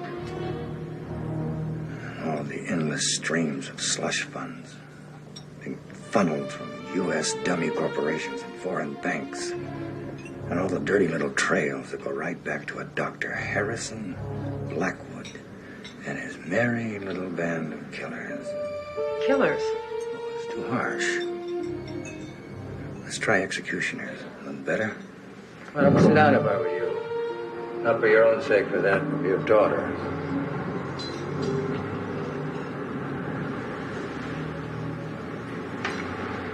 Now, I don't know what they're telling you, but I believe you're being used. And just exactly what am I being used for, Cash? Well, I haven't put all the pieces together yet, but from what I see, the Blackwood Project is merely a euphemism for death squad. See, the president makes his little promise of amnesty for the poor immigrant Mexicans, and they come out of hiding right to the slaughter. Do you find this funny? You've got it all wrong, Cash. Oh, have I? Well, do you remember what I did with Abscam? I'm going to do the same thing with this. Only much bigger. And I'm going public within 48 hours. And you're either with me or against me. What a fool I was. It was the story you were after. If you help me, I know I can protect you and Debbie from harm. When it all blows. Now, tell me what's going on. You have got it all wrong, Cash. Tell me what you know. I can't. And even if I could, you're the kind of bastard that makes the case for divorce not enough. The only thing that's important to you is you. You would sell your soul to get a story. You dumb son of a... You know me, Suzanne. I will get the story. Now, are you coming with me? You can go to hell.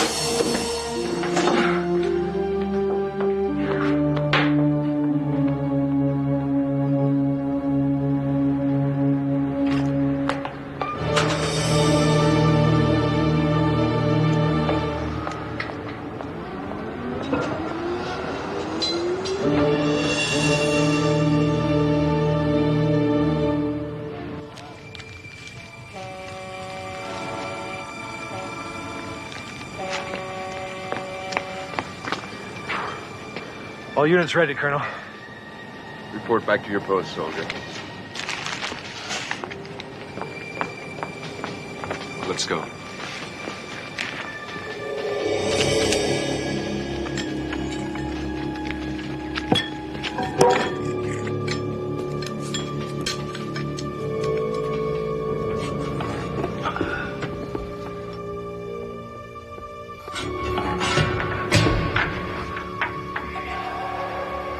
We insured for this?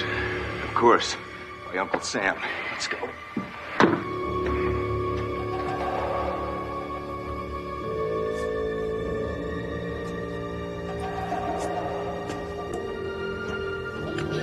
Get down.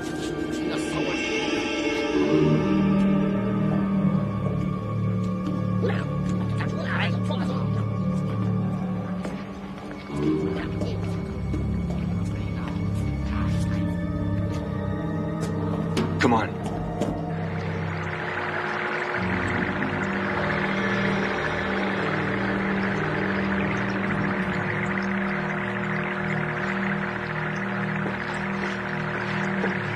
You ever seen anything like this? Oh, I never have. Whatever they are, these things are alive. Let's get out of here. No, I want one of these. What are you, nuts? You don't even know what that damn thing is. We have to find out. That's our job, isn't it? All right, Blackwood. You're taking full responsibility for this. Don't I always? Here.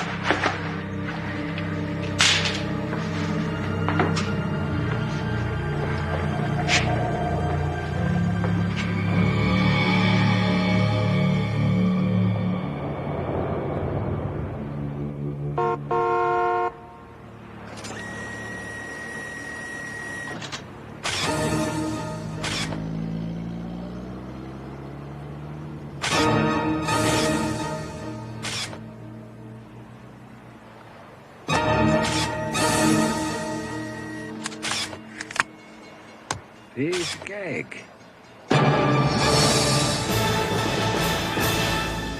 Mama keeps yellow dandy like dandelion. Mama keeps white, bright like the sunshine. Mama keeps blue, twinkling like a rise dew. Mama's got the magic with Clorox 2. Clorox 2 all-fabric bleach does more than brighten whites. It removes stains and amplifies bright colors, brings colors back to life. Mama keeps me looking like I'm brand new. Mama's got the magic. Mama's got the magic with Clorox 2. If all drivers were alike, all Chevron stations would be alike. But you're not, so they're not. Some Chevron stations do it all for you. Others let you help yourself. Still others have split personalities, where you can have it either way when you want it. The nice thing is they all pump quality Chevron gasolines. So remember, there's more than one way to stretch out the miles along the Chevron way. Let me introduce you to the Urkel doll. He's got my looks, my laugh, my voice, and all. Can I do that? So if you can't have me, get the next best thing, Talking Urkel. I just pull my string. The one and only Talking Urkel doll. Would you just look at these goddamn giraffes? Man, we got diaper-wearing monkeys and elephants that'll eat your nuts. Don't forget what was that, a yak? Marine World USA! Every Wednesday and Sunday, we have animals. Sure, I know cigarettes can cause heart attack, stroke, cancer, but it's my life, right? It may be.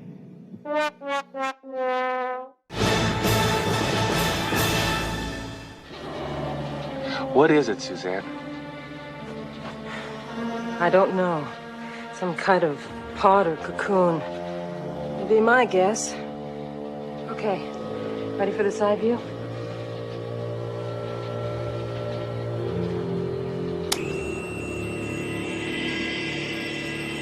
Let's see what the supercomputer has to say about this. Come on, Norton.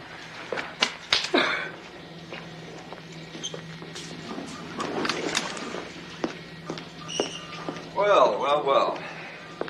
You have something to tell me? Yes. Dinner was an unmitigated disaster.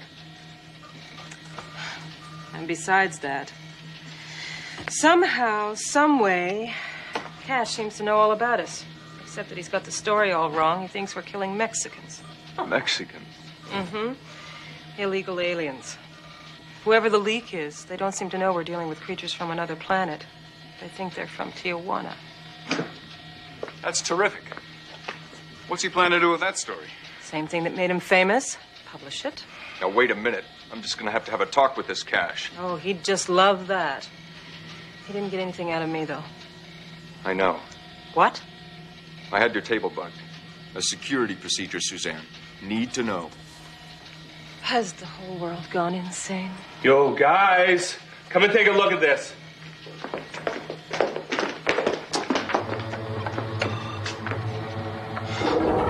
Huh? That's fascinating. If that's what I think it is, we have a major problem, folks. So? Well? From what little we know of alien physiognomy, I'd say that's an alien fetus. An egg? There were hundreds of them. There were thousands of them in that ice house. If those things hatch, we have got a real problem.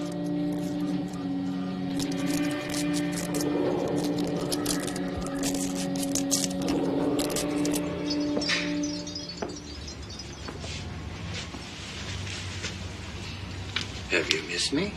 You got caught? No.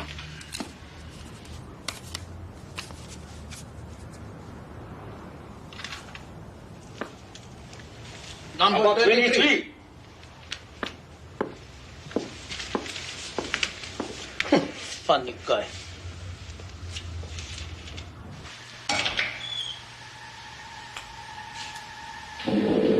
Still a nickel.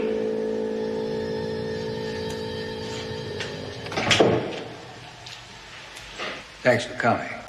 You won't come here again. What's wrong? I need confirmation. That's your job, hotshot, not mine. You want the story told? I want to tell the story. But there's not a station or a newspaper that will publish without hard evidence. And you want me to get it for you? Don't work that way, buddy. Well, you know, I thought this was beginning to smell like a setup.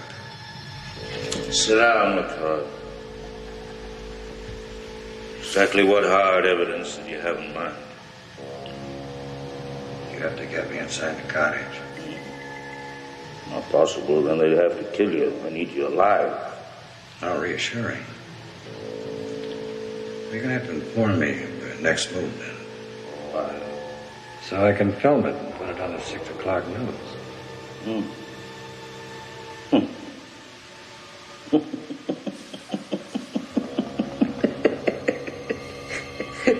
Oh, General Wilson above his cork over that one. Okay, you got it, wise guy. Good. You know where to find me. Mm-hmm.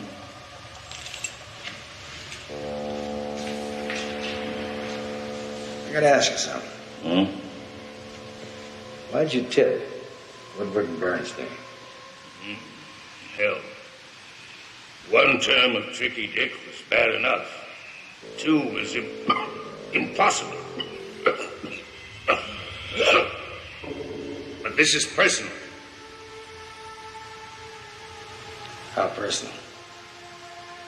Lady business. I mean, that fat pig Wilson has taken big bites out of my private pie. The same mistress?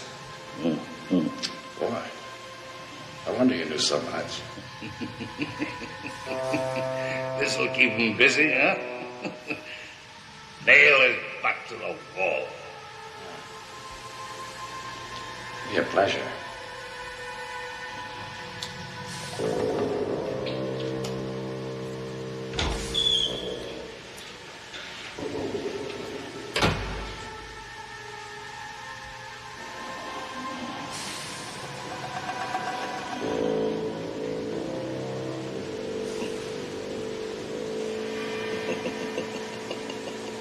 Is there no degradation too great? No sense of morality present at all on this damn planet? But we did take every precaution, Advocate. Then how could this outrage occur? We cannot explain what has happened to the missing embryo. Idiots! It is clear what has happened. Only humans would dare to steal one of our firstborn. But who among the humans know the eggs are here, Advocate? Whoever knows will return. The circle of life is almost complete. Now it is too late to move our young. Then you must defend the embryos with your lives. Our future depends on it. We hear your command. These humans are treacherous. We'll be doing a great service for the entire universe to kill each and every one of these revolting human beings. Death to all humans!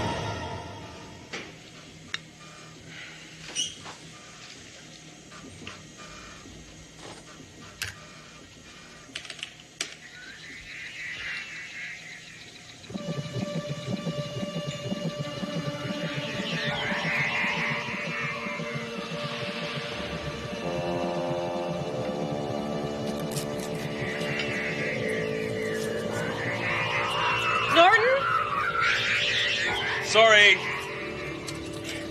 No, turn it up now.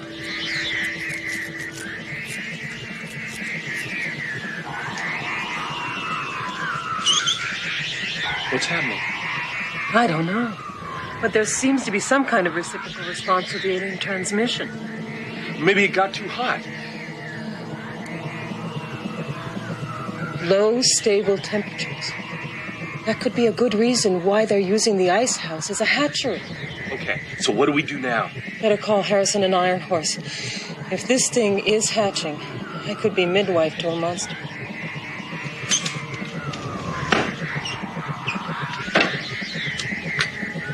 Harrison, you better get down here right now. My God. It's alive.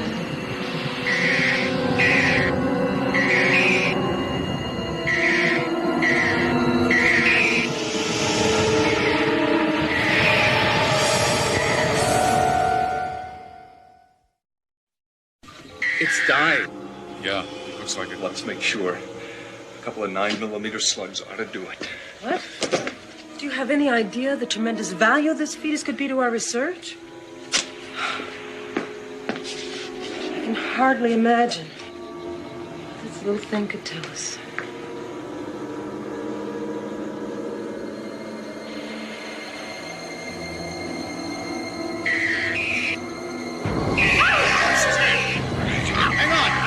Hang on! Suzanne, no, but get your arms out of there. Let me get you.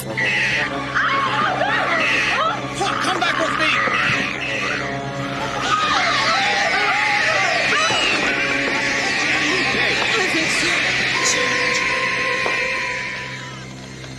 Wow. It's dead now. throng of eggs just like that one in the ice house, which are not. My plan is ready. We'll attack tonight. If it's not too late.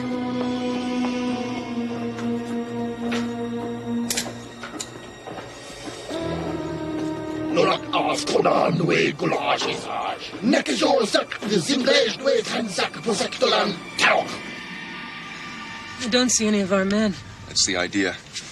This is Red Leader to Omega 1. Synchronized watches in 10. Mark.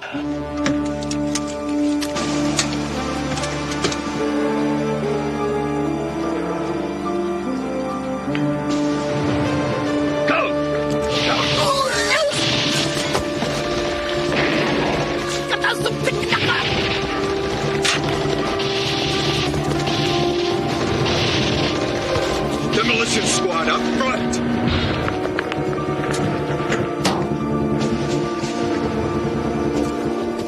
Now!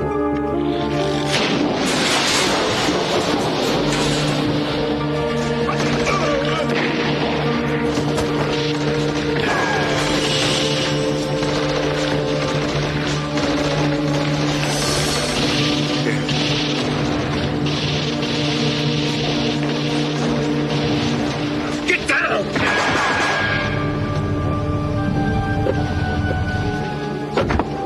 Bring the cameras on. Cash? Oh my God, no!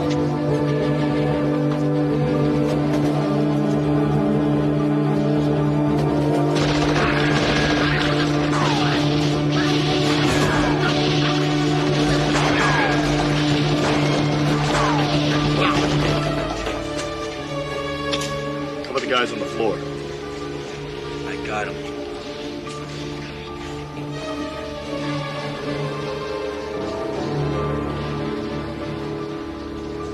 Peter, come on, come on.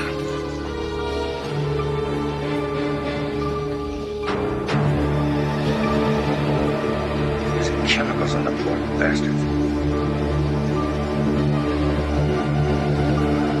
This is great.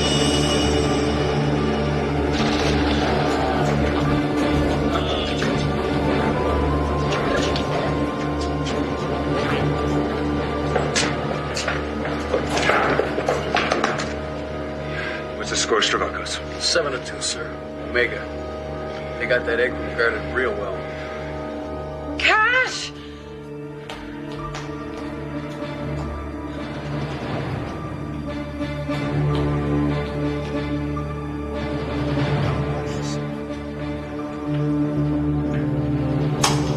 What the hell is that? It's a damn recorder. Cash?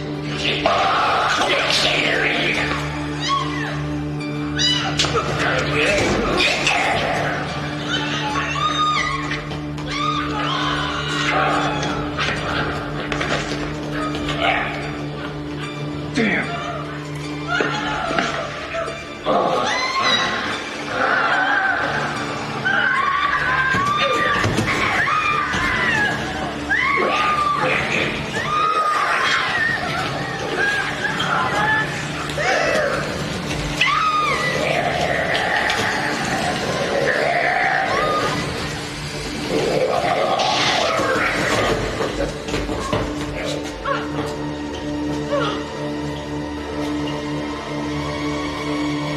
Wanted to see the illegal aliens we're killing?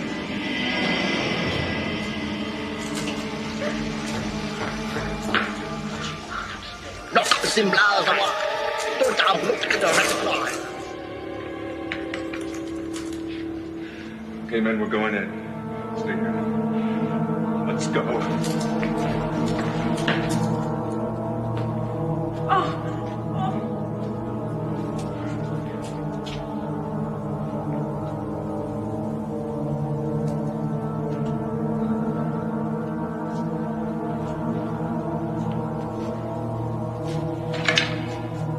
My God, Cash. I'm sorry.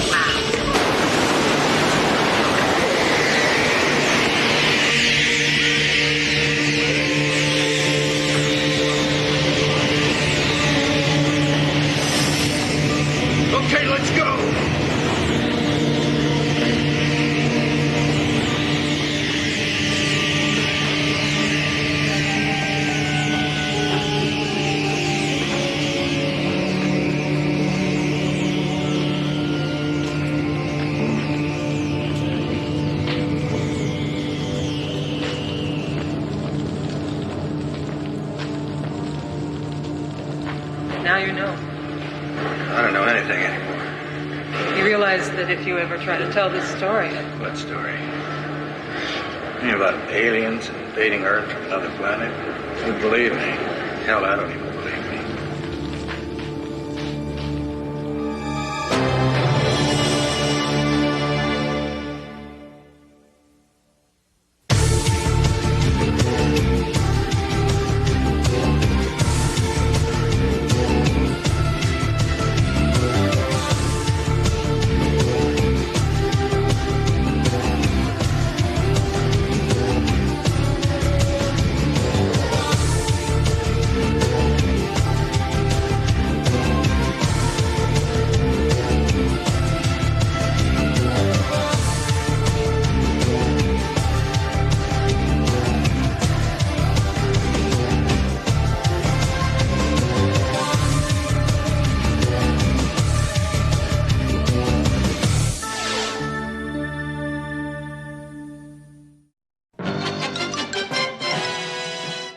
Hell, where should we go this summer? Get real. Too far. Too close. Too big. Too crowded. Allison! Big hole in the ground. Big hole in the wallet. Too... Hey, Boblo's a great idea! For a totally great time, buy Boblo Island discount tickets at your nearest Total gas station and head to Boblo. Pablo.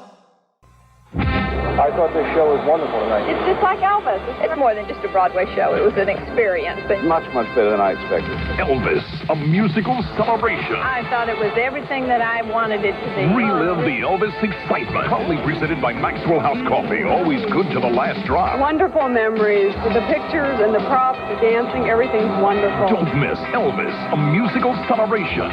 Coming to Shays Buffalo February 3rd through the 5th. Tickets at Shays box office and Ticketron locations. Chocolate is scrumptious when it crunches. That's why I love Nestle Crunch. Chocolate is scrumptious when it crunches.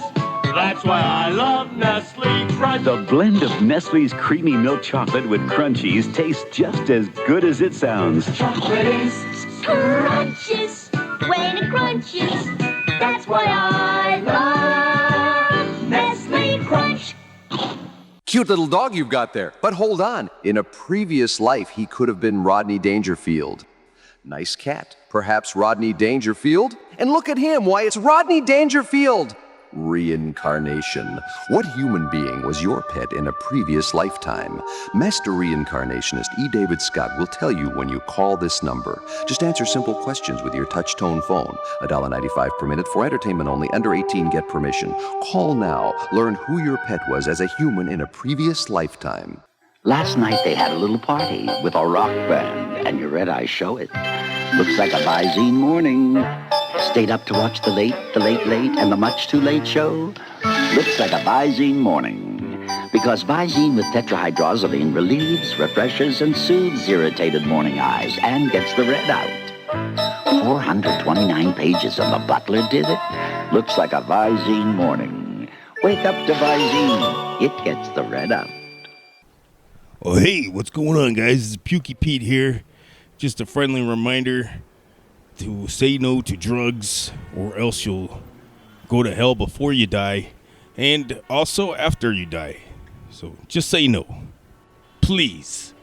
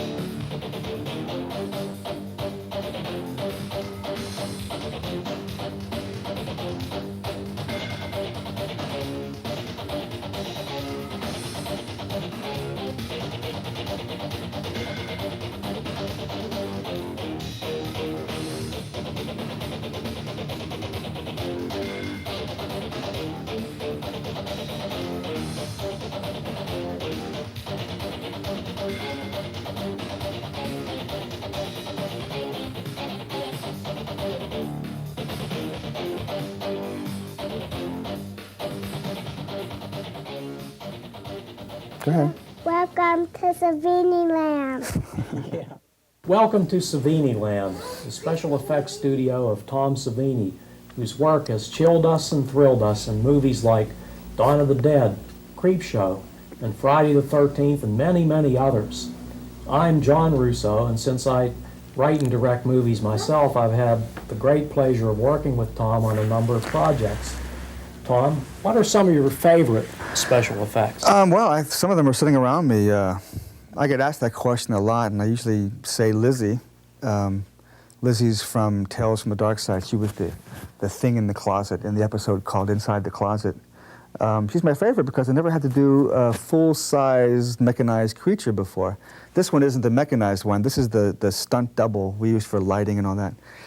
But I started by sculpting Lizzie from head to toe in Roma clay. And from that, we made molds to reproduce her in foam rubber.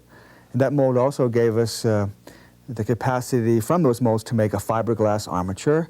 And it was the actual fiberglass armature that we mechanized. And once the skin goes over the mechanisms, where you have this, you have Lizzie being able to move her hands, she would smile, she could blink, she could look left and right, you know. Well, let's think about it.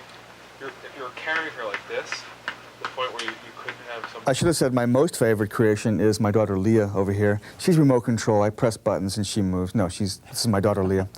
But Lizzie, we talked about Lizzie. Lizzie is foam rubber. This one, the stunt double on the fiberglass understructure. But Fluffy, the creature in the crate from Creepshow, is my other favorite, and mainly because I had never done an articulated monster face that an actor would wear. The actor could only open the jaw, move the head left and right, make his eyes move. And we did all the facial expressions from off camera. You're going to pump hard. There you go. Open your mouth, Daryl, now. Okay, close. Okay, pump, Daryl, pump. Okay, open your mouth a little bit, Daryl, a little bit. There you go. Wonderful. Tilt your chin down there, Daryl. Gotcha. Funny thing about Fluffy, because Fluffy was a creature whose facial expressions we operated from off camera, the very first take in the movie, when all of us were sitting around making Fluffy operate, I handed one of the controls to George Romero, the director and writer. Yeah. Open your mouth. Out of saliva. Okay, stop. Okay, good. Okay. It's funny because we were sitting there making Fluffy go through all these contortions, and after about 3 minutes, the assistant director came in and he said, George, you want to yell cut now? Because we're having so much fun that George was just making the eyebrows move and he never yelled cut. So we have like 3 minutes of this creature doing this stuff. But that stuff like that happened all the time on the set. Two little kids with it. All right. Which is from Tales from the Dark Side, another episode I directed called Halloween Candy. And he's essentially the same as Fluffy. An actor wore him. Again, he only had head movement and eye movement, and he could open the jaw with his chin. And by operating these cables, you can see Butch move. He smiles, his eyebrows go up and down, and that's about the extent of his movement. Well, I guess I'm just lucky. I mean, I don't have to live in New York or Hollywood. They call me from New York or Hollywood, and I go where they are and set up a little studio there and work. I live here, but I do travel a lot. This year, we're lucky to do 3 movies right here in Pittsburgh, and we already we shot about 8 movies here in Pittsburgh. Dawn of the Dead, Creepshow, Monkey Shines. They even did some of RoboCop here in Pittsburgh.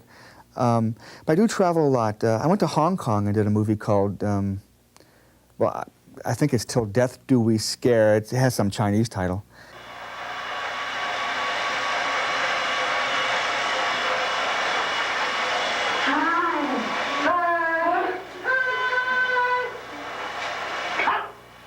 But in that movie, there were a lot of it was a comedy, so we had a lot of interesting, funny things.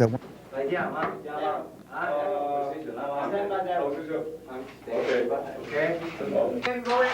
Go, Daryl. Go. I'm going. Daryl.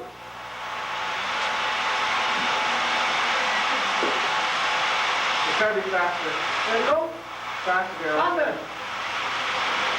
One guy, we had to take this guy named Wong Ching, and he reaches in his mouth and makes his mouth stretch out real far to freak out some other guy. Camera.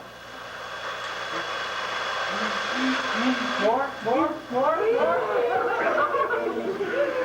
In the finished take, the guy, we did many takes of him stretching a little bit first, because we didn't want it to tear.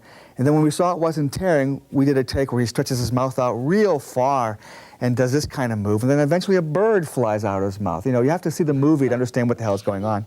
Well, I imagine you can't just spring these effects on a director or bring them to a day of shooting without testing them, right? Oh, impossible. I wouldn't, sometimes you may have to because of a schedule, just like rush from the workshop with something that hasn't been tested, and hopefully it works on the set, or the testing is on the set before the cameras. But normally we have to, for our own good, test things in our shop. Well, for example, Jason, I mentioned that I had to travel to Hollywood, and traveling to Hollywood was for Friday the 13th, Part 4. We had to kill Jason in Part 4, the final chapter. You know, Jason's been running around killing teenagers left and right, but in that movie, Jason gets, well, you think he gets his death, but obviously there's been 4 more since we shot that, but we had to make Jason get hit with a machete and slide down the blade, and so we had to make sure the blood would work. So we tested it with water. We tested him sliding down from different angles. We actually shot our own video that we would show to the director, so he would have a palette, you know, to choose from. So we did Jason with the water coming out of his head. In your movie, in The Awakening, I had to have an actor, well, you had to have an actor as the director, crash through a car window. So to make the actor feel a little bit more comfortable, as you recall, I had people hold a piece of breakaway glass, and I actually made my head go through it. You know, so when the actor saw it, he said, well, if you can do it, I can do it, you know, so.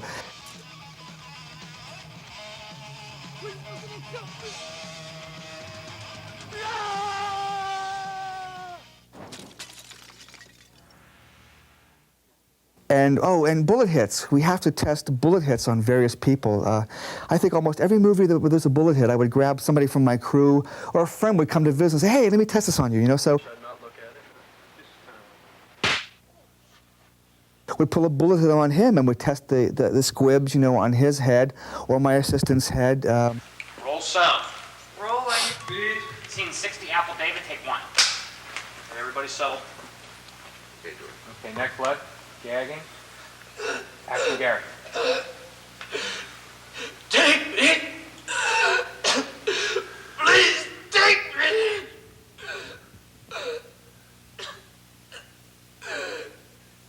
Ready, set.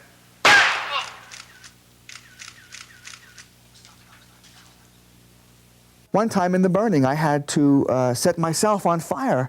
The stuntman came in, he did a wonderful fire gag, but when he was gone, and he was being paid quite a fee, I said, look, you know, I can do this. When it comes to my legs, you know, don't use the stuntman, I can set my own legs on fire. Make sure you don't get this in the trunk. Okay? Hold on. It's a worm. I know there should be. Good, we can use it, Doctor. It's going to help you. All right, quiet, please. It's up to you, Eric and Tony. Action, top.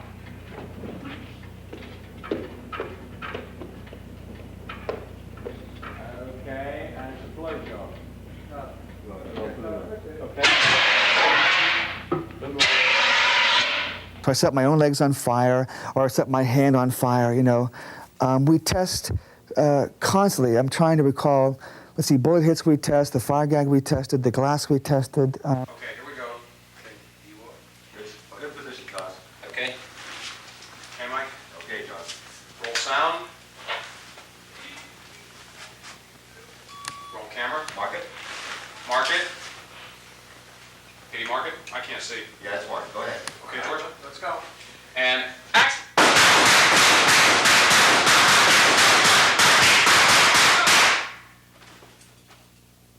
How about the roaches in Creep Show. Well, now you've hit it. That to me was the worst testing because I can't stand bugs.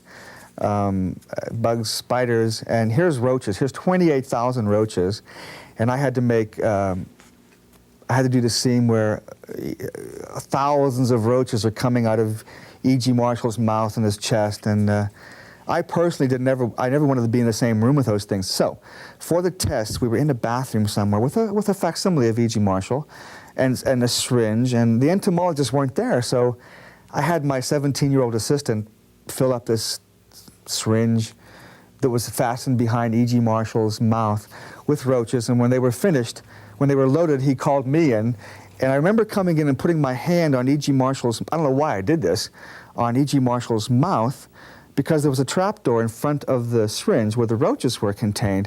And I didn't know this, but the trapdoor was gone.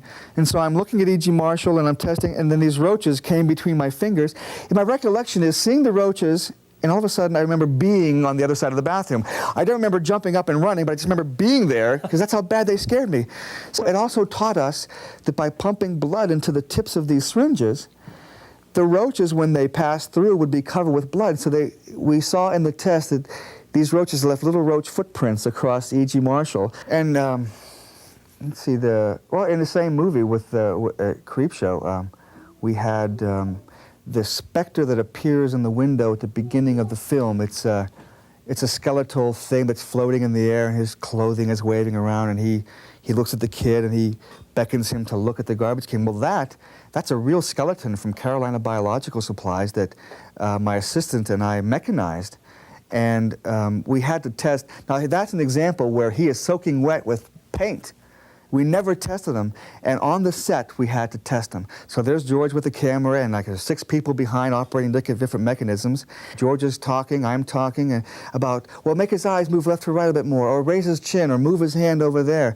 So there's 6 people back there, and I'm sitting there with a remote control box, and all I did was make his eyes move left and right.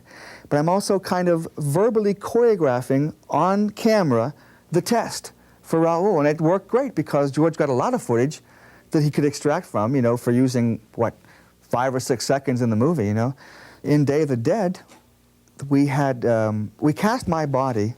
The very first zombie that you see in Day of the Dead is a guy who's walking. You see his shadow on the ground, and then I think the camera pans up and you see this zombie lumbering in with the sun behind him. And when he walks into the light, you see that half of his face is blown away. His tongue is dangling out. Well, it's actually me, a facsimile of my body with gray hair and a decayed makeup. And we had to construct this fiberglass and latex replica of me. And it's a combination of the puppet being held up in the air, the puppeteer's hands being the puppet's hands, and the puppeteer is actually walking on his knees, holding this thing up. And we had to test, I think we were testing the eyebrow movement, the eyes left and right, and the jaw opening and closing with this tongue hanging out. But fortunately for us, we could test this in our workshop in Pittsburgh before we flew this whole thing to Florida, which is where they shot the actual scene. And we took the nickname from SCTV. It had Dr. Tongue's World of 3D, so we named it Dr. Tongue because we love SCTV and, and a combination of the tongue hanging out, I mean, these nicknames for these things just pop up. Like Lizzie, a policeman walked into my house one day, a friend of mine. He says, "Hey, Lizzie," it stuck. Nick Mustandry on the set of Creep Show said to this ugly, hideous monster, "Oh, pretty fluffy." Fluffy stuck. Looking around at all these marvelous creations, it seems like the opportunity for just practical jokes and having fun would be endless. It is. In fact, we might make something and it makes us want to test it, maybe scare somebody on the street or something. Well, George Romero was doing it when he was a kid, throwing dummies in flames. I don't know if he wants people to know this, but I think he threw a dummy in flames off a roof in New York City. I think he went to jail, or his father threatened to call the police or something.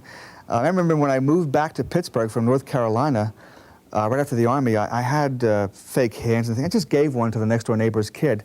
I didn't know this, but he was putting it in the snow outside of his house and putting ketchup around it and sitting in his window and just watching people come by. And, I didn't know he was doing it. He told me about it later, but then we did the same thing. I had, in Texas Chainsaw, we had a severed hand, and I put my own hand into a box and put a severed wrist appliance on it and dripped some blood. So I remember walking around the office with this box in my arms in Texas, just waiting for somebody to ask me what's in the box so I could open it and show this severed hand. They would go, ooh, then I'd make my hand move and it would really freak them out, you know. So. Boxer hand, too. Neat. Just get cut off or something? Wow. Man, slow. Wow, that's cool. What is that, a mechanical hand? Must be. Yes. How'd you guys do that? Hey. How'd you guys do that? Here, I'll put my Tom, hand say hi to your public. Hi, public.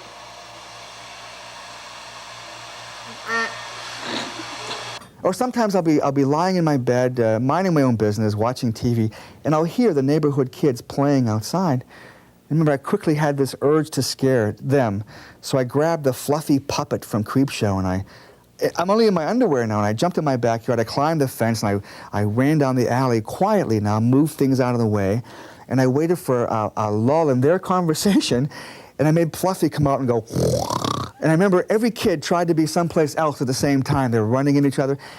And that's this, I mean, it wasn't a movie we were shooting, but it was a thrill, knowing that this thing was scary, you know, so. And plus, it was an outlet for our practical jokes. What about Grandpa? Wasn't there a practical joke involving him in Texas?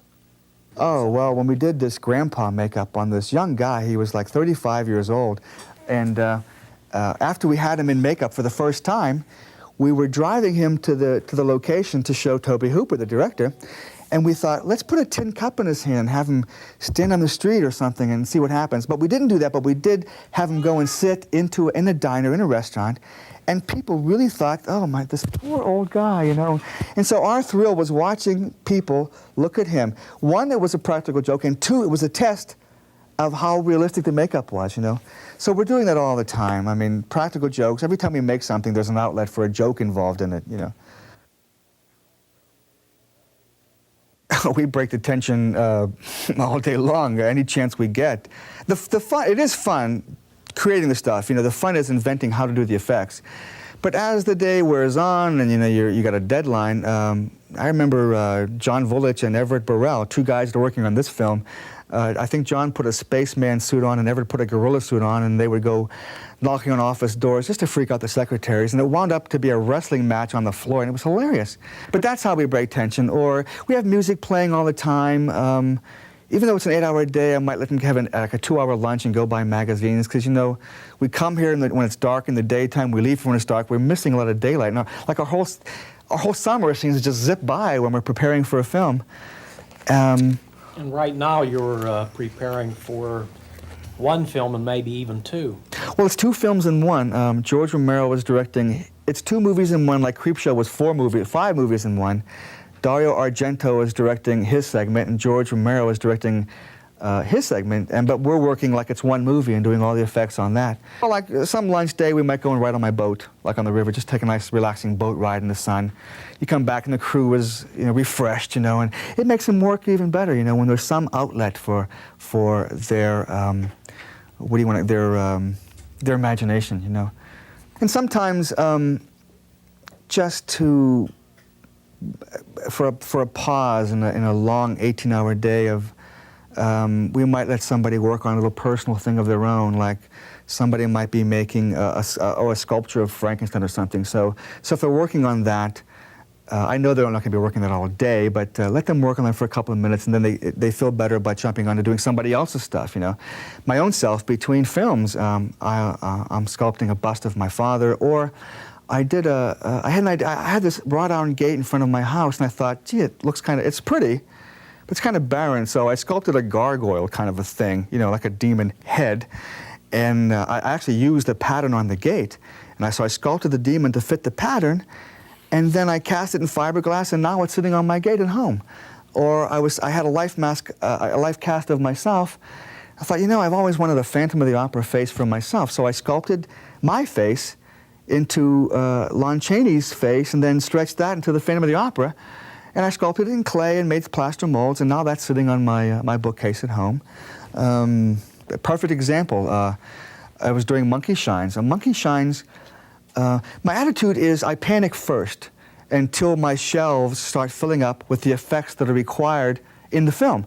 And when that happens, it's easier for us schedule-wise toward the end of the shooting schedule. Instead of rushing to get things ready, everything is done and on the shelves. Now we have time to play. So Halloween came up, and Everett Burrell and myself decided to make me into this demon for my Halloween makeup. So I sculpted the horns, Everett did the makeup, and Everett actually applied it, and we walked around the sets on Monkey Shines shooting video of me in this demon makeup, and now I got this beautiful poster of myself in this demon makeup. The actual DP, the director of photography on Monkey Shines, so let me photograph it. I have to photograph it. He did this nice red light and smoke, you know. Now, instead of having Polaroids in the makeup, I got this wonderful, beautifully composed and shot picture of myself as the demon, you know, which I now have a poster of, you know. Remember the machete you made? I think it was used in Friday the 13th and maybe Dawn of the Dead, and then we got to use it in Midnight, so the thing got 3 uses. Yeah, yeah. I like to use the real actor as much as possible, so we just devised a fake knife that when it's against somebody's neck, it looks like it's cutting through.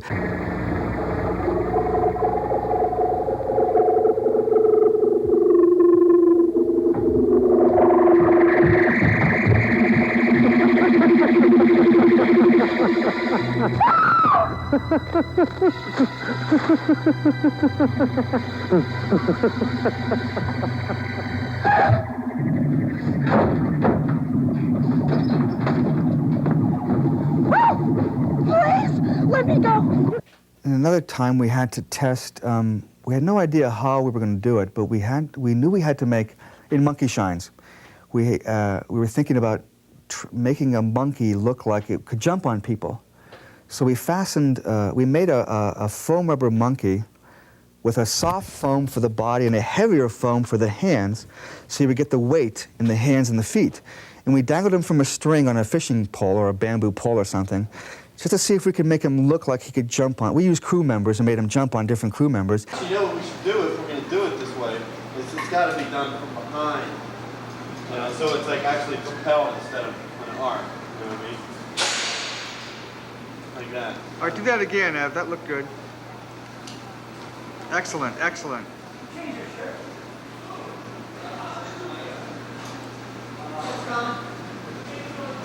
I'll make you go crazy with it. Monkey ball. That looked neat because it looked like you could jump on the wall.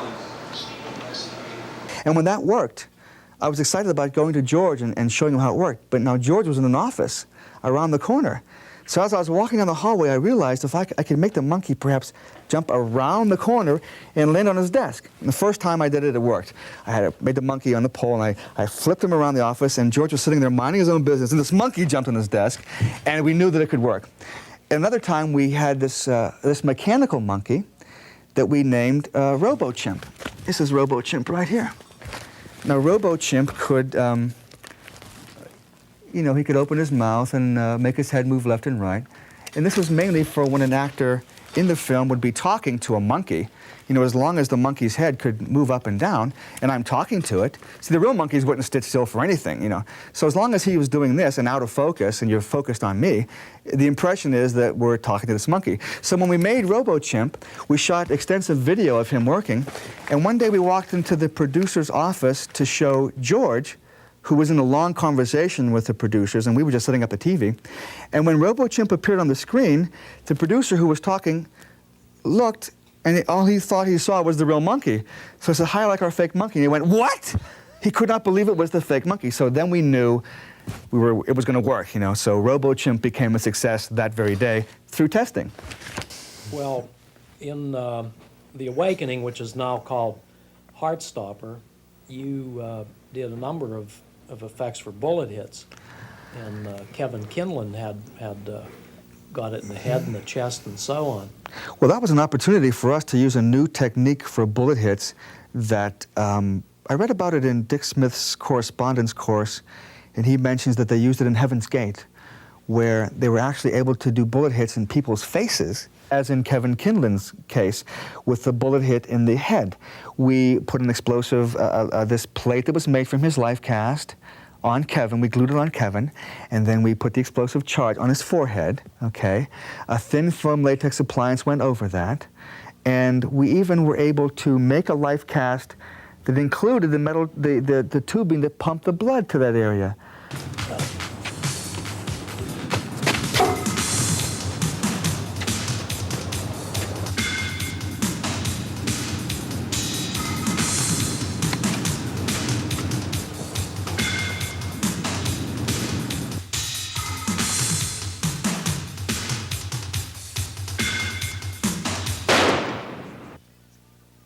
This would be the outline of the metal plate where the explosive charge would be. So then the rubber appliance that we made from this mold had all this on the underside of it, so it fit the actor who was wearing all this stuff exactly the way it fit the actual mold. So then we pressed the button and the explosion would happen right on his head. Even from the side, it would be a very thin piece. The explosion would burst out of that metal plate, and then we simply pumped blood into it, as you can see in the film. Of course, in the movie, you played the role of Vargo, a cop who's trying to hunt this vampire down. You finally get him on the bridge. That's where the bullet goes to the head. Mm-hmm. But the action that led up to this was tremendous, and you also choreographed that sequence. Oh, thanks. But I'm lucky that I feel the more you do, the more you get to do. And there's a guy working for me named Greg Funk, who is also a stuntman. So in your movie Heartstopper, there's a scene where Greg runs across the street and is smacked by the car. I was able to use Greg in the staging of that fight. Every time I had to kick or a side kick onto the vampire, it was Greg Funk.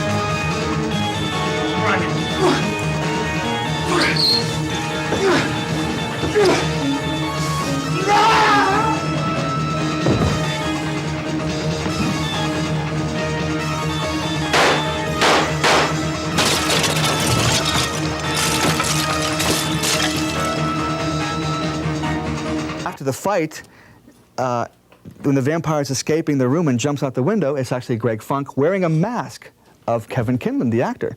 So if you decided to shoot that in slow motion and his hands move away in the stunt, it looks just like, Kevin, which is cool. Come on, up here. Here's somebody that found her way into one of our movies. In fact, oh, that's right. Heartstopper. That's right. Leah plays in a flashback scene with her little pigtails, because the character I play, Vargo, lost his daughter when he was younger, and we did this wonderful. You staged this wonderful scene of Leah. I remember having to bribe her with candy, though. She wouldn't do the scene unless she knew I had candy in my pocket. Right? Remember that?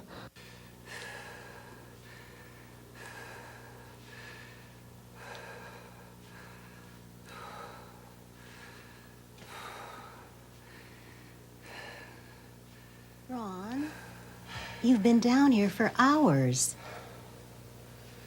When are you going to quit? Gotta stay in shape to go after the bad guys.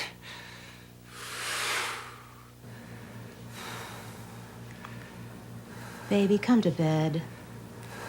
I want to get pregnant again. I know another child won't take Kathy's place, but it would give us somebody to live for besides ourselves. You gotta be crazy to even think about bringing another child into this world.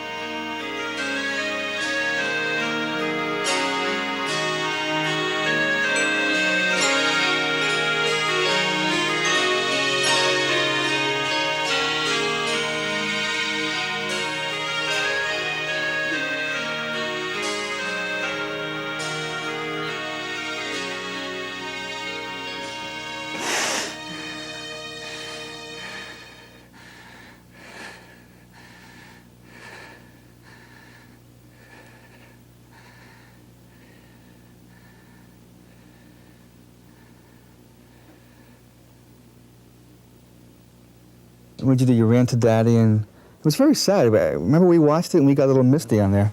Anyway, you want to say goodbye to everybody? Say thanks for coming and goodbye. Say, Leah, tell them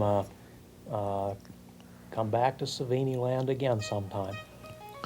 How about Okay, thanks for coming to Savini Land. Thanks for coming to Savini Land. But do it without covering your face, okay? There you go. Well, say goodbye to everybody. Thanks for coming to Savini Land. Thanks for coming to Savini Land. Bye, everybody. Bye everybody. It's my daughter, Lizzie. Watch.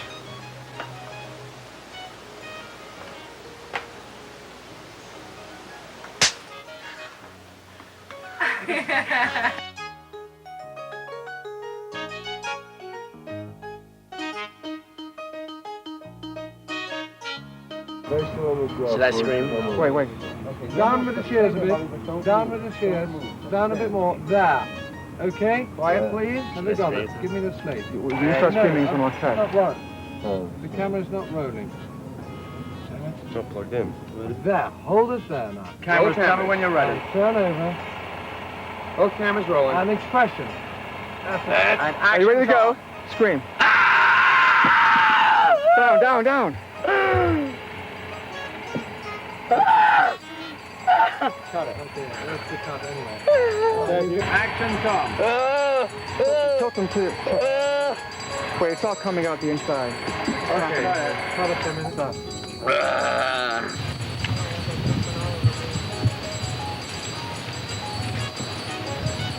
Down, growl at me. Open your mouth. What? Open your mouth. Close. Close mouth.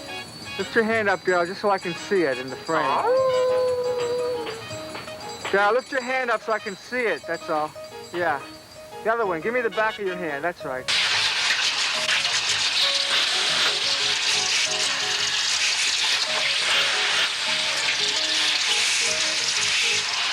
So lay flat and still now. I saw someone in the air. Not in the neck. Still breathing, Dad. I'm getting a kiss.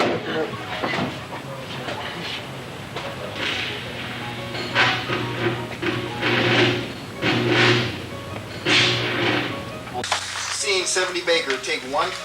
Target. Okay, Mike? Okay, George. Here we go. Action. Say go. Go.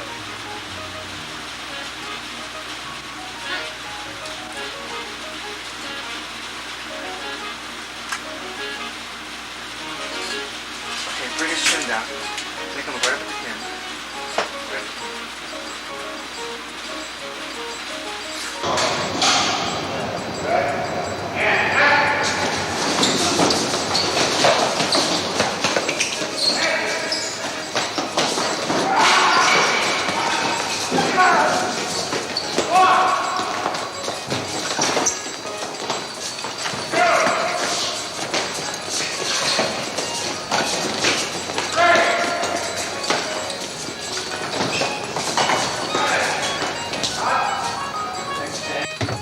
the famous, infamous Tom Savini steps.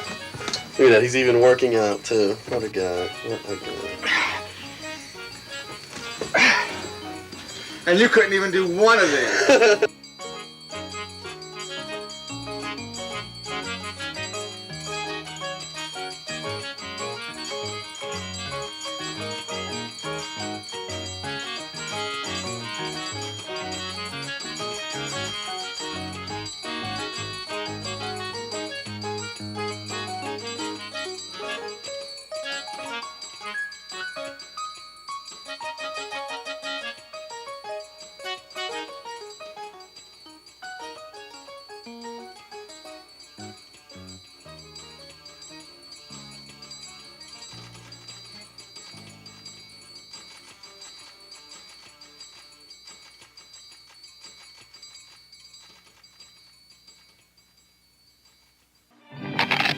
If your taco breaks apart when you bite it, try an Ortega taco.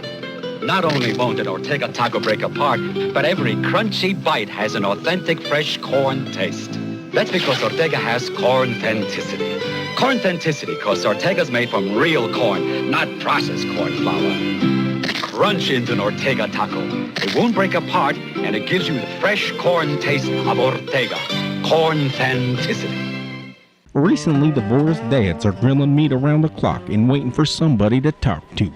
Call 1-900-SAD-MEAT and spend the evening with real fathers standing beside propane grills and slightly stained shorts trying to make the best of things. These are hard-working men with paper plates, folding chairs, half-finished patio projects, and absolutely nobody coming over. Hear burgers sizzling, sports playing faintly in the background, and long, awkward pauses. 1-900-SAD-MEAT. Calls are just $3.99 per minute. Must be 35 or older to call.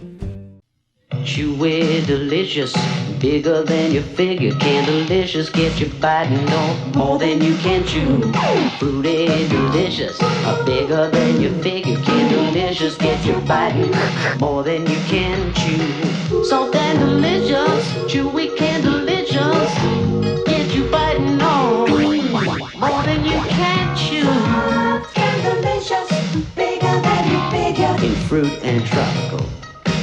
How'd you change your outfit? This is Luna's dress-up. That's how. Her outfit changes colors so I can dress her all kinds of different ways. She's got a magical ponytail, too. She's amazing! Luna's dress-up doll. Wands need warm and ice water from Mattel.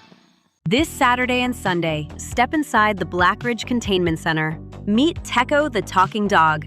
Your rare chance to hold a real conversation with a dog that speaks English.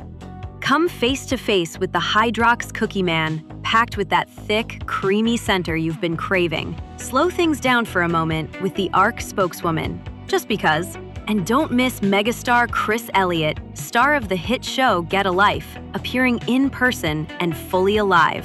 Join us at the meet and greet, conveniently located behind the Blackridge Nuclear Waste Facility. Arrive before 7 a.m. and receive a free t-shirt. This Saturday and Sunday at the Blackridge Containment Center, Suite 24, Rear Annex, Level B. Blackridge Containment Center. Sponsored by Channel 42 and Sprunk Soda. In the olden days, a pirate looked like this, and he stole treasure, jewelry, gold, and silver. But nowadays, a pirate doesn't need a black eye patch, a sword, or even a wooden leg. All you need is a floppy disk and maybe a little ingenuity. We'll take a look at software piracy coming up on the Computer Chronicles.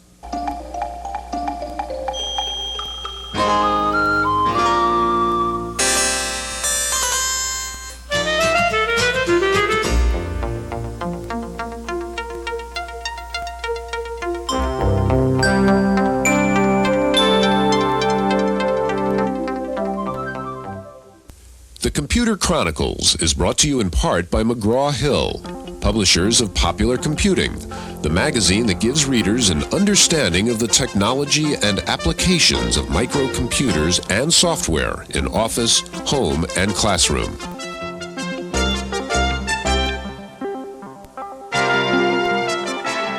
Welcome to the Computer Chronicles. I'm Stuart Chaffee, and this is Gary Kildall. And Gary, the subject today is software piracy. Now, Gary, I know a guy who at home has this tremendous collection of software discs piled high, and he proudly boasts to me, I didn't buy one of them.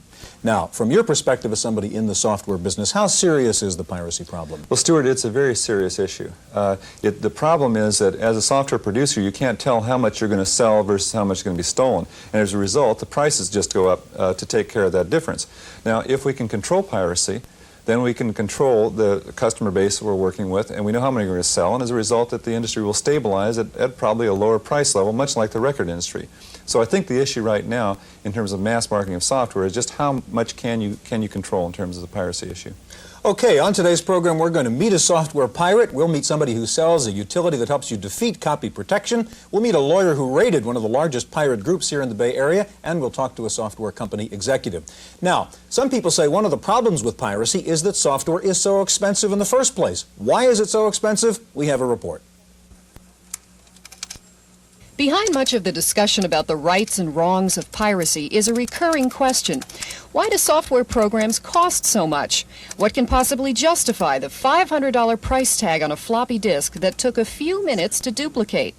In fact, except for the box it comes in, it looks like any other floppy disk. But for the publisher, the production costs of that disk are easily measured. The biggest expense, of course, is in programming development. A top-category word processor can take a year and a half of development time, relying on a team of over 60 people. The development team shares activities, source code development, screens and help systems, and instruction manuals are all interdependent at various stages. Prestigious software houses also stress their documentation and on-screen tutorials, all part of extensive customer product training. The impetus for the product's design comes from a large marketing department. Advertising, package design, and merchandising devices add another expensive layer of cost. And when you add the extra costs of disc reproduction, typesetting, printing, and distribution, the overall cost of getting the program to the customer rises to several $1,000,000. To an advanced user who buys software by word of mouth or by trying out a friend's copy, the elaborate ad campaigns and customer coddling may seem like overkill. On the other hand, the first-time computer user may demand it. In any case, the expenses are considerable and genuine. But for the user, that doesn't make the prices of software any easier to pay.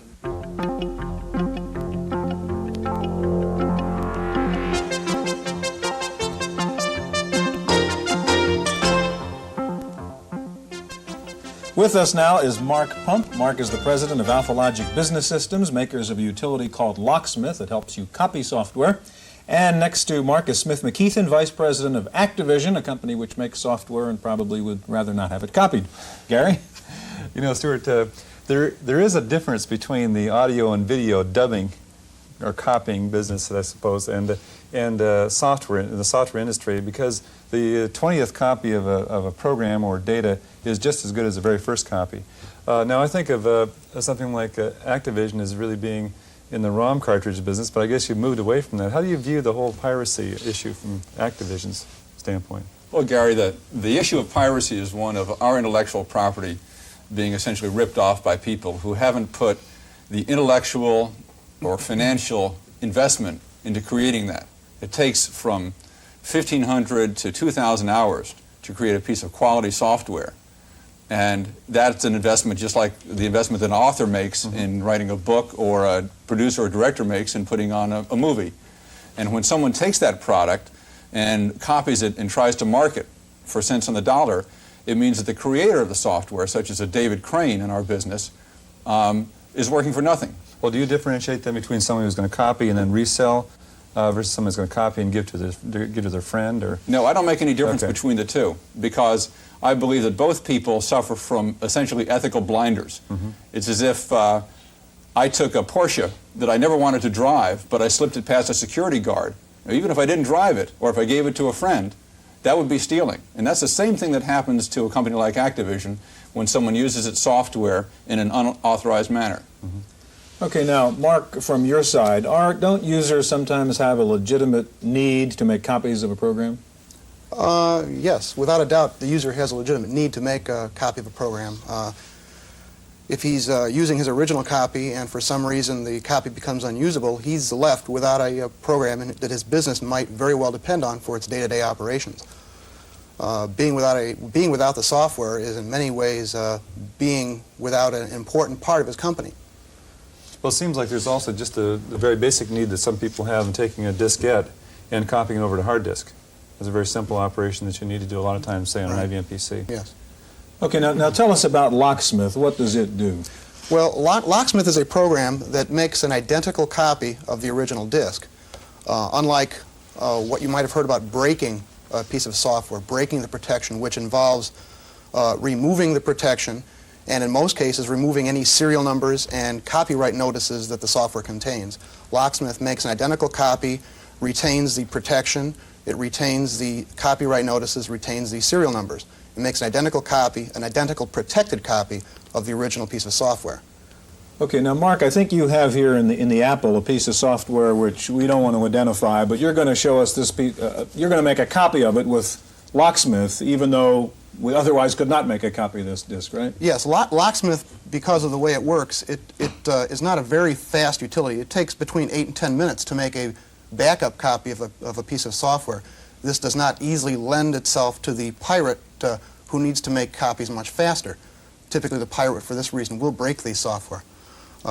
Still, an 8-minute backup is, for many people, a lot cheaper, I guess, than going out and paying the extra $40, right? Well, that, yes, it is, of course, used for that. The idea of the backup diskette is you make one backup, store the original away, and use the backup. When your backup becomes unusable, you have the original to make another backup copy. Isn't that the real issue, that if you could control the use of, say, Locksmith, then then it would be the things would be a lot better. You say, well, this is only used for backup purposes, not used for distribution of additional software. So some people would say the Locksmith would be, say, a pirate's tool for copying software. What would be your view of that? Well, in our advertisements and, in fact, in the manual, we encourage users to use it only for legal purposes. Of course, there are people who use it for pirating, even though there are much better ways to pirate software than using Locksmith. Okay, show us how you'd make a copy of this uncopyable disk then. Basically, you identify the disk drive that your original is in, the disk drive that your copy diskette is in, the range of tracks that you want to copy, a few other questions answered, a prompt here to insert the disks, and it starts copying. Now, that seems awfully easy, Smith, from your point of view. How do you react to a product like that? Well, the problem with a product like this is that this kind of product just facilitates people getting into intellectual property and stealing it. It makes it much too simple for them to do it. And if, in fact, a user of, say, one of Activision's products has a problem with this product, he only need call us on an 800 toll-free line or send the damaged product in and we'll replace it. We have a year-long warranty on our products. We stand behind them. We receive over 3,000 pieces of mail a week from people who use Activision products and want to know about upcoming products. And these people have formed a bond with us, which we will not ignore by not giving them good service. And all the responsible software manufacturers follow that same trend. So there's no need for a product like this in the event of someone having a damaged product that they want to use. Well, again, I think it goes back to the issue that maybe the software providers, people who write the software initially, aren't really allowing for the possibility of a backup for a legitimate user. At least I've run into that particular problem myself, that we go back to the diskette over the hard disk. There's programs I just simply can't use because I have no way of getting them onto a hard disk system, which is where all my programs are located. But have you talked to the manufacturer about that? Well, sure. And then they say, well, they have no way of controlling the distribution of that kind of thing. A backup, again, opens up the possibility of illegitimate copying. Well, there may be a tension in the system, but the problem is that a product like this and the wide use, the wider than we like to have use of illegitimate copies, really can, in the long range, spoil the production of creative intellectual product for everybody. Absolutely. And that's a zero-sum game. Well, Mark, what about that? I mean, do you have any feedback on how your product is in fact being used? Well, without programs like Locksmith, pirating would in fact still exist. Sophisticated computer users, so-called hackers, don't need programs like Locksmith. They have the technical expertise to break or remove the protection from the software without actually making an identical copy of the original disk. I'd say that's true for real dyed-in-the-wool pirators, but I think that I've experienced this myself because I have a 15-year-old son who's involved. Now, I tried very hard to keep him from copying software, and he's very good at that, but I see a community of say, relatively unsophisticated users of that age group that do some copying, and I don't think in many cases they would be doing it if they didn't have programs available to unlock some of these things. Well, one of the largest users of Locksmith is schools. Educational software is not cheap, and teachers feel reluctant to take their only copy of an expensive piece of software, put it in their students' hands, and allow it to be either stolen or damaged by sharp objects, magnetic fields, what have you. Most schools that buy Locksmith use Locksmith to archive. They make a backup copy of the original, archive the original, and let the students use the backup copy. Thank you, gentlemen. Now, in just a minute, we're going to meet Captain Crunch, one of the original pirates. We'll meet a current-day pirate, and we'll meet a lawyer who busted the West Coast Computer Connection, an alleged band of pirates. That's coming up next.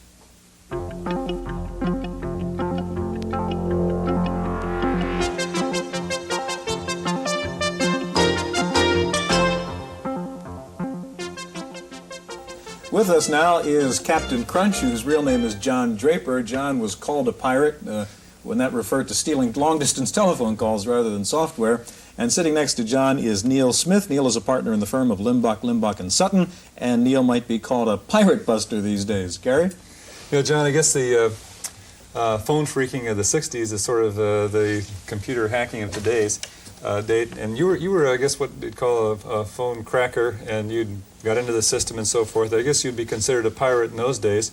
Now you've moved into being a software vendor now. You're author of Easy Writer. You're working on a lot of Mac software. How do you feel about software piracy?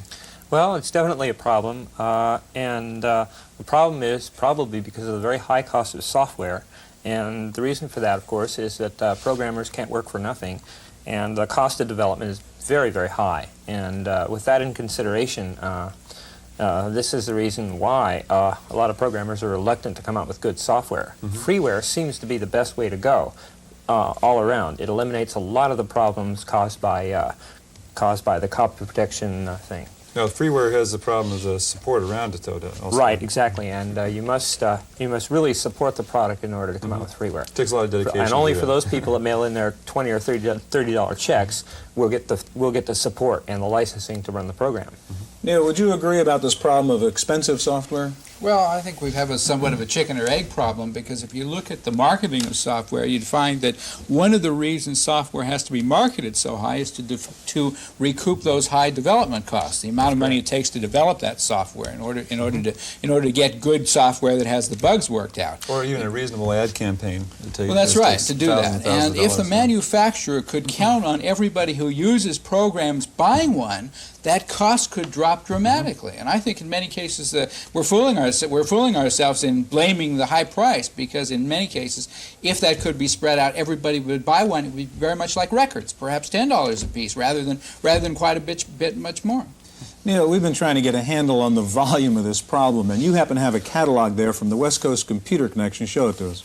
Right, let me show you this. This is one of the more brazen operations. This is a multi-page catalog listing just scads and scads of titles of pirated software, documentation, including some of the cracking programs, and Locksmith. It's interesting, Locksmith is on both sides of these. They have a problem with their proprietary software being pirated as well. Okay, what was the West Coast Computer Connection doing, and what happened to them? Well, what they were doing was they were marketing mail order. They were making contacts, not through bulletin boards. This was a few months ago, not through bulletin boards that we knew about really, but through the advertising and through the marketing catalogs being distributed. And what we did there, it turns out this happened to be, and I'm not saying everybody's going to get by so easily, but it happened to be some juveniles, and because of the concern about that, we really went over and visited them and explained the seriousness of this, and they agreed to cut it out. We have a written agreement from them that they would discontinue it. The remedies under the law are much stronger, and we may want to talk about that. Thank you, gentlemen. We'll be back in just a minute. As we heard, some people suggested if software were cheaper, then there wouldn't be the motivation to have piracy. Wendy Woods took a look at that idea. overlooking the San Francisco Bay, and here in this little garage is one of the most revolutionary software businesses in the United States. Welcome to Headland Press. This is the home of freeware, specifically PC Talk, a communications program that's not copy protected. In fact, each shipment encourages piracy. You can copy freely every single diskette in a unique approach to software sales. I think what we've done is just address the whole notion of copy protection and piracy in a different way. And rather than restricting access to the program and appealing to people's dishonesty, we're giving wide access to the program and appealing to their honesty. This mom-and-pop operation claims 1 out of 10 people who copy PC Talk will pay the suggested $35 fee, and their letters tell the tale of appreciation. Well, all this is fine and good, but what does it mean for support? That's usually the biggest part of a software company's budget, and Headland Press stays on the phone quite a lot.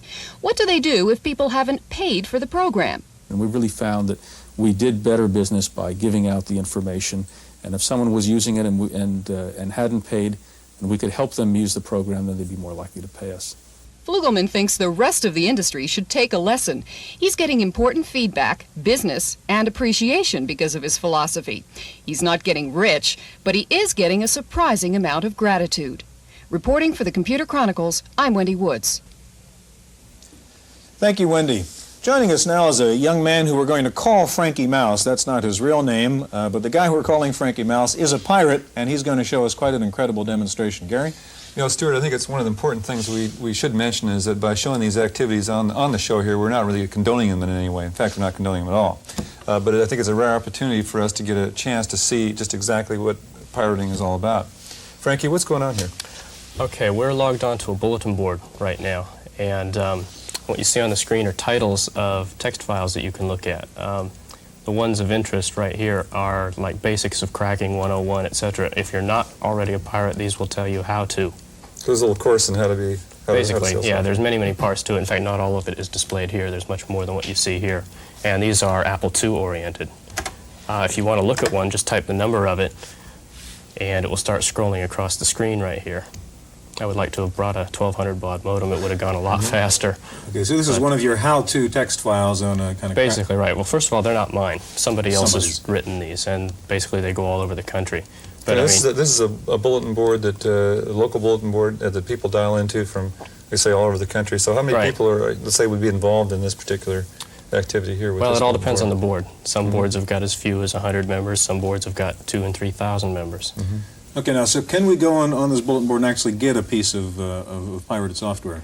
There are items like that exist. For the Apple II especially, they're called AE lines. And that's it's not really a bulletin board, but it is a way of allowing you to call that computer and download files that have already been cracked. This particular bulletin board does not have anything like that. Okay. How many bulletin boards are there like this throughout the country, just as a guess? Do you have any idea at all? Hundreds or? Hundreds, maybe thousands. I have really no idea. They're all over the place, though. How do you feel about that? I mean, do you feel like it's why do you do this? What's the reason? Well, unlike West Coast Computer Connection here, we don't do anything like that for profit. Basically, it's just for fun and recognition. I mean, if you have a popular name, such as you mentioned the name Mr. Crackman to any pirate, and they'll know who you're talking about. They won't know who he is personally, but they'll know who you're referring to. So your interest is I guess in the fun that you would have in actually cracking the program, and that's the activity that it's kind of like a game, right? And, you know, you're outsmarting the software makers. Do you feel like that has any? Are there any moral issues at all that you're worried about? Well, you can't deny it. I guess it is stealing. I mean, you didn't pay for it, and now you have it. I mean, you've got it somewhere. That's stealing. I really can't say, though, how much software companies lose in revenue because, first of all, copied program is like free advertising in a way because it goes out. And among me and my friends, we have sort of a code of honor that we follow. If we have a program and we use it a lot, we like it, we will go out and buy it, simply so we have the manuals and the support and all that stuff. Frankie, if you could log off here, and I want you to show me your pirated DB Master in a second. And Neil, while Frankie's doing that, how do you react to what you just heard from Neil as a guy who represents software publishers? Well, I think there's both a moral issue here and a legal issue. As we talked about before, and you know, Frankie didn't hear that, but he may catch it later. Really, the fact that people are using this software and not paying for it really means the software is a lot more expensive. And I think that there's an economic issue here that they really, if everybody was using it, paid a small amount, we'd probably have the price drop dramatically. The second part is illegal, and I'm happy to hear Frankie admit that it is in fact stealing. It is in fact a criminal act. There's a copyright infringement has been a crime and continues to be a crime. You can get a year in jail, perhaps more monetary fines, as well as use of trademarks where you do use the name of the trademark. We have a new criminal counterfeiting statute that provides up to 5 years in jail. So, okay, sure. Let's go back to Frankie. What do you have here now, Frankie? Okay, this is a popular program for the Apple II known as DB Master. And it's protected like crazy. You can't copy it conventionally. What did you do? What we've done to it is we've totally opened it up. I mean, you can copy it from BASIC right now. There's no protection whatsoever. And one thing that we found that was interesting when we did it is that DB Master is written for a large part in BASIC. I mean, most commercial programs are written in assembly language. So you're in the process of copying this right now, listing that. Right. What would it take, Frankie, for you to buy a program? I'm not sure I understand. Well, rather than steal it. So, is there any incentive that a manufacturer could provide for you to buy that program? Well, like I say, if I have a program that I use a lot, I'll buy it for the manuals and for the support. So I guess what I could say is to put out good manuals and support the product. Okay, gentlemen, Frankie and Neil, thanks a lot. Now, as we see, this is a complex issue with problems of morality and ethics and price and so on. Commentator Paul Schindler has some thoughts on the whole problem of piracy.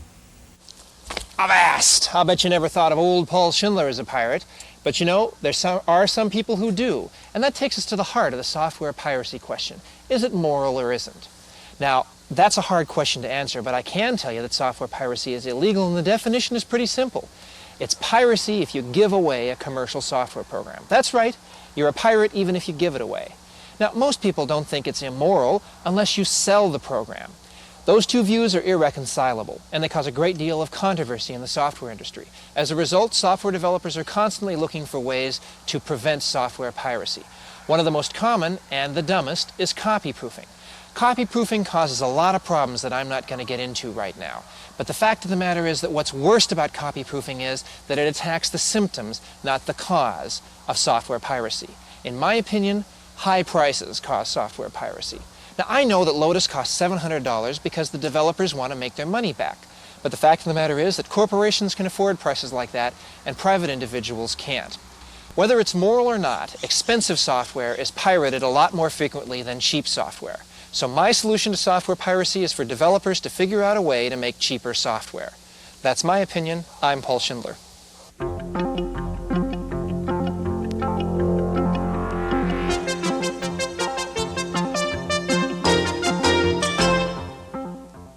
In the random access file this week, imagine it's April 15th, almost midnight, and instead of rushing down to the post office to drop in your tax returns, you simply turn on your modem and download the old 1040 to Uncle Sam. The IRS says it is looking into electronic tax filing, including sending in a return on a floppy disk. One IRS analyst said he thought there could be electronic filing within 5 years. Meanwhile, just like Christmas baubles in October, software store shelves are filling up with tax preparation programs. There are an estimated 50 tax programs in the market this year, ranging in price from about $50 to more than $300. Some just help you prepare your returns, others actually help you in tax planning. Here's a list of 5 of the most well-known tax programs and their prices. Most of the tax software is available for the IBM PC and the Apple line. The IRS, by the way, has cracked down on the rules regarding tax deductions for home computers. Under the revised law, you can only take the full tax deduction for your PC if you use it at least 50% of the time for legitimate business purposes. And using your computer to analyze personal investments will not count as part of that. Best to check with your accountant. Well, along with electronic tax filing, electronic job finding is growing. There are now 5 online job databases in the country. Business Week magazine says employers are warming to the efficiency of doing online searches for prospects, since they can add or subtract qualifying criteria and so narrow or broaden the pool as needed. American computer manufacturers are poised for the impending invasion of the Japanese MSX computers, but no one seems too worried. Most analysts seem to think the Japanese PCs will offer too little, too late. MSX machines were introduced in Europe late last year and have so far received a cool reception. How about a warm reception for our software reviewer, Paul Schindler? If you don't recognize these moves, you probably never played pinball. Now, I'm not talking video games here, I'm talking the real thing. A little steel ball moving down through a gadget-filled field. You know, I can still remember the first time I found out that real pinball players deliberately bumped the game and felt the rhythm of the tilt detectors in order to try to avoid a tilt. Now, why am I telling you about all this? Because the true pinball experience has been captured by a game called Night Mission Pinball. Now, this is not one of those games where you get to design the pinball game. The basic design's locked in. But while you can't install things just where you want them, you can control every other aspect of the game. Ball speed, friction, kicker power, bonus points, bumper resilience. I still remember at MIT whenever people would start winning too many games, they'd deaden the bumpers. Talk about realism! When you start Night Mission Pinball, you see quarters on the screen dropping into a slot. And you can bump this game. But if you bump it too hard, it tilts. This is the finest simulation of a physical game I've ever seen. Hats off to SUV Logic, Champaign, Illinois, the people who, for just $40, bring you Night Mission Pinball. For Random Access, I'm Paul Schindler.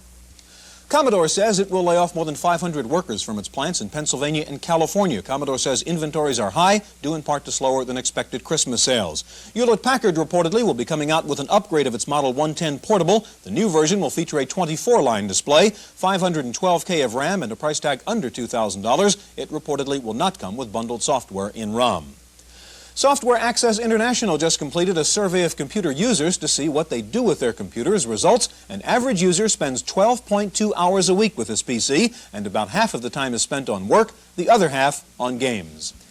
There's a new game out called COMEX, the Game, by the Commodity Exchange in New York. It's a sophisticated simulation of real commodities trading where money can be made and lost real fast. The exchange says it is selling the software in the hopes that users will then move from the game to the real thing. Finally, you've seen those personals columns in the newspaper, you know, single white male, Sikhs, etc. Well, you guessed it. New York Magazine, the famed repository for the cryptic lust-wanted ads, has a new electronic mail network called XNet. It is essentially a personals bulletin board in which New Yorkers can post their desires for dates. XNet says about 300 hungry hopefuls have signed up for the service. That's it for this week's Computer Chronicles. We'll see you next time. The Computer Chronicles was brought to you in part by McGraw-Hill, publishers of Popular Computing, the magazine that gives readers an understanding of the technology and applications of microcomputers and software in office, home, and classroom.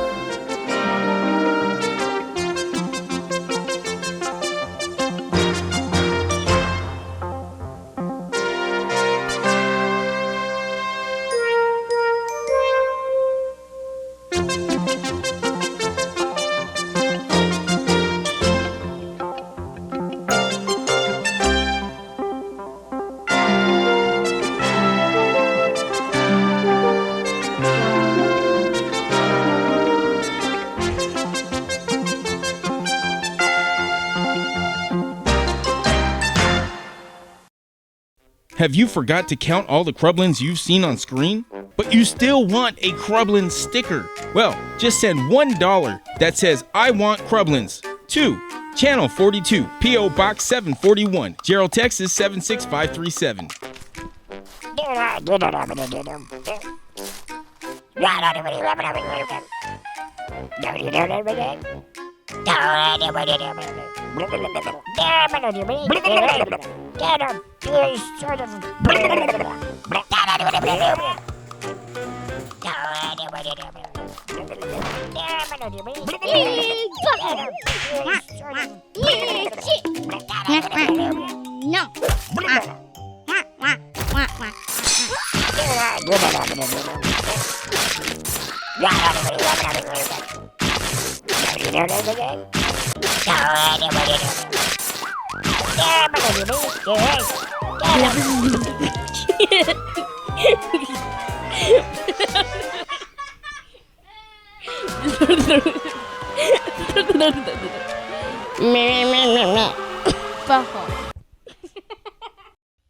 It's not easy when you're new in town. Except when you have something that makes huge bubbles, amazing bubbles. Bubble Thing makes people curious. How can anything make bubbles as big, as giant, as monstrous as Bubble Thing makes them? Nobody seems to be able to resist the kind of bubbles Bubble Thing makes. Can you? Bubble Thing makes colossal bubbles and it's new from Whammo. Okay, time to buy some life insurance. Now, who are the companies offering whole life? I want protection plus cash value buildup. Whoa, better cut that down. So, who are the top companies? Ah, that did it. Okay, now the biggie. Whose policies make more money? I want the top-rated company. Oh, Northwestern Mutual Life. That's all I needed to know. I'm going to give one of their agents a call. Hi, honey, I'm home. You know, the house smells so fresh, you'd never know we had pets. That's because I use Arm & Hammer Pet Fresh. There's one to deodorize carpets, another to deodorize the air. They both freshen naturally with baking soda.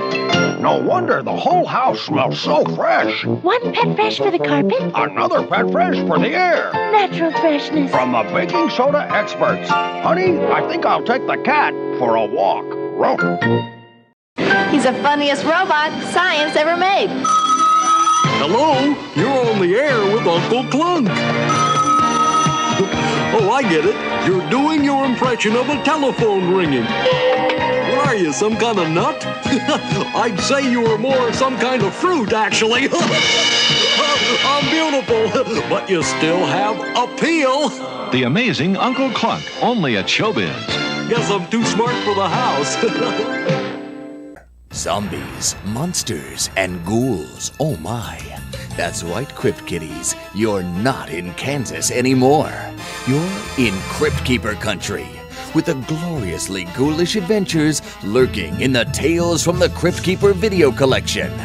Featuring 2 classically creepy episodes on each eerie animated video volume, this series is a real scream come true. Tales from the Crypt Keeper. Don't be afraid to collect them all. In today's world of high technology, computers are everywhere, and sometimes they break. Sometimes they just don't work. No matter how well it's made, even sophisticated equipment needs normal maintenance.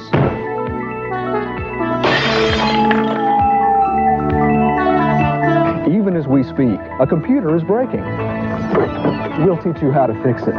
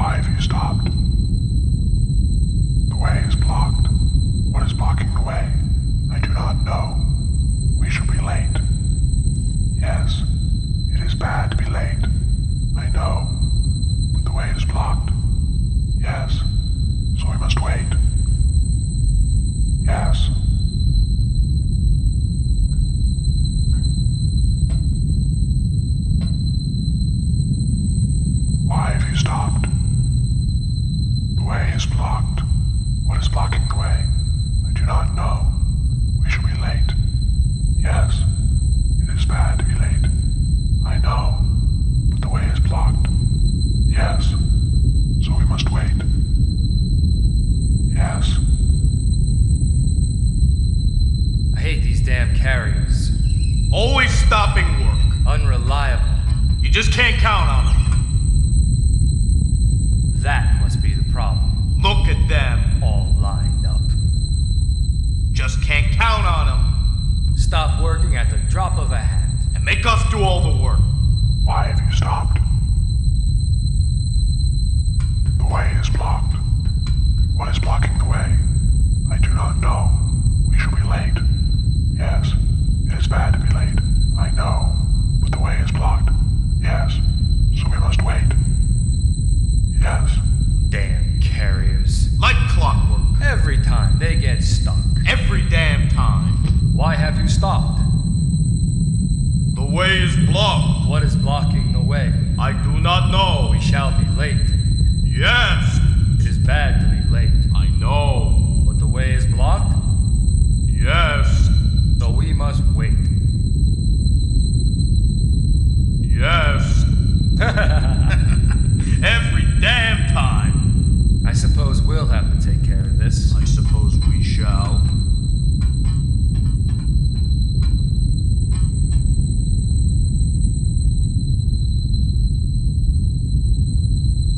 It's fairly intense. I suppose we'll need a number 22.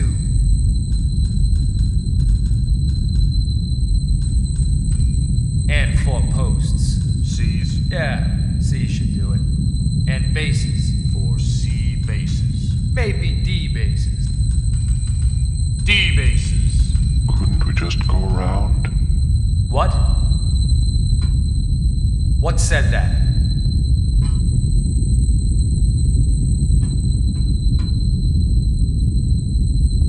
I did. And what did it say? Couldn't we just go around?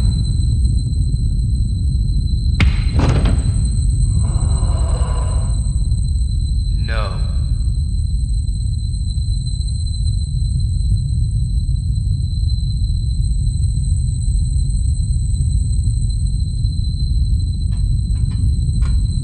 So bases, poles, and a number 22 canopy, right? Yeah, I think that should do it.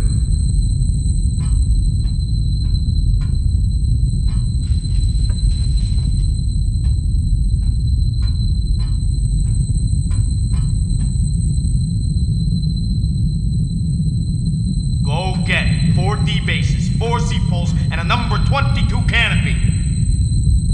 Yes, sir.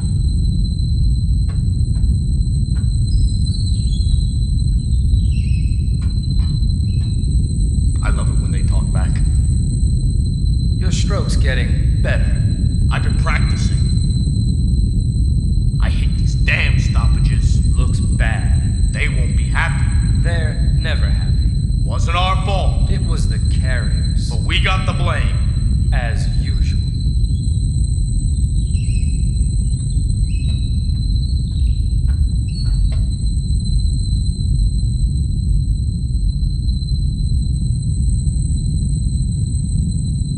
I have to make sure the carrier does it right this time. Not like last time. Screwed it up.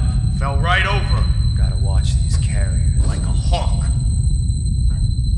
Can't think for themselves. We do all the work. Making sure they don't screw up. Damn carriers.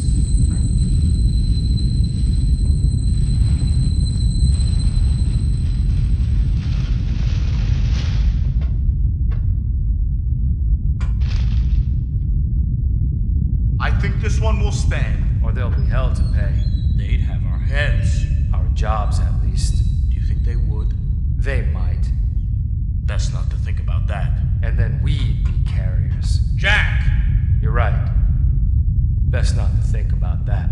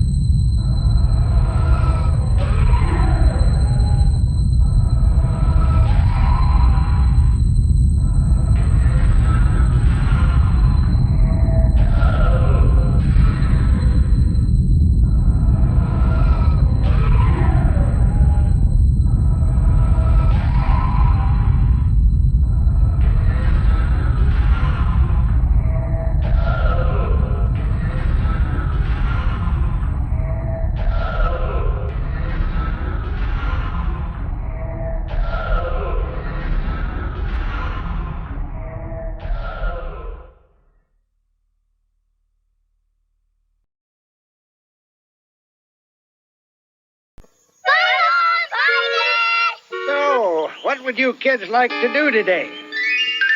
Goodness, would you look at this? Chuck E. Cheese, you can act like a kid. You'll have more fun than you ever did. You can laugh, you can play, you can do it your way. Boy, what a day. Chuck E. Cheese. What do you kids want to do tomorrow? Where a kid can be a kid. No! Jordache Basics. What happened to him? He's been hurt. He's probably Help him drunk. up. No. We have to get help. I don't think we should move him. Leave him down. We just saw him. Quick, give me your jacket. Hurry, hurry. Mike, wake up. Wake it up. Do something. What are you gonna do? He's an old man. Call somebody. Are we too late? Is he gonna be all right? We're into riding in style with the Barbie Ferrari. Barbie's into her Ferrari, what a dream. She's into driving with Ken to the party scene. Ferrari. You put it together. Dolls each sold separately. We're into Barbie.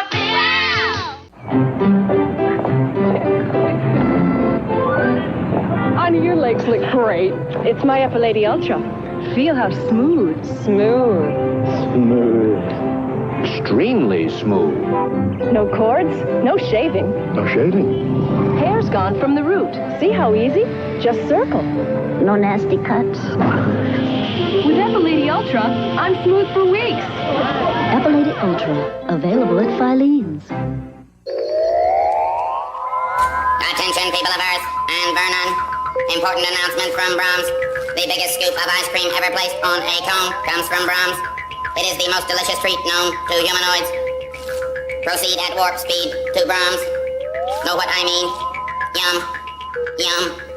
Yum. Hey, Vern, who was that weirdo? Snappy dresser, though, huh? This is a Channel 42 community alert. Thank you for spending so much of your time with us. If you enjoy these broadcasts, you can help keep Channel 42 on the air by subscribing, leaving a comment, and sharing your favorite episodes with friends. Viewer interaction helps more people discover the channel and allows for the channel to continue to grow. For those wishing to provide additional support, there is a Patreon, and official merchandise can be found at horriblehomevideo.com. We're almost out of Channel 42 enamel pins. I think we're down to like 8 or 9 at the time of making this video, so they may be sold out by the time you hear this, but if you want to get one, or if you even think about getting one, now's the time. And whether you've been part of this community since it started, or just discovered us tonight, your time, views, comments, and support is greatly appreciated. Don't forget, we have a Discord for those of you who want to keep conversation going after the premieres, and thank you for watching. See you next time.